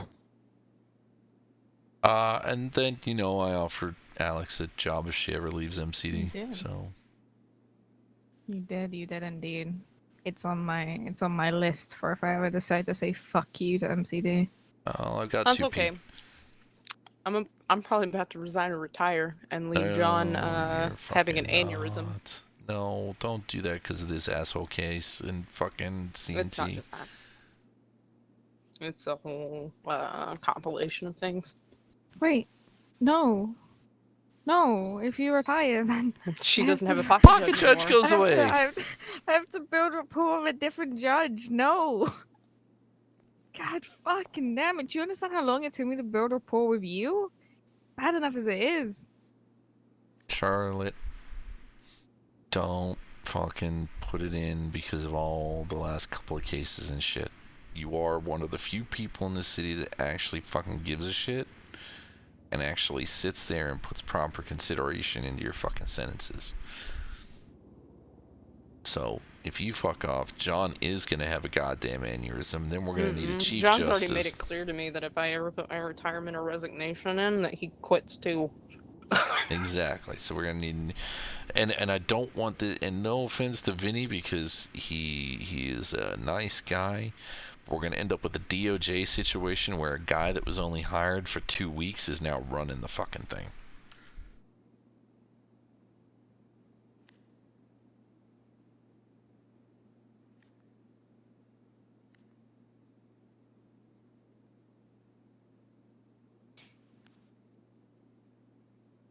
Whatever you decide, Avery, that we will support you, right, Logan? Mm-hmm. Right? Look, No, Logan? he's not. He's not going to support it if I do. Right, Look. Logan? Look, she knows Logan? my view on these kind of things because I've sat there and had a long ass conversation with her about what she means to me and shit, while she couldn't talk because her jaw was wired shut. So she knows where I stand on this. That was fun. Okay. Well, the only time you can get a I fucking word in will edgewise support when it you. gets all emotional. I will support you with whatever you decide. And I will make him also support you. Well, like I said, there's a lot going on. Between the executions, which, by the way, hey Logan, realize I've only ever sentenced, I've only ever imposed 2 death sentences in my career. Yeah, that sounds about Like, right. ever. First one I didn't even show up to. Because I had another judge go handle it.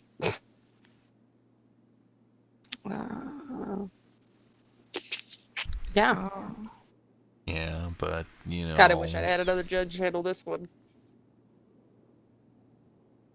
Can I just put out there that we've both seen worse than that and probably done worse than that? If that's all that weighs on your conscience after everything, then Oh no, you're fine. no. I also, and this doesn't leave this room, because it pertains to an active case, that's on a sealed docket.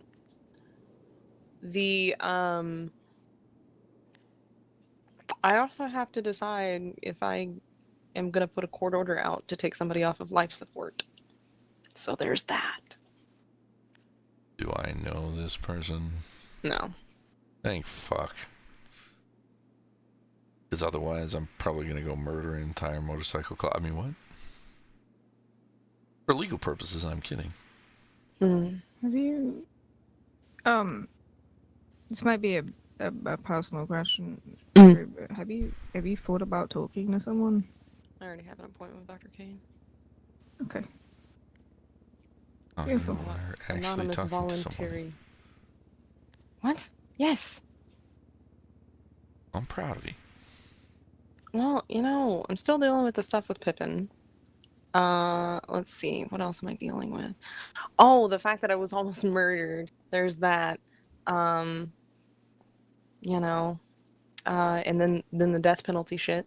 And now this crap, and then the media, who once again wants to dissect my entire career. Because this is the second time CNT has done this to me. They did the same thing to Liz because she was effective. They don't trust law enforcement, the DOJ, or the judiciary because the line has been drawn in the sand by our command that you don't talk to the media. So they don't care what happens to reputations. They just want to sensationalize the article. Oh, I know. This is why I've fucking advocated for, PD to be able to disclose things from time to time. Not necessarily case ruining things, but just tidbits, Give them fucking things that they can run stories on. They do well enough on their own. Of pulling shit out of their ass to write in a fucking article.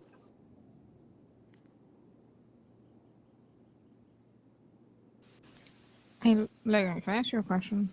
Sure. Have you been on duty recently? Not the last couple of days, no. Okay, never mind then. I took yesterday off to, actually, no, I lie. I went on a little bit yesterday and, followed a drug dealer for 30 minutes and then realized I just wasn't in it, and if I wasn't in it, I was not going to pay attention. I was likely to get shot, so.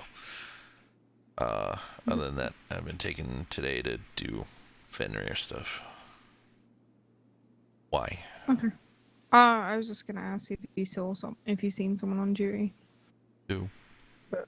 I was just gonna ask if you seen Cassell.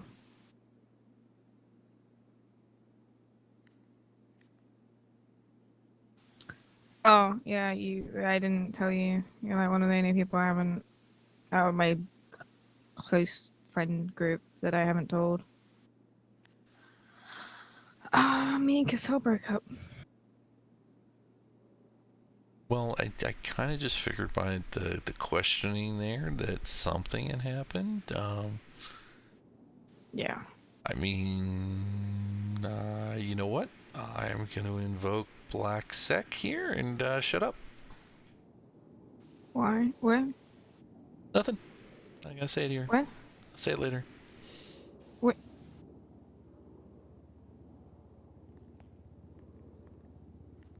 Why?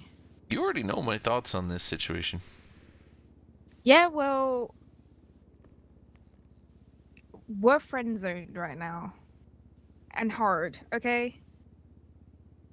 I What get did I that. miss? I'm sorry. I was looking at an email while I'm off Okay. duty because LOAs are not a thing for me. Anyway, what did I miss? Just him being a dick.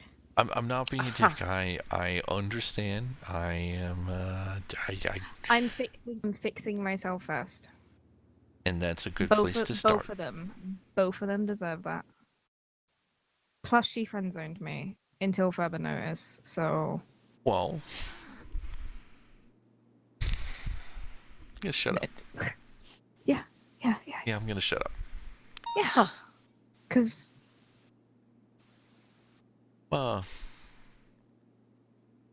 Although my therapy appointment did go very swimmingly. Oh. Yeah, we spoke about her and Cassell, and it was very interesting, very swimmingly. Enlightening. Wait, your first what appointment? Therapy. Oh. Yeah.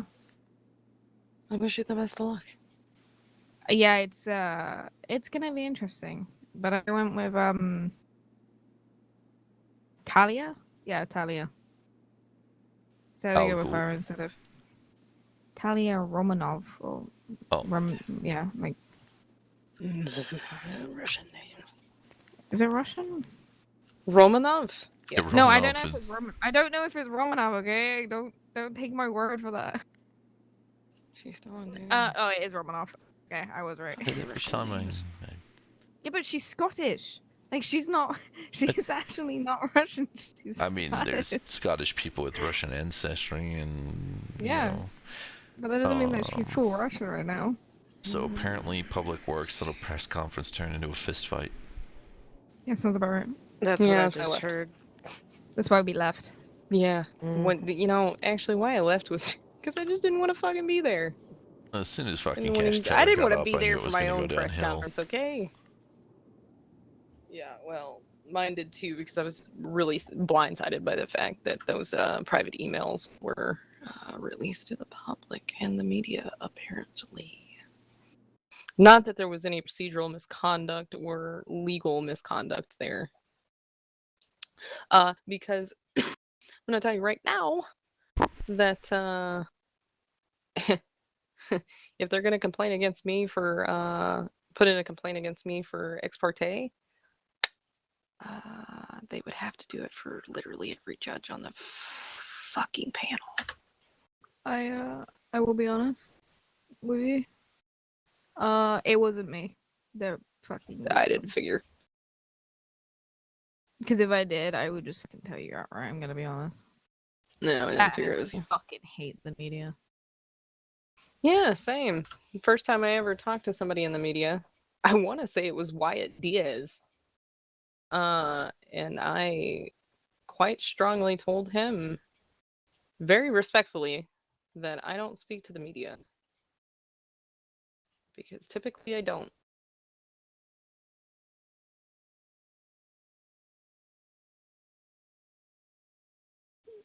Fucking hate the media. I don't have them. I don't really hate the media per se. It's No, I do. it has its time and its place, and everybody has a job to do. But I just hate false reporting. They always misconstrue stuff every single time.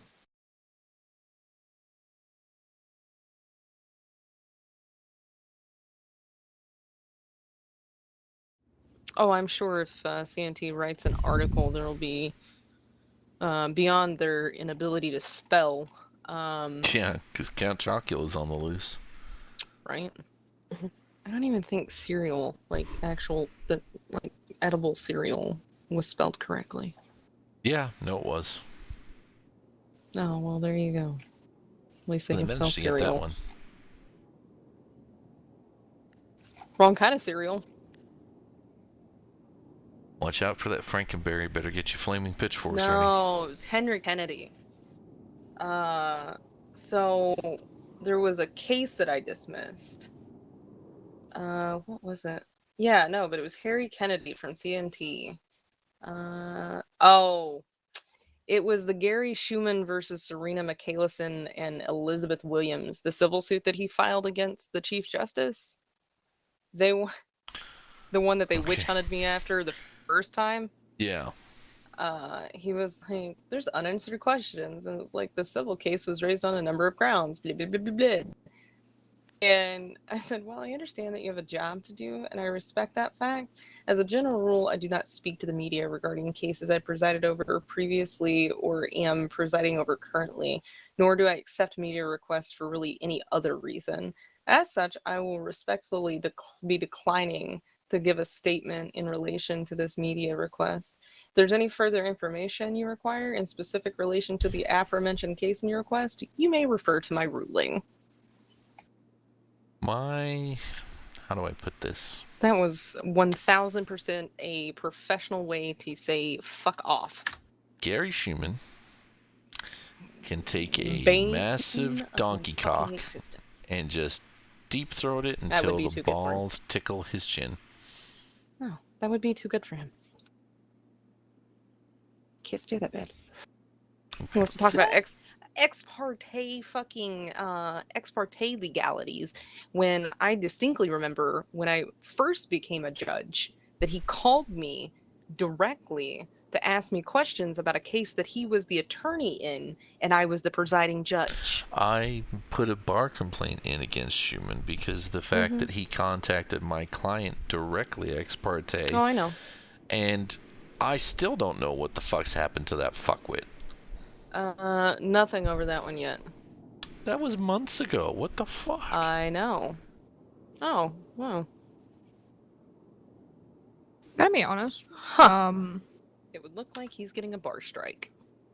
Nobody here heard that. Heard what? No idea what you're talking about. I don't know what you're talking about. Isn't that his third one? What'd you say?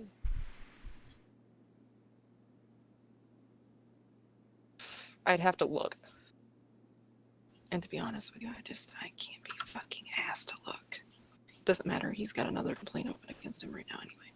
So, speaking. Again. If we're going with defense attorneys, why did Cyrus step down from DOJ? I haven't got a clue, to be honest with you. Never really asked. I'm not a big fan of Hunt either. Yeah, don't get me wrong. I'm not a massive fan of him either. However, he was next in line to take over as fucking DA, and then He just left said, because of the "Fuck it." money, and he was done dealing with the politics and the fact that, from what I understand, he got sick and tired of PD not giving him the tools to win. You know what? As a former prosecutor, that is kind of it's an issue sometimes.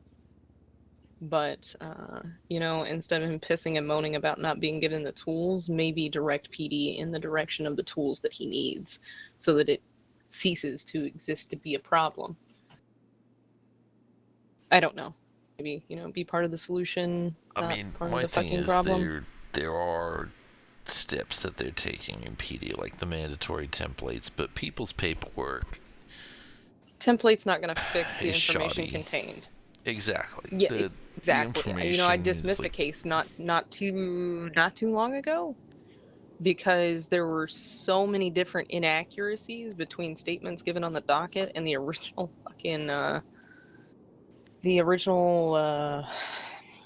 report itself. Like, there was no addendum report, there was no supplement from other officers. This doesn't leave this room, obviously, since we're having one of these conversations. PDO rejoices when Bailey or Salison are on the witness list. because Bailey and Salison changed their statements, same as Dreek. Higgins is notorious for it. If any of those are on the witness list, PDO licks their lips because they know they're going to get them to change their statements on the stand.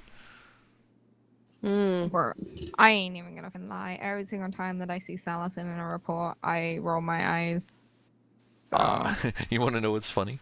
I got called down to represent a guy that Salison had apparently apprehended who had been running from Nicole. Nicole sat there and said, I'm only going to charge him with what I saw because I can't trust Salison and I don't want to put my career on the line for her. And so, Right. like, half the charges were fucking dropped because of fucking Salison being the arresting officer. I ain't gonna lie. This guy wanted a bench trial. It was actually Avery's oh my god. She was sitting for this trial. We're just gonna go with that because apparently I can't say the fucking P word today. And I was like, we can't do a bench trial. We have no prosecutors around. And Salison's like, I have my bar set, and I was like, oh no. I was like, fuck. All right, well, yeah, all right, Salison, if you think you can handle this, and then I was like, wait, it's just a blues brother. I was like, she can handle a blues brother that's representing himself, right? Yeah, she can handle this. I was so scared. I've never been so scared of someone going to a bench trial before.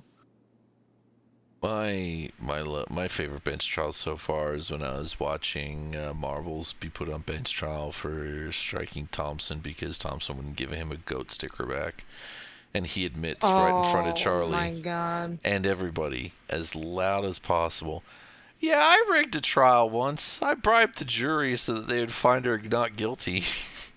Yeah. Which there was nothing I could do about that comment. It's so And we're like, it's so far after the fact. You're kidding, right? And then he turns to me and goes, huh, I know people that want to kill you. I'm like, I'm in the phone book, dude. If they want to, they could just call me. Yeah, that was when he threatened to stab me. Yeah. Because I kept calling him by his quote government name. There was always call also by his government name. Yeah, it was also when I was yeah, I remember that bench trial because I specifically asked, I said, are we seriously in my courtroom right now over a fucking gold sticker? Oh, that was it. It's like, just give him the damn sticker back. Do you know who else? Oh no, wait, yeah, no. She just changed into Welsh, didn't she, Salison? Mm-hmm. I'm gonna be honest, in the nicest possible sense.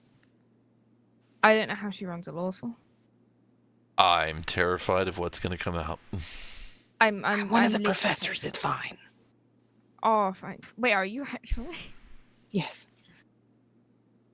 I feel like I should go run the course on bail. Whatever I'm asked to. I know they I mean, advocated for PDO I have an to go SJD, teach. so. You actually? Mm-hmm. I have a doctorate. She's technically Dr. Charlotte Avery. I know her middle name, but I only use it when I'm mad. Right. We forget the doctor part of the title. My bad. We should start calling you Associate Justice Doctor fucking Charlotte Avery just to piss you off now. Gross. Just like technically, I'm Logan Stryker It's like, yeah, I don't- Esquire. Well, you remember when I was Esquire. still a prosecuting attorney here, Yeah. somebody wanted to play that whole JS shit behind their name. I was like, okay, I so we're gonna remember be that. pretentious assholes. So I just started putting SJD after my name. I remember also a certain detective sitting there and being called detective, only detective by a prosecutor, Dude, so referring don't to him even as state fucking get me prosecutor. started on Dan fucking Lightning, dude. Don't even. He literally had. I've never seen such a fucking condescending arsehole in emails. Like, how do you know my fucking name and just go detective and then sign it off as fucking Dan Lightning, prosecutor Dan Lightning Esquire? Like, Shut the fuck up, bro. Like, the shut Esquire, the fuck up. the Esquire part doesn't bother me as much because it's an official title, but Actually, no. What did he? Oh, I need to see this. What floating your level of degree around to me is just pretentious. Stand by. I'm gonna tell you exactly what he put, and you can understand. Sorry guys, So he we're getting put a up, beverage. regards, Dan Lightning, LL.M brackets ons bracket Esquire, state prosecutor. LL what? I'll put on a notepad. He put this.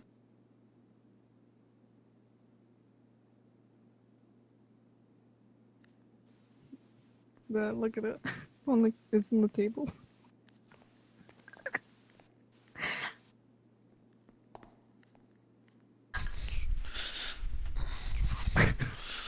It's like, what? Okay, we're back.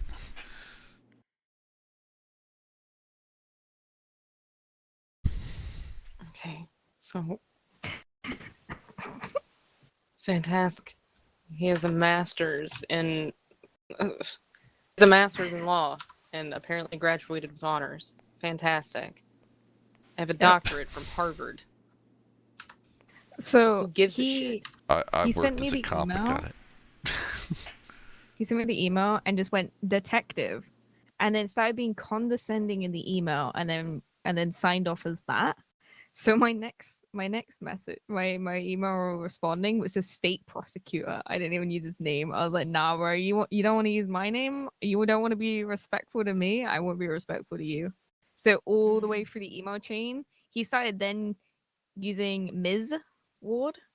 And I continue just to say state prosecutor. I was like, nah, bro, you ain't getting your name. What, Wyatt? Mr. Diaz?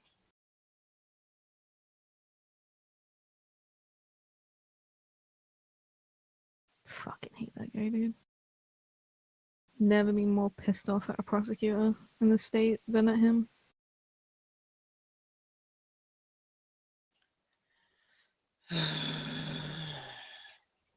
Uh-oh. Listen, I'm gonna tell you right now. I'm gonna tell you right now. I'm not touching it with a 10-foot pole. I am absolutely 100% over anything to do with Ray Fritz or Bevins Garvey or CNT. The only one I'm not really mad in this is Weasel, because they didn't release an article that put people's lives in danger. So, kudos to them. I'm not a big fan of the media, but everybody's got a job. That's kind of how I have to view it. And there's a reason, I didn't think about it. And it wasn't, in my mind when I presided over the case. CNT actually witch hunted me once before over a civil case. Yeah, the one with Schumann and the former Chief Justice Williams. Yeah. They were like, you didn't. And I was like, I declined, actually. Mr. Kennedy, he reached out for a statement, and I was like, no, you can refer to my ruling. Goodbye. But that needs to be reported to the state prosecutor's office. Where was this released? Oh, great. So on live news. Great. Fantastic. Why am I not surprised? It's Bevins fucking Garvey. Oh God, what did he do now? Great.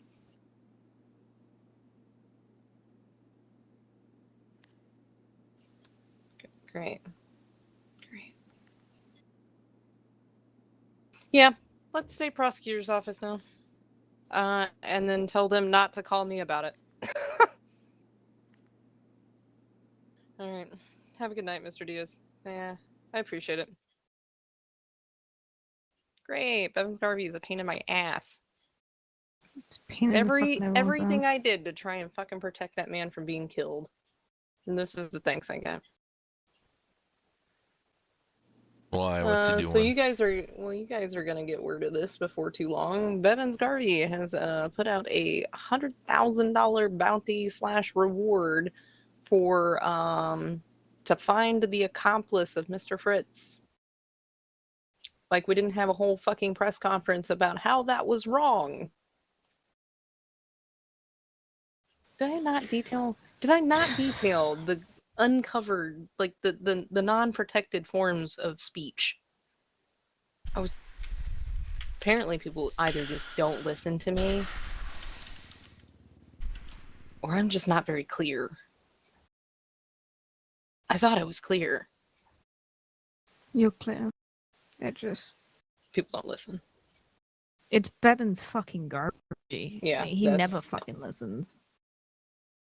The day Bevins listens to anyone, I'll be surprised. I will bow to them because they got him to do something that's fucking impossible.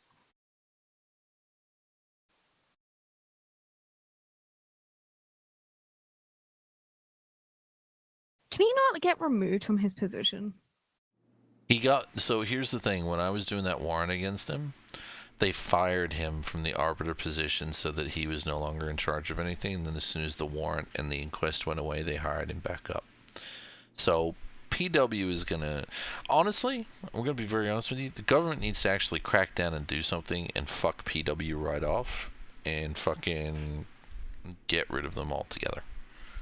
Is there nothing but a bunch of fucking criminals operating under a fucking public banner? No offense, Liz, if you work for PW or anything like that. Just... Oh, no, I don't. I wouldn't associate with her if she worked for PW. Okay, good. Wow. No, there's history. There's some big figured as history. much.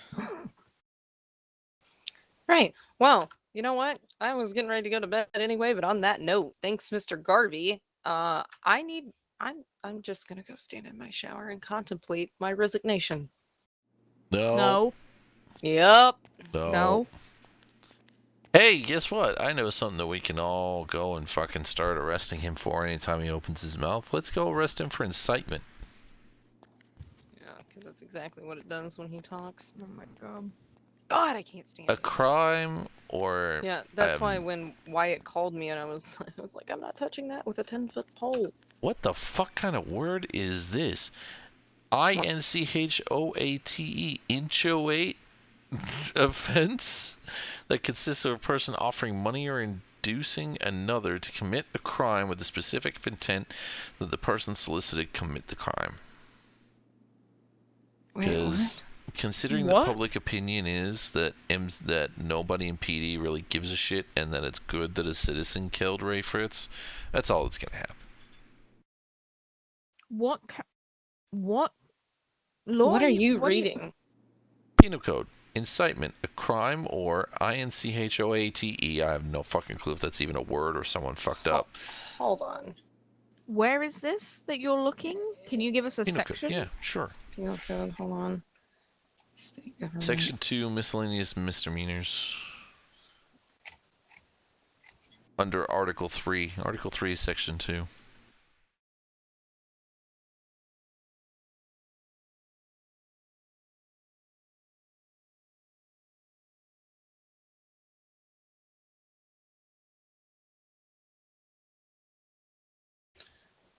Why am I having difficulty fucking looking for this? Jesus Christ. If you see the lines, it's line 133.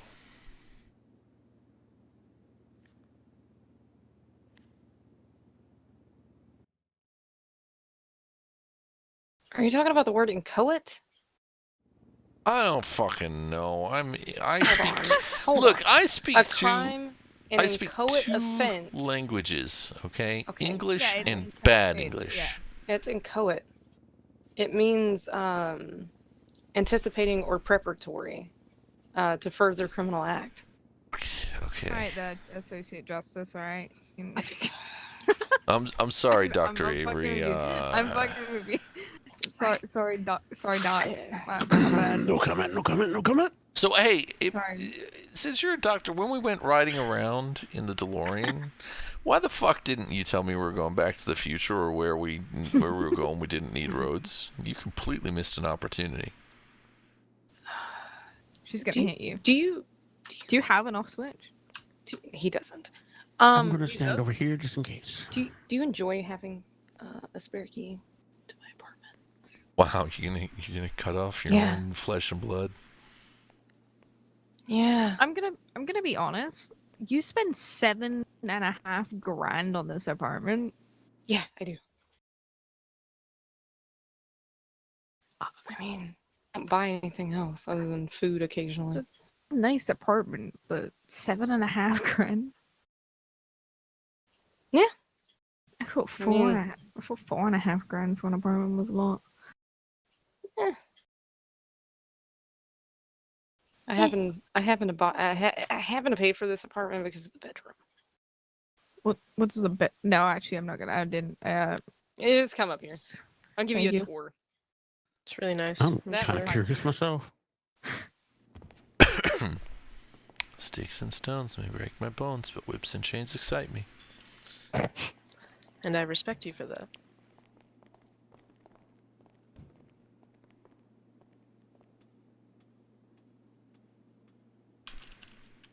I work at PDM.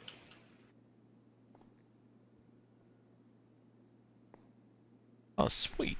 You might be able to cut me a deal then on the fleet when I come to buy it. I sure can. I gotta try and figure out some nondescript SUVs and sedans that we can use for surveillance, but also rolling around to pick up fugitives. If I could find something that's a 5-seater without needing to stuff somebody in the fucking trunk, that would be great. Have you ever considered a Granger? A Granger? What I a need to see notion. how many? 6? Roughly 6, yeah. I mean, if it's 4 on the inside and 4 on the outside, but that's probably not what you're looking for.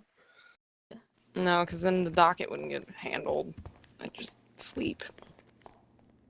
So you. Yep. Hell, after the incident of, getting the ever-living shit beat out of me and almost dying, I slept in the floor at the foot of my She bed. did sit on the floor because What I the found is her there. wrong with you? I swear to A Christ. lot. You know what? Alright, we're just gonna start writing shit down. Yeah, just notate somewhere in there that Avery is fucking crazy. Avery is motherfucking crazy. Yeah, Do not ask any more warrants in case she slits for.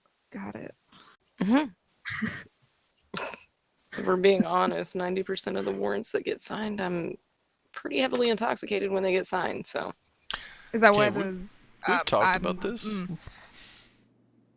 Yeah, and I quit drinking for almost a month. I'm gonna bite my tongue. Why there's errors in it? I know nothing, I see nothing, I hear nothing. Why there's a lot of errors in it that I have to sometimes email you and be like, yo. Sometimes that's not my fault. The headers on those don't like to change. Because if we're being honest, I go through all of my previous signed warrants and find one that's similar and change shit because I'm lazy. So Yeah, yeah, I I would was do the thinking the same thing. Ricoto and the tailgate What? arrests. Actually, I really do like the Tailgater. It's a nice. Did you vehicle. ask if there's a difference between? Yeah, the Tailgater's a really nice vehicle. We're talking the fleet for Fenrir. She works at PDM, so I I'm work trying at to get a PDM. discount. Oh, I forgot you work at PD. Yeah, I can get him a really good discount. Oh, gonna be honest, maybe I you can forgot. explain to me how I get a car out of repossession. You don't. You have to rebuy it. Yeah. Well, I'm not rebuying it. It's just gone. Which car did you lose? My Enos. The Euros. Oh, okay. Not really concerned with it. How did you lose that? I wasn't around to make the payment. It It's not that I automatically didn't have the come out of money. your I bank. just I wasn't around to make money. I wasn't around on the clock. Oh, okay. Well, Yeah. I mean, my You know. committing is still being paid off. I got 26,000 on it. Nah, I've got enough cars without that one being on the list of cars that I own. How many I have cars do you own? like 9 or 10. What? I have the Picador XR, a Gauntlet, Gauntlet Classic, Buffalo S. I have Nagasaki Blazer. I have a BF Injection. I have a Body 801. She never rides. Yes, I do. I have a Dominator GTX. I have a Winky, and then I have an Outlaw. I don't count the Shafter V12 because that's actually technically property of the government. Wait, what's Yeah, the it's Winky? the armor. It's the a old Jeep. Jeep. Oh, like Which I see. I can't remember. get Yeah, up yeah, to the yeah. top of Mount Chiliad. You tried, I'm guessing. Yeah. And I'm guessing that didn't end too well. Nope. Perfect. Avery. If you're trying to blend in, I'd go tailgate your ass. Yeah, we want to get a sedan and an SUV. That's why I was thinking the Rakoto, because it seems like it's got some pickup. What am I looking at? A little bit. Kind of depends, you know. So can I ask you a question? Sure. From your... So, would you classify a dagger as an illegal weapon? Knife is available. Don't shut up, because A knife is available, but daggers aren't. No. The reason I'm asking is because you can buy daggers right now. So I was Where? asking. Ammunition. From the Bowler's Ammunition. Yes. You Yes, want you to see can. it? You want to see it? Are they selling them illegally? Oh, I don't know. That would be awkward. Do you want to see? Do you want to see Not it? really. It's a gang. Yeah, sure. Dagger. Okay. Actually, I'm kind of looking more at Logan than I am at you, Liz. So... You won't do it. He's just a little too Logan, close, shut up. and that's You won't do it. Logan. No Look boss. how fucking long this blade is. No, do not nobles me. What the fuck is wrong with Fastest you? I'm moving. Yep, He's I'm an just gonna idiot. hang out over What is here. Man, actually that's a wrong nice with you? chair. If I was not mentally stable and like, if I was a criminal, you would have been stabbed by now. The fuck is wrong with you? You're lucky I like my job. Look, I've already got 6 stab wounds, a couple of Cougar marks, about 20 gunshot wounds, shrapnel wounds. I'm fine. You know, I'm actually amazed I've got any skin left, to be honest. Missing That's kidney. not wrong with me. Oh, Yeah, and so- a missing kidney. Yeah. So what do you think, like, of this? I mean, there's nothing in the penal code that disallows them, so... This is What do you like the mean? But, brass like, knuckles. Isn't that like some like? I mean, it's still a deadly weapon. Isn't that like federal law? Or some sort of like law, like Our penal from, code like, is what the we have to go off of. Yeah, but don't we go off like? Do we not like we bring up case laws and shit? Do we not have anything from like the Supreme Court in regards to like blades? Not and to shit? my knowledge. Oh well, okay. Beautiful. That means I can carry it. So, here's a question. What? I do we don't know. Do we think the Tauros would stand out? Does that seem like too Yes. much of a lick of me car? What are you buying this for? It's for His Fenrir. company. I'm looking for Cognoscendi, you know that one? the what, sir? The Cognos. I can never freaking pronounce it. The Cognoscelli? So, yeah, Senti. Yes. The Cognoscetti? Yes, there it is. Yeah, that. What is it for? They'll blend in pretty well. It's for Fenrir, for observation and moving around to go get somebody. Okay. Shafter V12 is pretty inconspicuous. Yeah, I think the Taurus will be a little too showy. Yeah. Yeah. I'm There's looking not a for whole lot something of that's them gonna in be fast but blended. Shafter V12. For an Yes. SUV? Oh, no. Does it have to be an SUV? Well, we want to get an SUV in case we need to, get a little rough and it's got a little bit of a body on it, and then we also want to get a sedan. Oh my god. Do you want to come look at the Shafter? Sure. I think it's here. Hold on. Sometimes I leave it at the courthouse. No, it's at Mission Row, actually. Never mind. Oh, well, I ain't going there. Did you already leave? No. No, it's at Mission Row. to go get my shoes, but fuck that now. Of course, I'd let you drive the one that I have, but it's going to drive very differently from your stock model because the Shafter V12 that I have is armored. An armored vehicle would be nice. Do you understand how difficult it was to even be able to get armored vehicles for fucking government officials? God, that was like a long fucking process.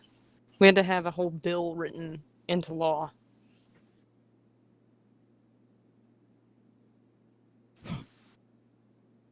No, like, fuck, we don't even have armored vehicles. I think the only thing that's armored is a Bearcat, and I don't even think that's properly armored. Probably not. They hardly ever are. Yep. Bearcats are pieces of shit. It's just there for show. Are you okay? I was stretching. I'm very tired. Do you want us to go so you can sleep? We can go. Possibly. You can fuck us off. We can all go fuck off. Well, I try. I don't consciously try to be Can an you asshole. reword that, Striker? What? We can all go fuck off. The thing you said before that. What? Do you want to fuck us off? Yeah, phrasing. Yeah. My guy. Yeah. How is that a phrasing issue? Do you understand what I mean, Avery? Yeah, I do. Okay. His pea brain doesn't understand. There's no need to sit here and start throwing out insults. I'm not throwing out an insult. I'm just doing a statement of facts. Because you've been insulting your sister all night. I'm just giving it back to you. Look. Don't be in the kitchen if you can't handle the heat. This is my.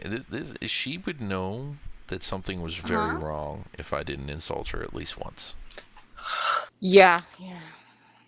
Because she started to get worried about the fact that I stopped insulting her to have a loving conversation when her jaw was wired. She asked if I was dying. That's gross. Were you dying? Do we need to have a talk? Yes, I'm dying. I have a condition called I was born. It's terminal. Bro, I got showed the MCD HQ today by Sally. And I was like, I'm gonna be honest. I was like, I need you to take your boss hat off for a moment. And she's like, okay. She's like, all right, boss hat is off. What do you need? And I was like, how egotistical are you all? Like, I was like, how many fucking photos do you need of your guys' face? And she's like, I could only have 6 photos, okay? So we had to reuse them. I was like, what the fuck? You know what? I'm gonna ask this question. What about a Rebla? That blend in? Why do you honestly, it's gonna blend in, but it's gonna blend in with a bunch of gang members. That's fine. Yep. It's really fast though, even stock. Yeah. I highly recommend it. I love that vehicle. Is it from PDM? Like, yes, it is. I haven't driven one yet, so. Logan? Yeah. I have Are you using my friend / contact as a way for you to get cheaper vehicles? No. I'm asking. You can. It's easy. I'm asking the opinions of people in this room as to what they think would be the most blendable vehicles for when we're doing reconnaissance work. Listen, you're not a pushover. Well, I will not give you any discounts. What are you talking about? Absolutely not. Proud of you. I do recommend a baller though, or a landstalker. It's pretty nice. What the fuck? You just look like you look Mind like a is sim from fucking. Can you do that again and just make up some like gibberish noises you do?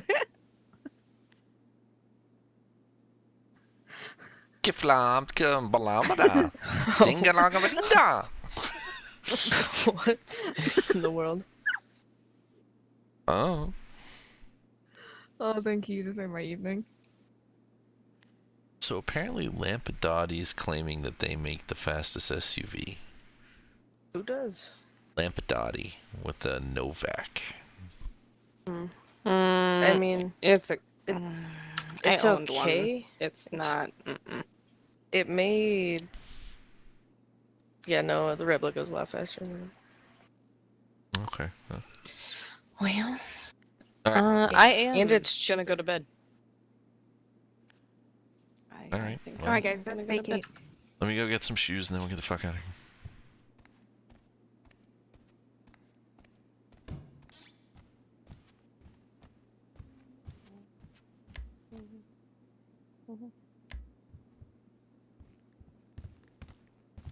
Not already home. There you go.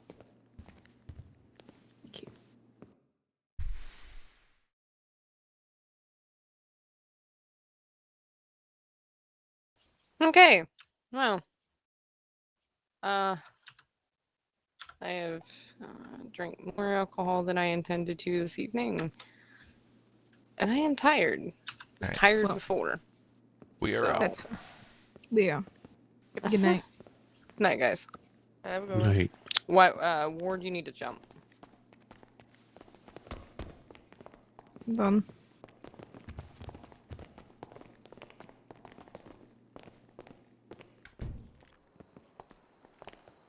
Well. Uh-oh. How's it going? How's it going? It's like they turned gravity off for a moment. Just for a second. Well, Alright. Hopefully that helps I some. will. I'll keep checking up on her when I see her around. Yeah, hopefully she'll talk to me again, but I don't know. You know But how she's she got to is. stop just being in that fucking apartment by herself. It's... Yeah, I agree. Well, I'll check up on her when I next see her.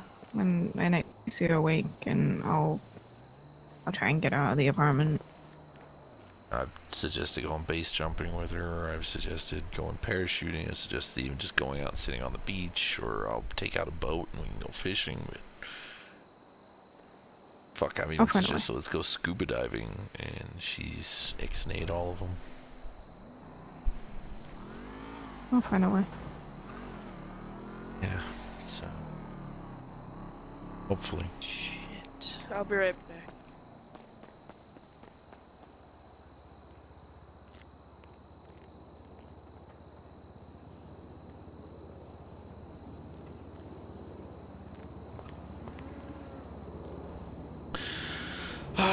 Alright, well, Dockle is closed, so we can't go through that meeting.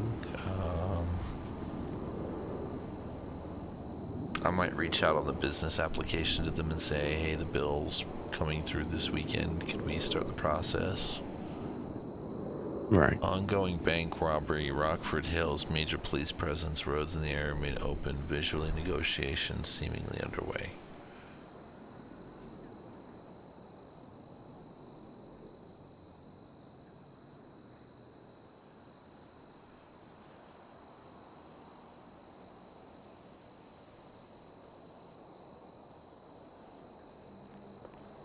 I don't know. Fuck, I might join you. Who knows? Or we'll see. I mean, honestly, you know, the systems we've got set up with things, you know, remuneration's gonna be pretty decent. Choose your own hours. You only have to manage as many bail cases as you can handle. I won't ever put anything else on. And if you want to do the full package, every now and again we gear up, go do some reconnaissance, confirm where people are, pick them up and take them in. I had an internal affairs investigation today. From that thing that Josh filled out? Hmm? From the claim that you're friends with No. people and thing? No. No, Sally said that she wasn't worried about that. No. No,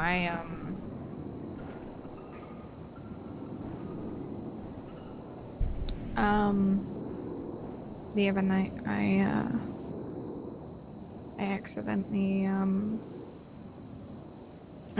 overdosed on my pain medication.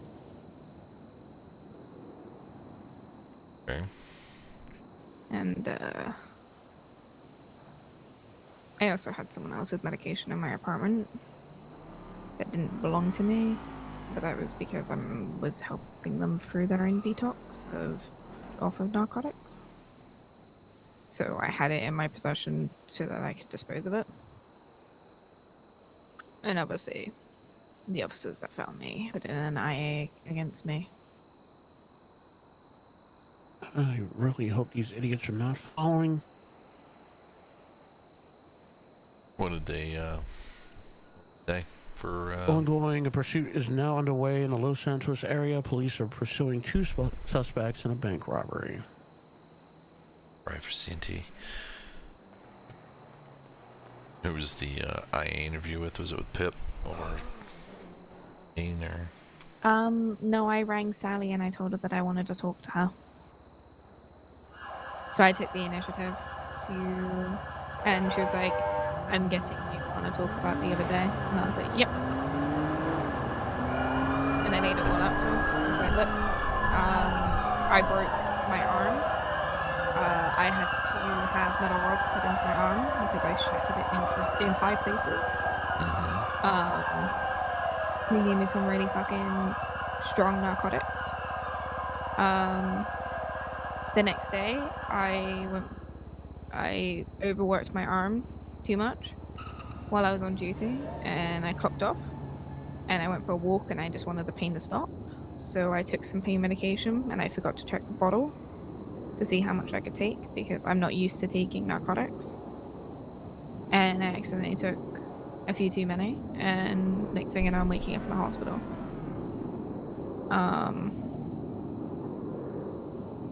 Amara was the one that found me.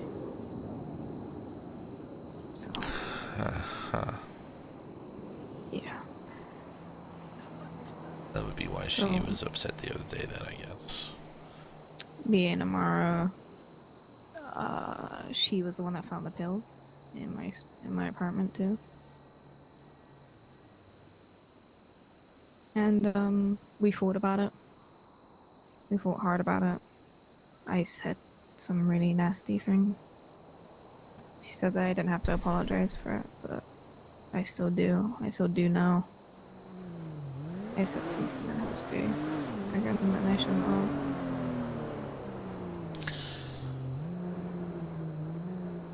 She kept pushing about the pills, and I snapped back and I said that I'm not her. And that if I wanted to, I'm not gonna take pain medication because I'm not just gonna fucking sit there and try and con doctors out of it, and then once they realize and stop giving it to me, I'm not gonna do something that I shouldn't do to fucking get more. And that was a really low blow, and I know it was a low blow. And as soon as I said it, I apologized profusely, but you know, I still said it. I have a great saying for this, but I don't know if it'll make you laugh or punch me. Yeah. Angry words like oversalting food sometimes can't undo. But sometimes you can. I don't think she's mad at me. No, she's not. I guarantee that.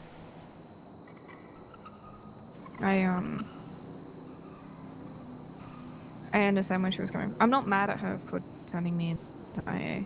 Like, I'm not.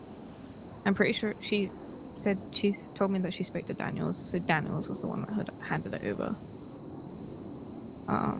Sounds about right. I'm not mad at her. I'm not mad at her for it. I'm not. Like, I completely and utterly understand.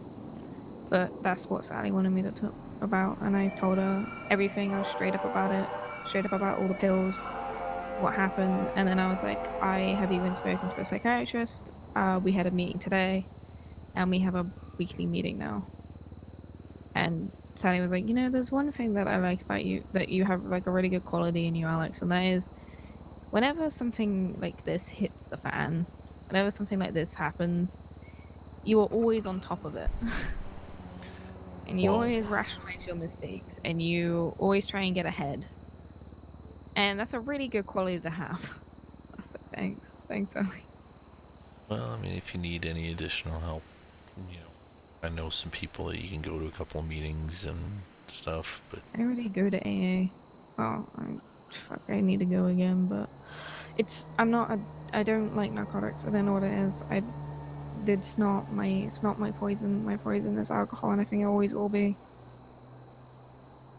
There's something about narcotics that's to make it icky. I don't like them, but I really needed them for my arm, but Sally, I also told Sally that, look, as soon as the overdose happened, I took personal days. Like, I haven't been on duty since then. I was like, I'm been sorting myself out. The only time I went on duty was to make sure that all my paperwork was up to date, and then got asked to fucking help with the box truck unload. I was like, and then as soon as that happened, I clocked off. I never left MRPD with me being clocked on. Yeah. And she liked that fact that I took the initiative to go see a shrink already, the fact that I took initiative to take personal days. She was like, I'm not going to put you on admin leave. It's like, I think, she's like, you are level-headed, you're rational, you understand the mistake, and I don't see there's no criminal charges or anything that we're going to push. There's nothing that we see is wrong. So, yeah, you can go back on duty effective immediately. And I was like, okay. I'm going to take until Monday, and then I'll come back. Give myself some time, you know. So I guess the question is, feel like jumping off Mount Chiliad? What the fuck? No, that's how I broke my fucking arm. Okay. Where did you jump off? Fucking top of Mount Chiliad. Where on Mount Chiliad? Off the fucking ski lodge. Carrying the little jetty thing off the side, or? No, on top of it. That's your problem right there. It was never an issue. Never an issue when I tried it before. Okay. Well, I'm up for going and getting some shoots and heading out and taking a jump. I would. However, I don't want to break my arm again. That's why the place I go, you get like 100% success rate. No. And you can land on top of my building. Then I can show you. Actually, have I shown you where the offices are going to be? No. Does Liz have your car right now? Or was it her car? Because she kind of took off. No, Scarlet. Oh. She's talking to someone. Yeah. Okay. She didn't just run off with my car. My car's in the garage. So Okay. Well, I wasn't sure if it was her car and you were just driving or what. No, but... that's my car. Yeah. I'm about to make this phone call. Go for it. She hung up on me. The fuck? Wow. That's Hello, awkward. Detective Ward. Hello, Stryker. Hello, Anders. Hello. Is Anders, So, I'm assuming. You didn't see me, okay? Me Why? existing outside of the hospital is not possible. It's a figment of your imagination. I thought you were like the emergency medical hologram, like in Voyager. You know, I'm actually rewatching Voyager right now. You know I what, love... Stryker? Just for you, the next cop that I treat, I'm gonna say, please state the nature of your medical emergency. And then just stand by the bed when he's done and be like, why does nobody ever terminate my program? God, it would be great. My favorite one is when he did the cameo in First Contact when the Borg are on the Enterprise. Oh, yeah. Actually, no, you know what? I think my favorite one was when he gets sent back to the Alpha Quadrant via the Hirogen spy network, and he helps to take over the ship from Romulans with the new upgraded EMH. Oh. That's a good episode. That's a good episode. Or if you've ever watched the one where he becomes a hollow novelist. Oh yeah. Voyager has some good episodes here and there. Yeah, you know what? You know the one that surprised me and kind of hooked me a little bit more was Enterprise of all things. I'm currently watching Discovery as well. I've seen up to season 3. Season 1? Oh Dragged. boy. Here we Season go. 1 dragged. Little bit. Comes with a gun, I'm pulling and shooting him. That's No. Dr. Tellers and Dr. Romanoff. Oh, that's awkward. Oh no. So anyway, yeah, no, season 1 definitely dragged, and Spore Drive, like, what the fuck was with that? Yeah, the mycelial network. Yeah. Are you done?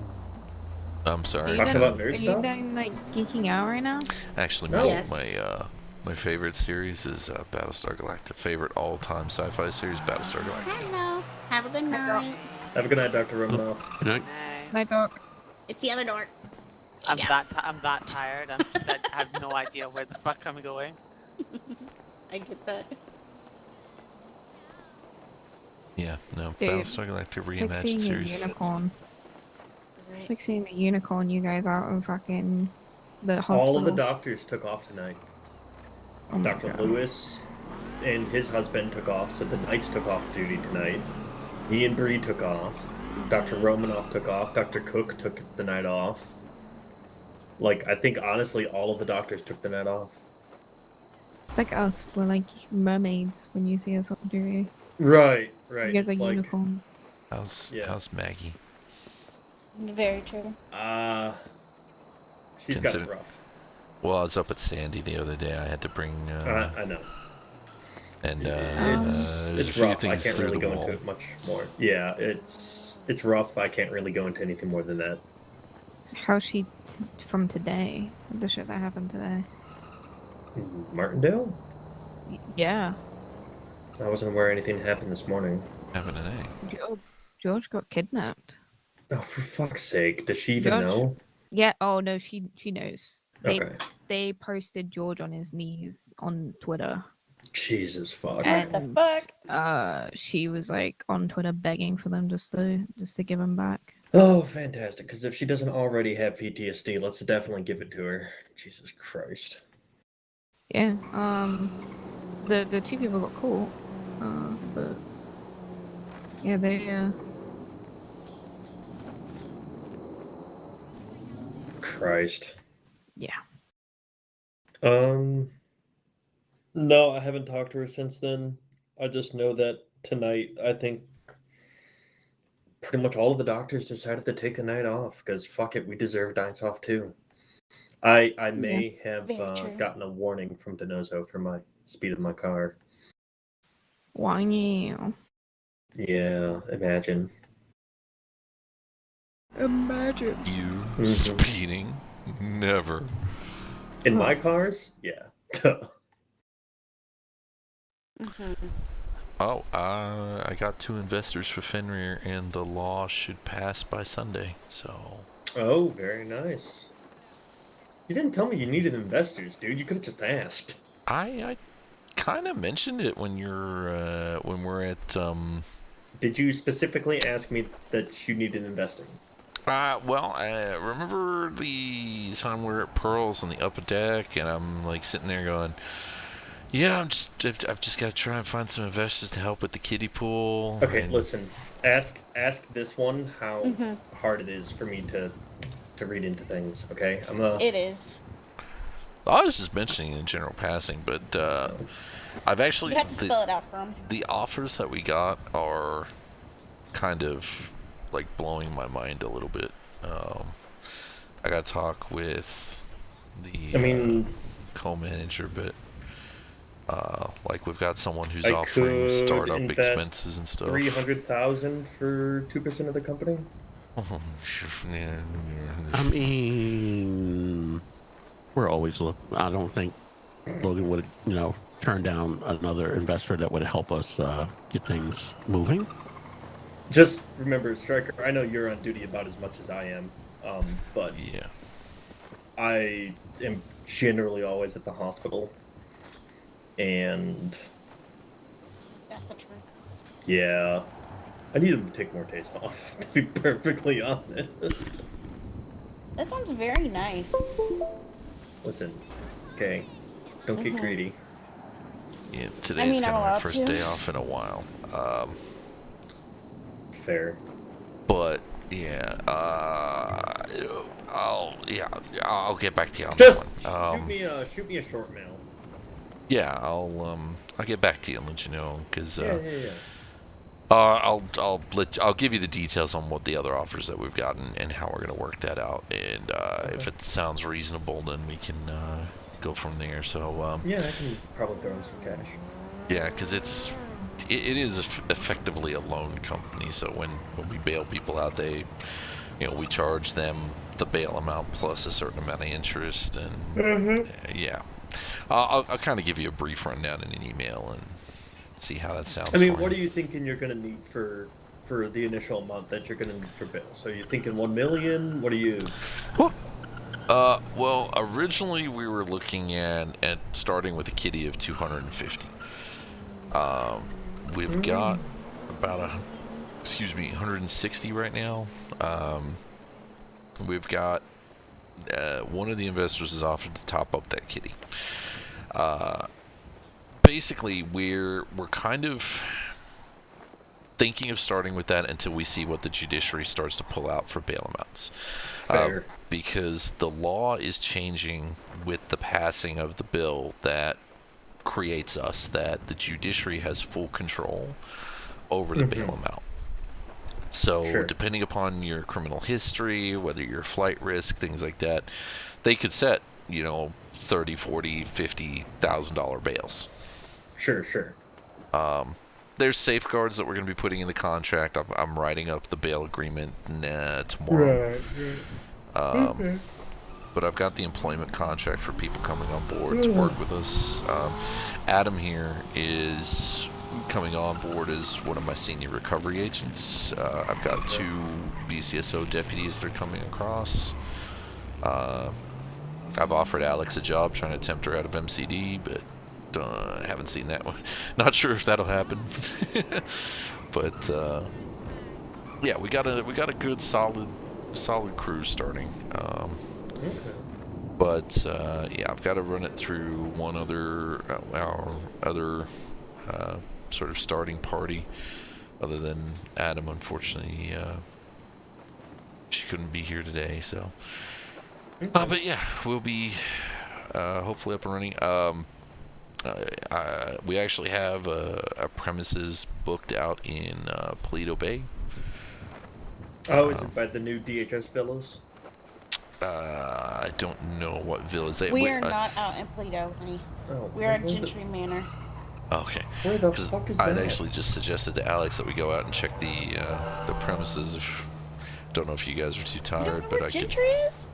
No, where's I don't even know where Gentry is. Where the fuck is it? It's over by the hardcore comic book store. Oh, the ones on the other side of the road. Mm-hmm. What? Yeah. I have no idea where that is, but okay. Okay. Let me Also, lay it out for you. Is it just me, or was the new C&T spokesperson just absolutely trying to just... Oh, it's a fucking witch hunt on Avery. Sister? Yeah. Hmm? It was a total witch hunt. And they did the same thing to Liz. And it pisses me off because she quite clearly sat there and said that she had no problems with the First Amendment. It was the inflammatory wording that she had asked. That's why I asked my question. I don't know if you heard mine. Just like... I did. I was there. Oh, because apparently all the medical directors were added to the cabinet. So now we have to put up this kind of bullshit too. Well, my thing is this, is the C&T has done nothing but sensationalize articles against PD, DOJ, and the judiciary because of the main line of silence. Or zone it, because of the cone of silence. And I get that, and yes, I agree there could be more transparency, but in a controlled manner. Sure. But they completely ignored their responsibility as a news outlet to convey accurate media and not cause hysteria. Right. And as much as Ray Fritz was a fucking asshat and doing despicable and unspeakable things, he's still an American citizen and deserved a trial by his peers, not being shot by someone who was after $100,000. Yep, I agree completely. Right. Sorry, just a button. I love you guys. You guys are great. I'm gonna take Liz and we are gonna go back to the apartment. Okay. That's fair. I'm supposed to be going to bed. Shall we? Mm-hmm. Okay. I'm gonna take the wife to bed. You guys have a wonderful night. You want to rephrase that? Yeah, have fun with that. Actually, if you wouldn't mind, I would like to share my contact information so that people can get in contact with me if you need any information as far as to build on. This way. Alrighty, here's my card. And if you didn't catch it, I'm Dr. Anders. Probably grab yours too.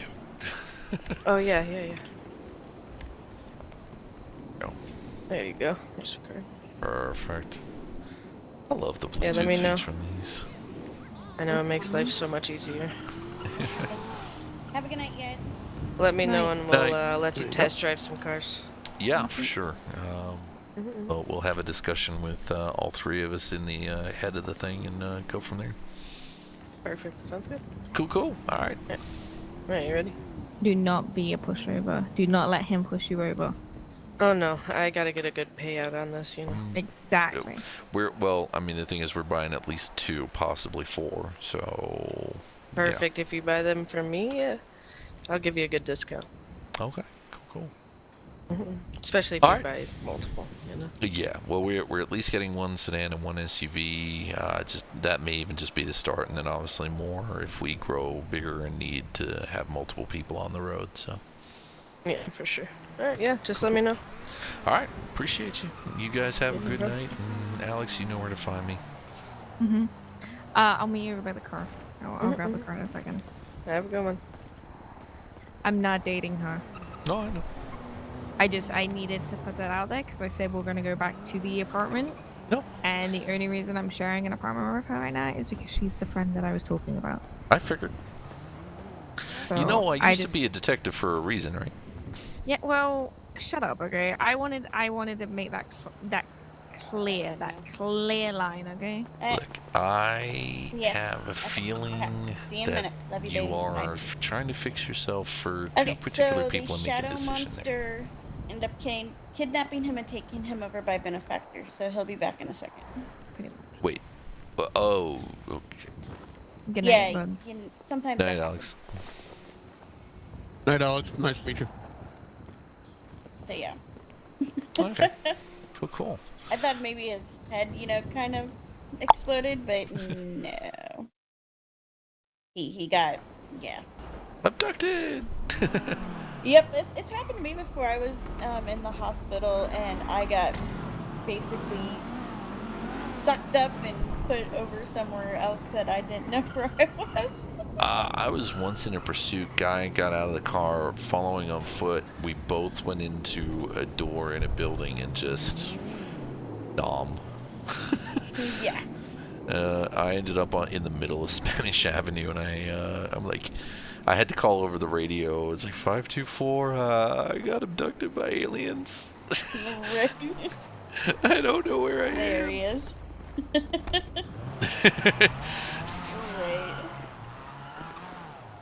That was very odd. I must have caught the bus to the benefactor car dealership without realizing it. You know what? It's the underground elevator system. Don't worry about it. It's gotcha. Just stop pressing, 1337 and you'll be fine. I see. I see.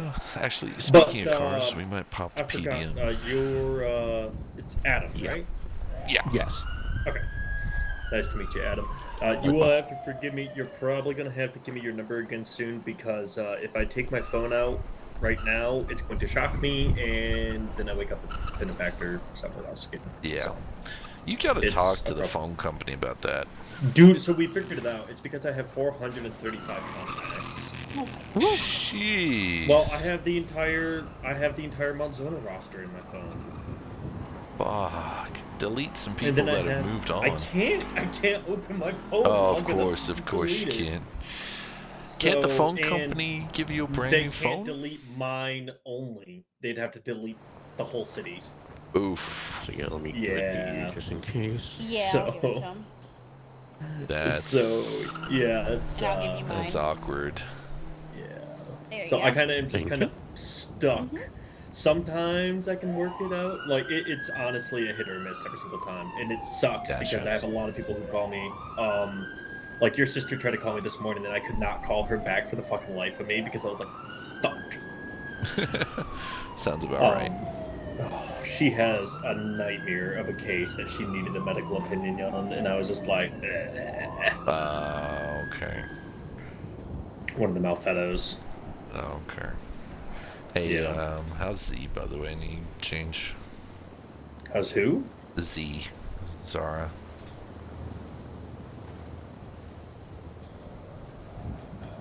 The prognosis is still not great. Last I checked on her, she switched from tachycardic to bradycardic, and her EKG is now asinus. So even though we have her on machines, she's deteriorating. Yeah. If you want to say anything to her, I would recommend maybe in the next few days stopping by. Yeah, I can do. Hey, if hypothetically, if a bunch of guys from a certain motorcycle club turned up with injuries, just, you know, don't worry about it. Yeah. Just hypothetically. I know a bit more than most. Yeah. Remember, I was in that room too all those months ago. Yeah. I'm not sure where the MCD investigation is on it, but anyway. I'm not even yeah. worried about that anymore. I'm worried about the people who put her in the hospital. And that's my thing is, I mean, I got a pretty good working theory, but I can't do any more on it. It's been taken out of my hands, so. Yeah. Anyways, I'm taking the wife to bed. You go to bed. Yes. We're probably gonna pop down to PDM, then I'm gonna call it for a night myself. So. You know, honestly, I know this is gonna sound weird, but if you're looking for like a good fleet car for the bail bond agency stuff, the Hachura is not bad. The what? The Hachura, Hachura. It's an electric car, so you never have to pay for gas. Okay. Ever. But it's a hybrid, so it's electric and gas. Where but do you you get still that never have to pay for gas. PDM. Okay. If I remember correctly, it's like $60,000. If I remember correctly, so they're fairly cheap. They've got good acceleration because again, electric. They've got they're decent cars, and they look good in a full blackout option, and they've got the the customization to make sure that you look like a fleet vehicle instead of just a fucking sports car. And they can have European plates, which is cool. Everybody likes European plates. Yeah, we're looking for something that we want to try and have some blend, but fuel efficiency does definitely sound. You would never have to pay for gas ever. You would never have to stop something and say, "Oh, I've got to go fill up the car," ever. Yeah. Yep. Well, And it's funny because you get those people that look at your gas gauge and they're like, "You're at one." I'm like, "Yep, no, there's no need to worry But about it." because it's a hybrid, you still have the get up and go after that first gear of an actual car. Because anything over 55, the engine turns on. So something to consider. They're not bad looking cars either. I've got one. It's just all the way down to the hospital. I'm not going that far. So. Well, come take a look. I mean, we're not doing test drives yet, but if you want the Gallivanter Peacemaker XL out at I'm not getting a Humvee. It's not a Humvee. We were looking at maybe getting like a Baller ELS or GT. No, a Rebla GTS. A Rebla? The Rebla? Those are expensive, brother. Are they? I thought they were They're relatively cheap. 120,000. Jesus. Okay. Yeah. My Rebla wasn't. Yeah, it was. It was. How much was it? No, mine was only 90. Oh, 90,000. I mean, that's still 90,000 for each car. Yeah. The Gallivanter Peacemakers are freaking 48. Okay. Have you seen the Peacemaker? No. Here, hang on. I like my Rebla. Oh, sorry, Bex. Hello.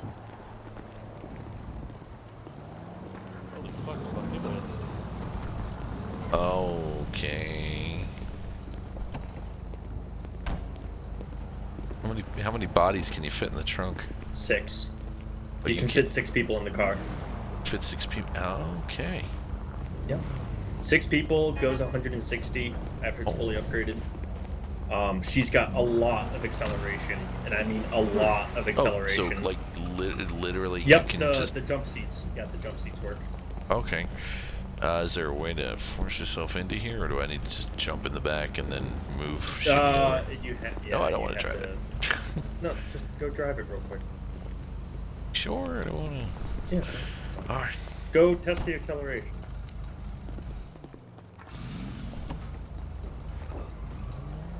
We'll be back.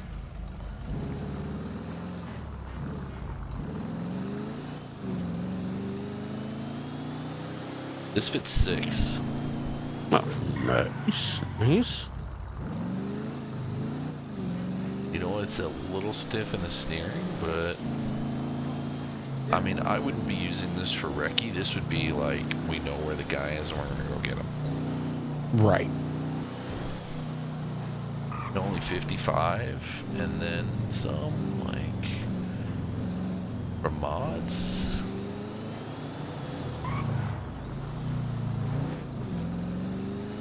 I take it they are still out on the whole like lights package as far as like the security lights.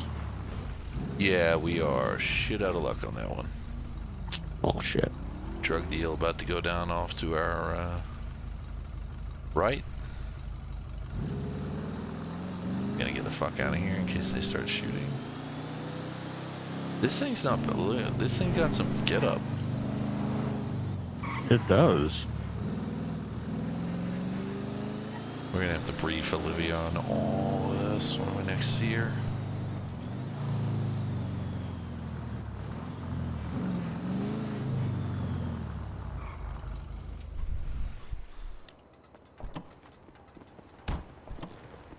Wow, and that fits 2 in the back, 2 in the trunk area on the jump seats and driver. See, that'd be great if we had a 4-man snatch team and then we just put the guy that we're transporting in the back, lock it all down, and take him to the station. And they're cheap. 48,000 fully upgraded. The 48 fully upgraded? Yeah. And Shit. they've got a smaller version, basically the not XL. Okay. So they've got 2 versions, the small and the one that I've got, the big one. The small one apparently goes faster as well. Wow. Okay. That's out of the boat shed, you said? The boathouse, yeah. Okay. Because it's an off-road, but honestly, damn. like you saw that acceleration. Oh yeah, like we went 0 to 50 pretty quickly. I heard the turbo wasn't even straining, it had just kicked in, like. And they're cheap. Like they're actually cheap. I could see that being painted like a black or something like that, just for the classy Well, look. I've got mine not black. I've got mine. It's called Crystal Dark Metallic. Okay. But yeah, if you black it out, it looks pretty nice. Anyway. All right, you guys go to bed. I absolutely do need to go to bed. So Yeah, we're gonna get out of here. Peace, Stryker. You have a good night. Have a good night. Will do. Catch you. Peace.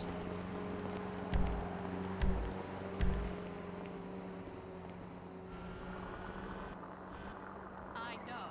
I remember when the garbage men still spoke English. I look out my limo's window and don't even All right, let's head down to PDM, check out a couple of cars that they suggested, and then if you've got time, we'll head out to the boathouse and and I give. see what we can do there. Yeah, I'm down. Wow. Really? Dick.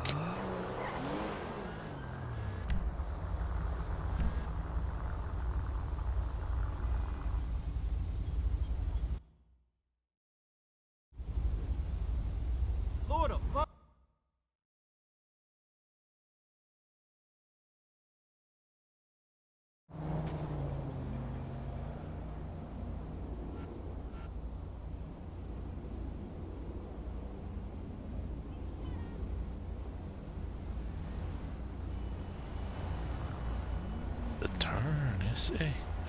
There it is.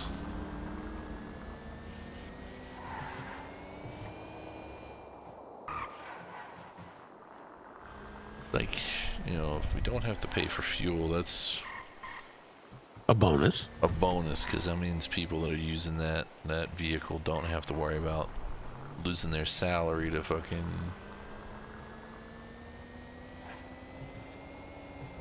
gas guzzling on the highway or wherever.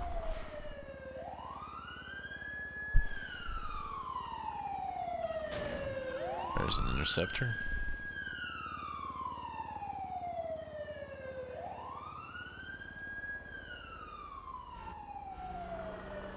Can I roll on here?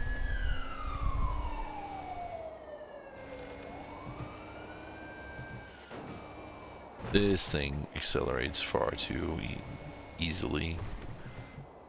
I wish there was a four-door option. I know, right? But at $100,000 per, there's no way we could justify that for business expense. Oh yeah, true.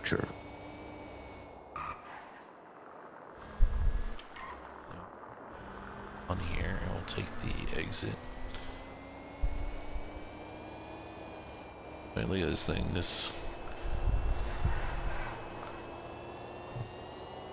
I feel like the tumbler rolling up next to those cars is fucking the Dark Knight, just silent.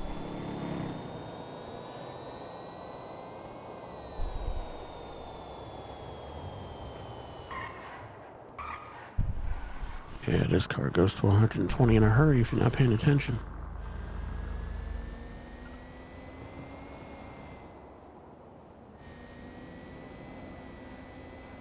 And it corners smooth, you know.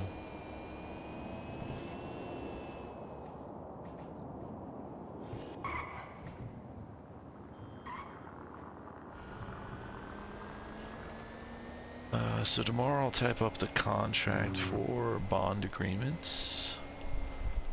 And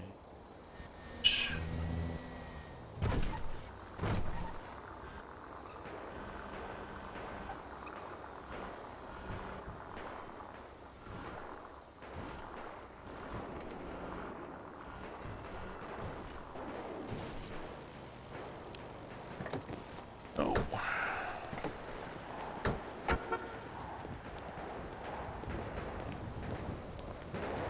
What was it called? The Hayabaka Chu? The Hachura? The Hachura, that's right.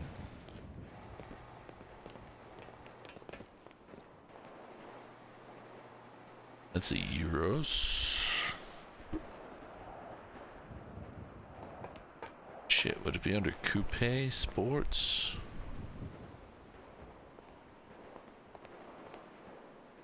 So this is it. Apparently the Hachura are $85,000.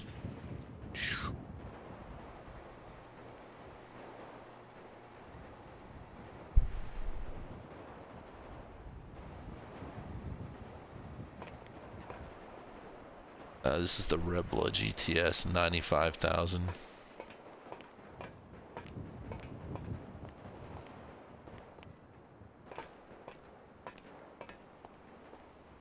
Yeah. Novak. I mean, we wanted to be able to blend, but we don't want it to be a target vehicle, basically.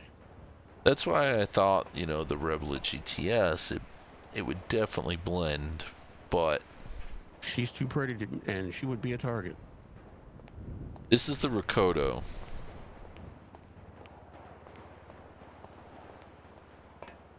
Not bad. This is the Hellhound. I've looked at this one before.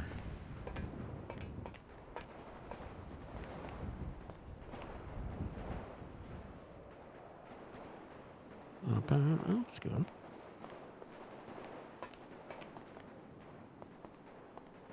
This is the Cognoscenti they were talking about. A little bit more executive. This is Torrance.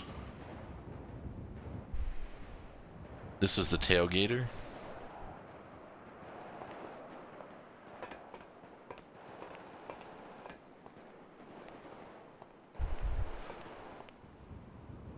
And that's the shafter.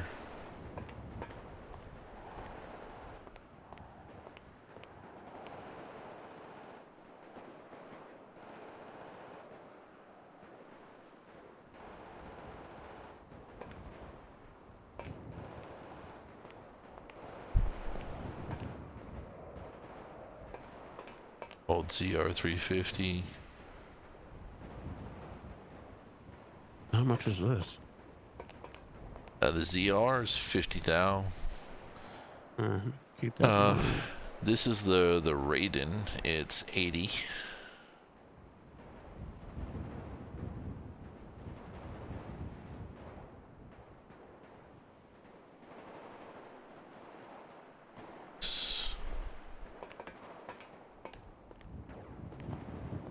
Yeah, that ZR just reminds me of an RSX, so yeah, I want to keep that in mind.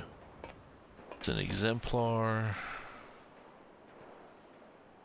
Cypher. Vector. F620. All of those are just a little too... I don't know. Just stand out. Yeah.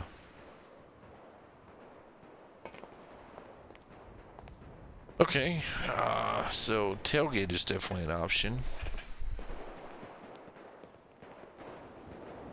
Maybe the Torrents even. The Torrents actually has a police version that they use. The Torrents looks good. I mean, definitely be something that would blend. Definitely. Yeah. Alright, let's head out to the boat shack.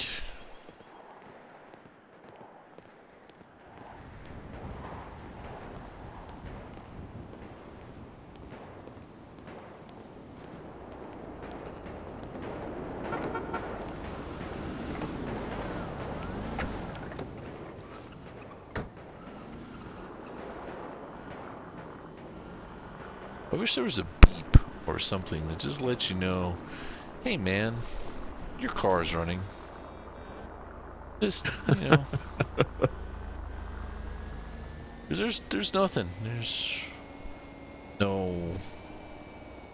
it's just silent.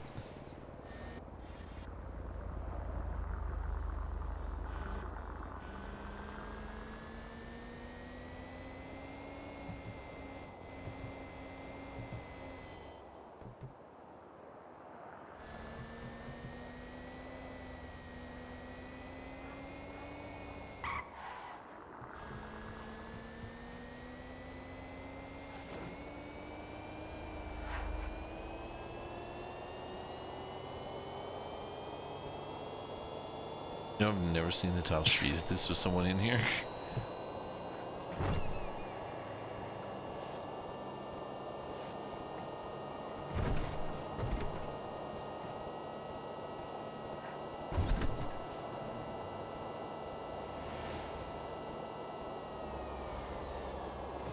I saw about 149 at some point. Yeah, I saw about the same.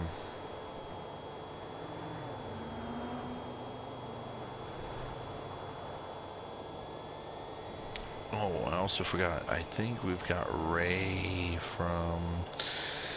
So Olivia is basically, she's running her own business, so she's coming on as kind of a co-manager. But she's kind of silent on the books because of her own business. We've got Ray, who I think wants to come along. He used to work in the medical examiner's office. We've got Todd, who's a deputy that wants to come across. Theo, who's also a deputy that wants to come across. Got yourself, got me. We managed to get Alex or one other. That would pretty well do us for the first part. I wouldn't be brooding much more beyond that. At least to start. Right. My understanding is that being a registered business, when people clock in, they'll get a base level of pay depending upon their position in the company. So, I believe base level is about about $90 to $100. And then managers a little bit above that. So as the owner, I'd earn, I think it's like 110, 120, something like that. So part of the bond fee that they've got to pay back to us is going to go towards the person that was managing the case. So that way then they can kind of get a little bonus for, as an incentive of following up on, you know, the person. Right.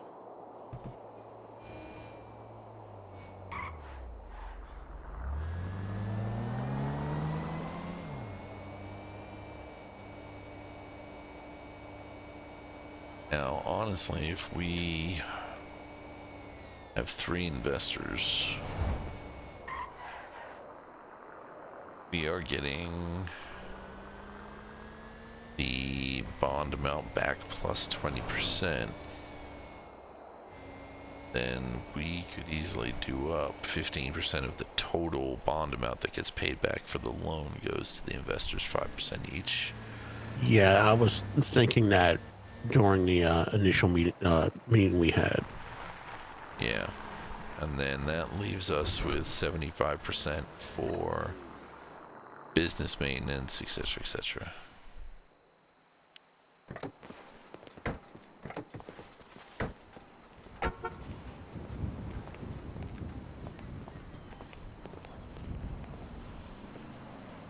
Salesman on call. Yeah, we'll get to that. Okay. That. Hmm? The paint scheme on this bottom Oh, the outlaw. blue and yellow? Yeah. And that's...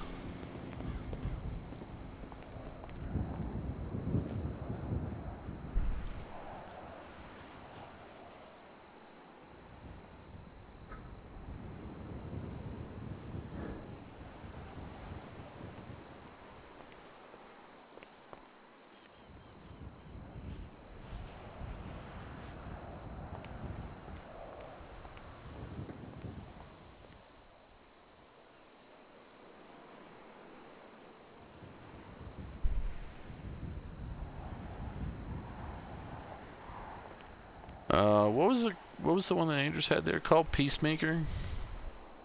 I think so, yeah.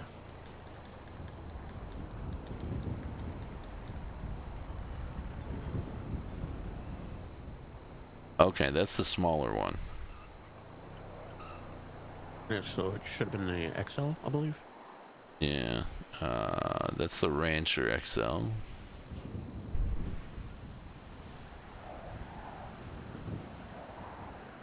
There you go, $40,000.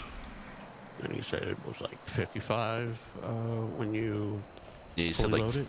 48 or something to get it fully upgraded.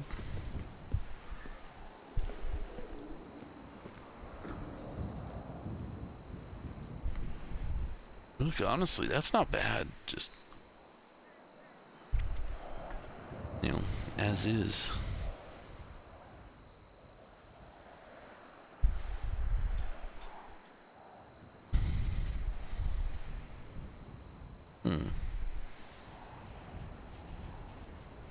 Yeah, I mean, it doesn't really need the light bar package up top, but...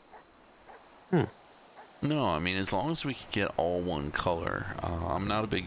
I'd like to put a ram bar on the front, but that's about it. Yeah, the ram bar on the front would definitely come in handy. That one in the back would probably add some rear protection. A little. Yeah. Huh. Alright. Well, that's pretty well us done. I'm happy to head back.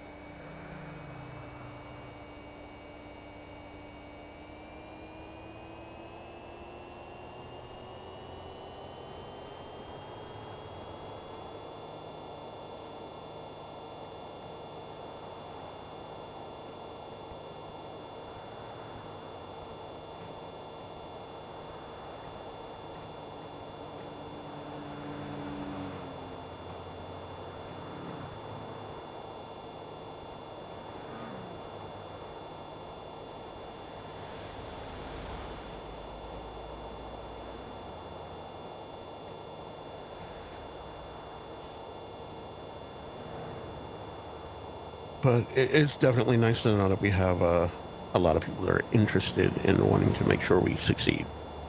Oh yeah, the help is definitely going to be appreciated.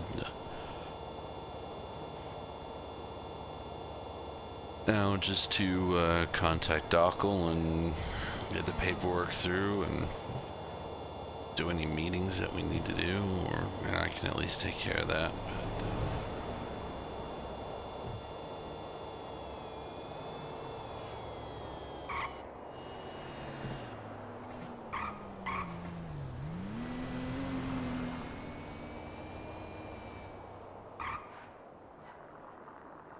Yeah, if you're about to get ready, if you're gonna grab some sleep, you can drop me off at Arcadia so I can grab my car and head back myself. I might actually just chill out at Arcadia's for the day.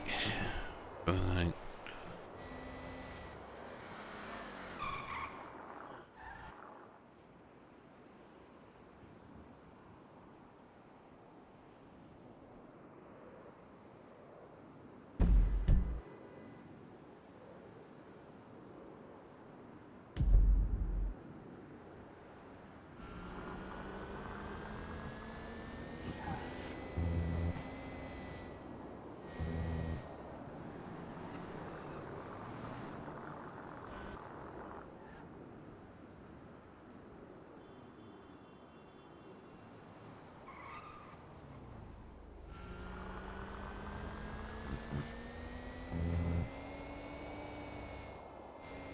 And I'll see about, we'll work together as far as drawing up a SOP package, but I can probably get us started at least on the initial design of it.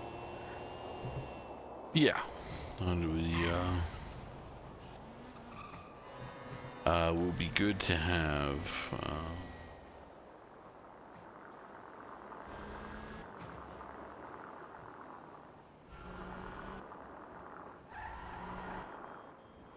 yeah, you gotta be like right on close to these fucking things. Alright, man. Well, I will catch you on the flip side. All right, brother. It was a very interesting day, indeed. Interesting yet productive. Definitely. Alright. Well, drive safe, have fun, don't get kidnapped. Yep, already. Alright, ladies and gentlemen, thank you so much. Today has been really hot. It's taken a lot out of me today, just the heat. So, I'm gonna call it here.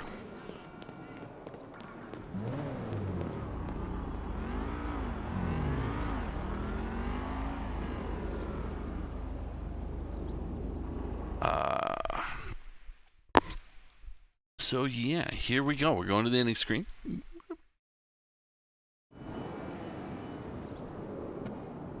Thank you so much once again to everybody. I really appreciate every single one of you that's come on through, been a part of this, and joined us today. For those of you that are watching at home, if you haven't followed us, do feel free to drop a follow, even if we're offline. Every follow goes towards letting you know that this entertainment is here, and we hope that you are being entertained by the story. We are still waiting to hear on stuff about our third character that nobody is aware of yet. He is there, ready to rock and roll. We are just waiting for something employment-wise. We played our Crim character yesterday. We are probably not going to play him tomorrow if we can make it into the city. So guys, I want to thank you all once again. You are beautiful. You are amazing people. As a reminder, I'm going to be away end of next week for my wedding, but we will return for a couple of days before I have to go again overnight for a doctor's appointment. So we'll see you all, same bat time, same bat channel. Thank you so much for everything. You guys are amazing, and I love you all from the bottom of my heart. Catch ya.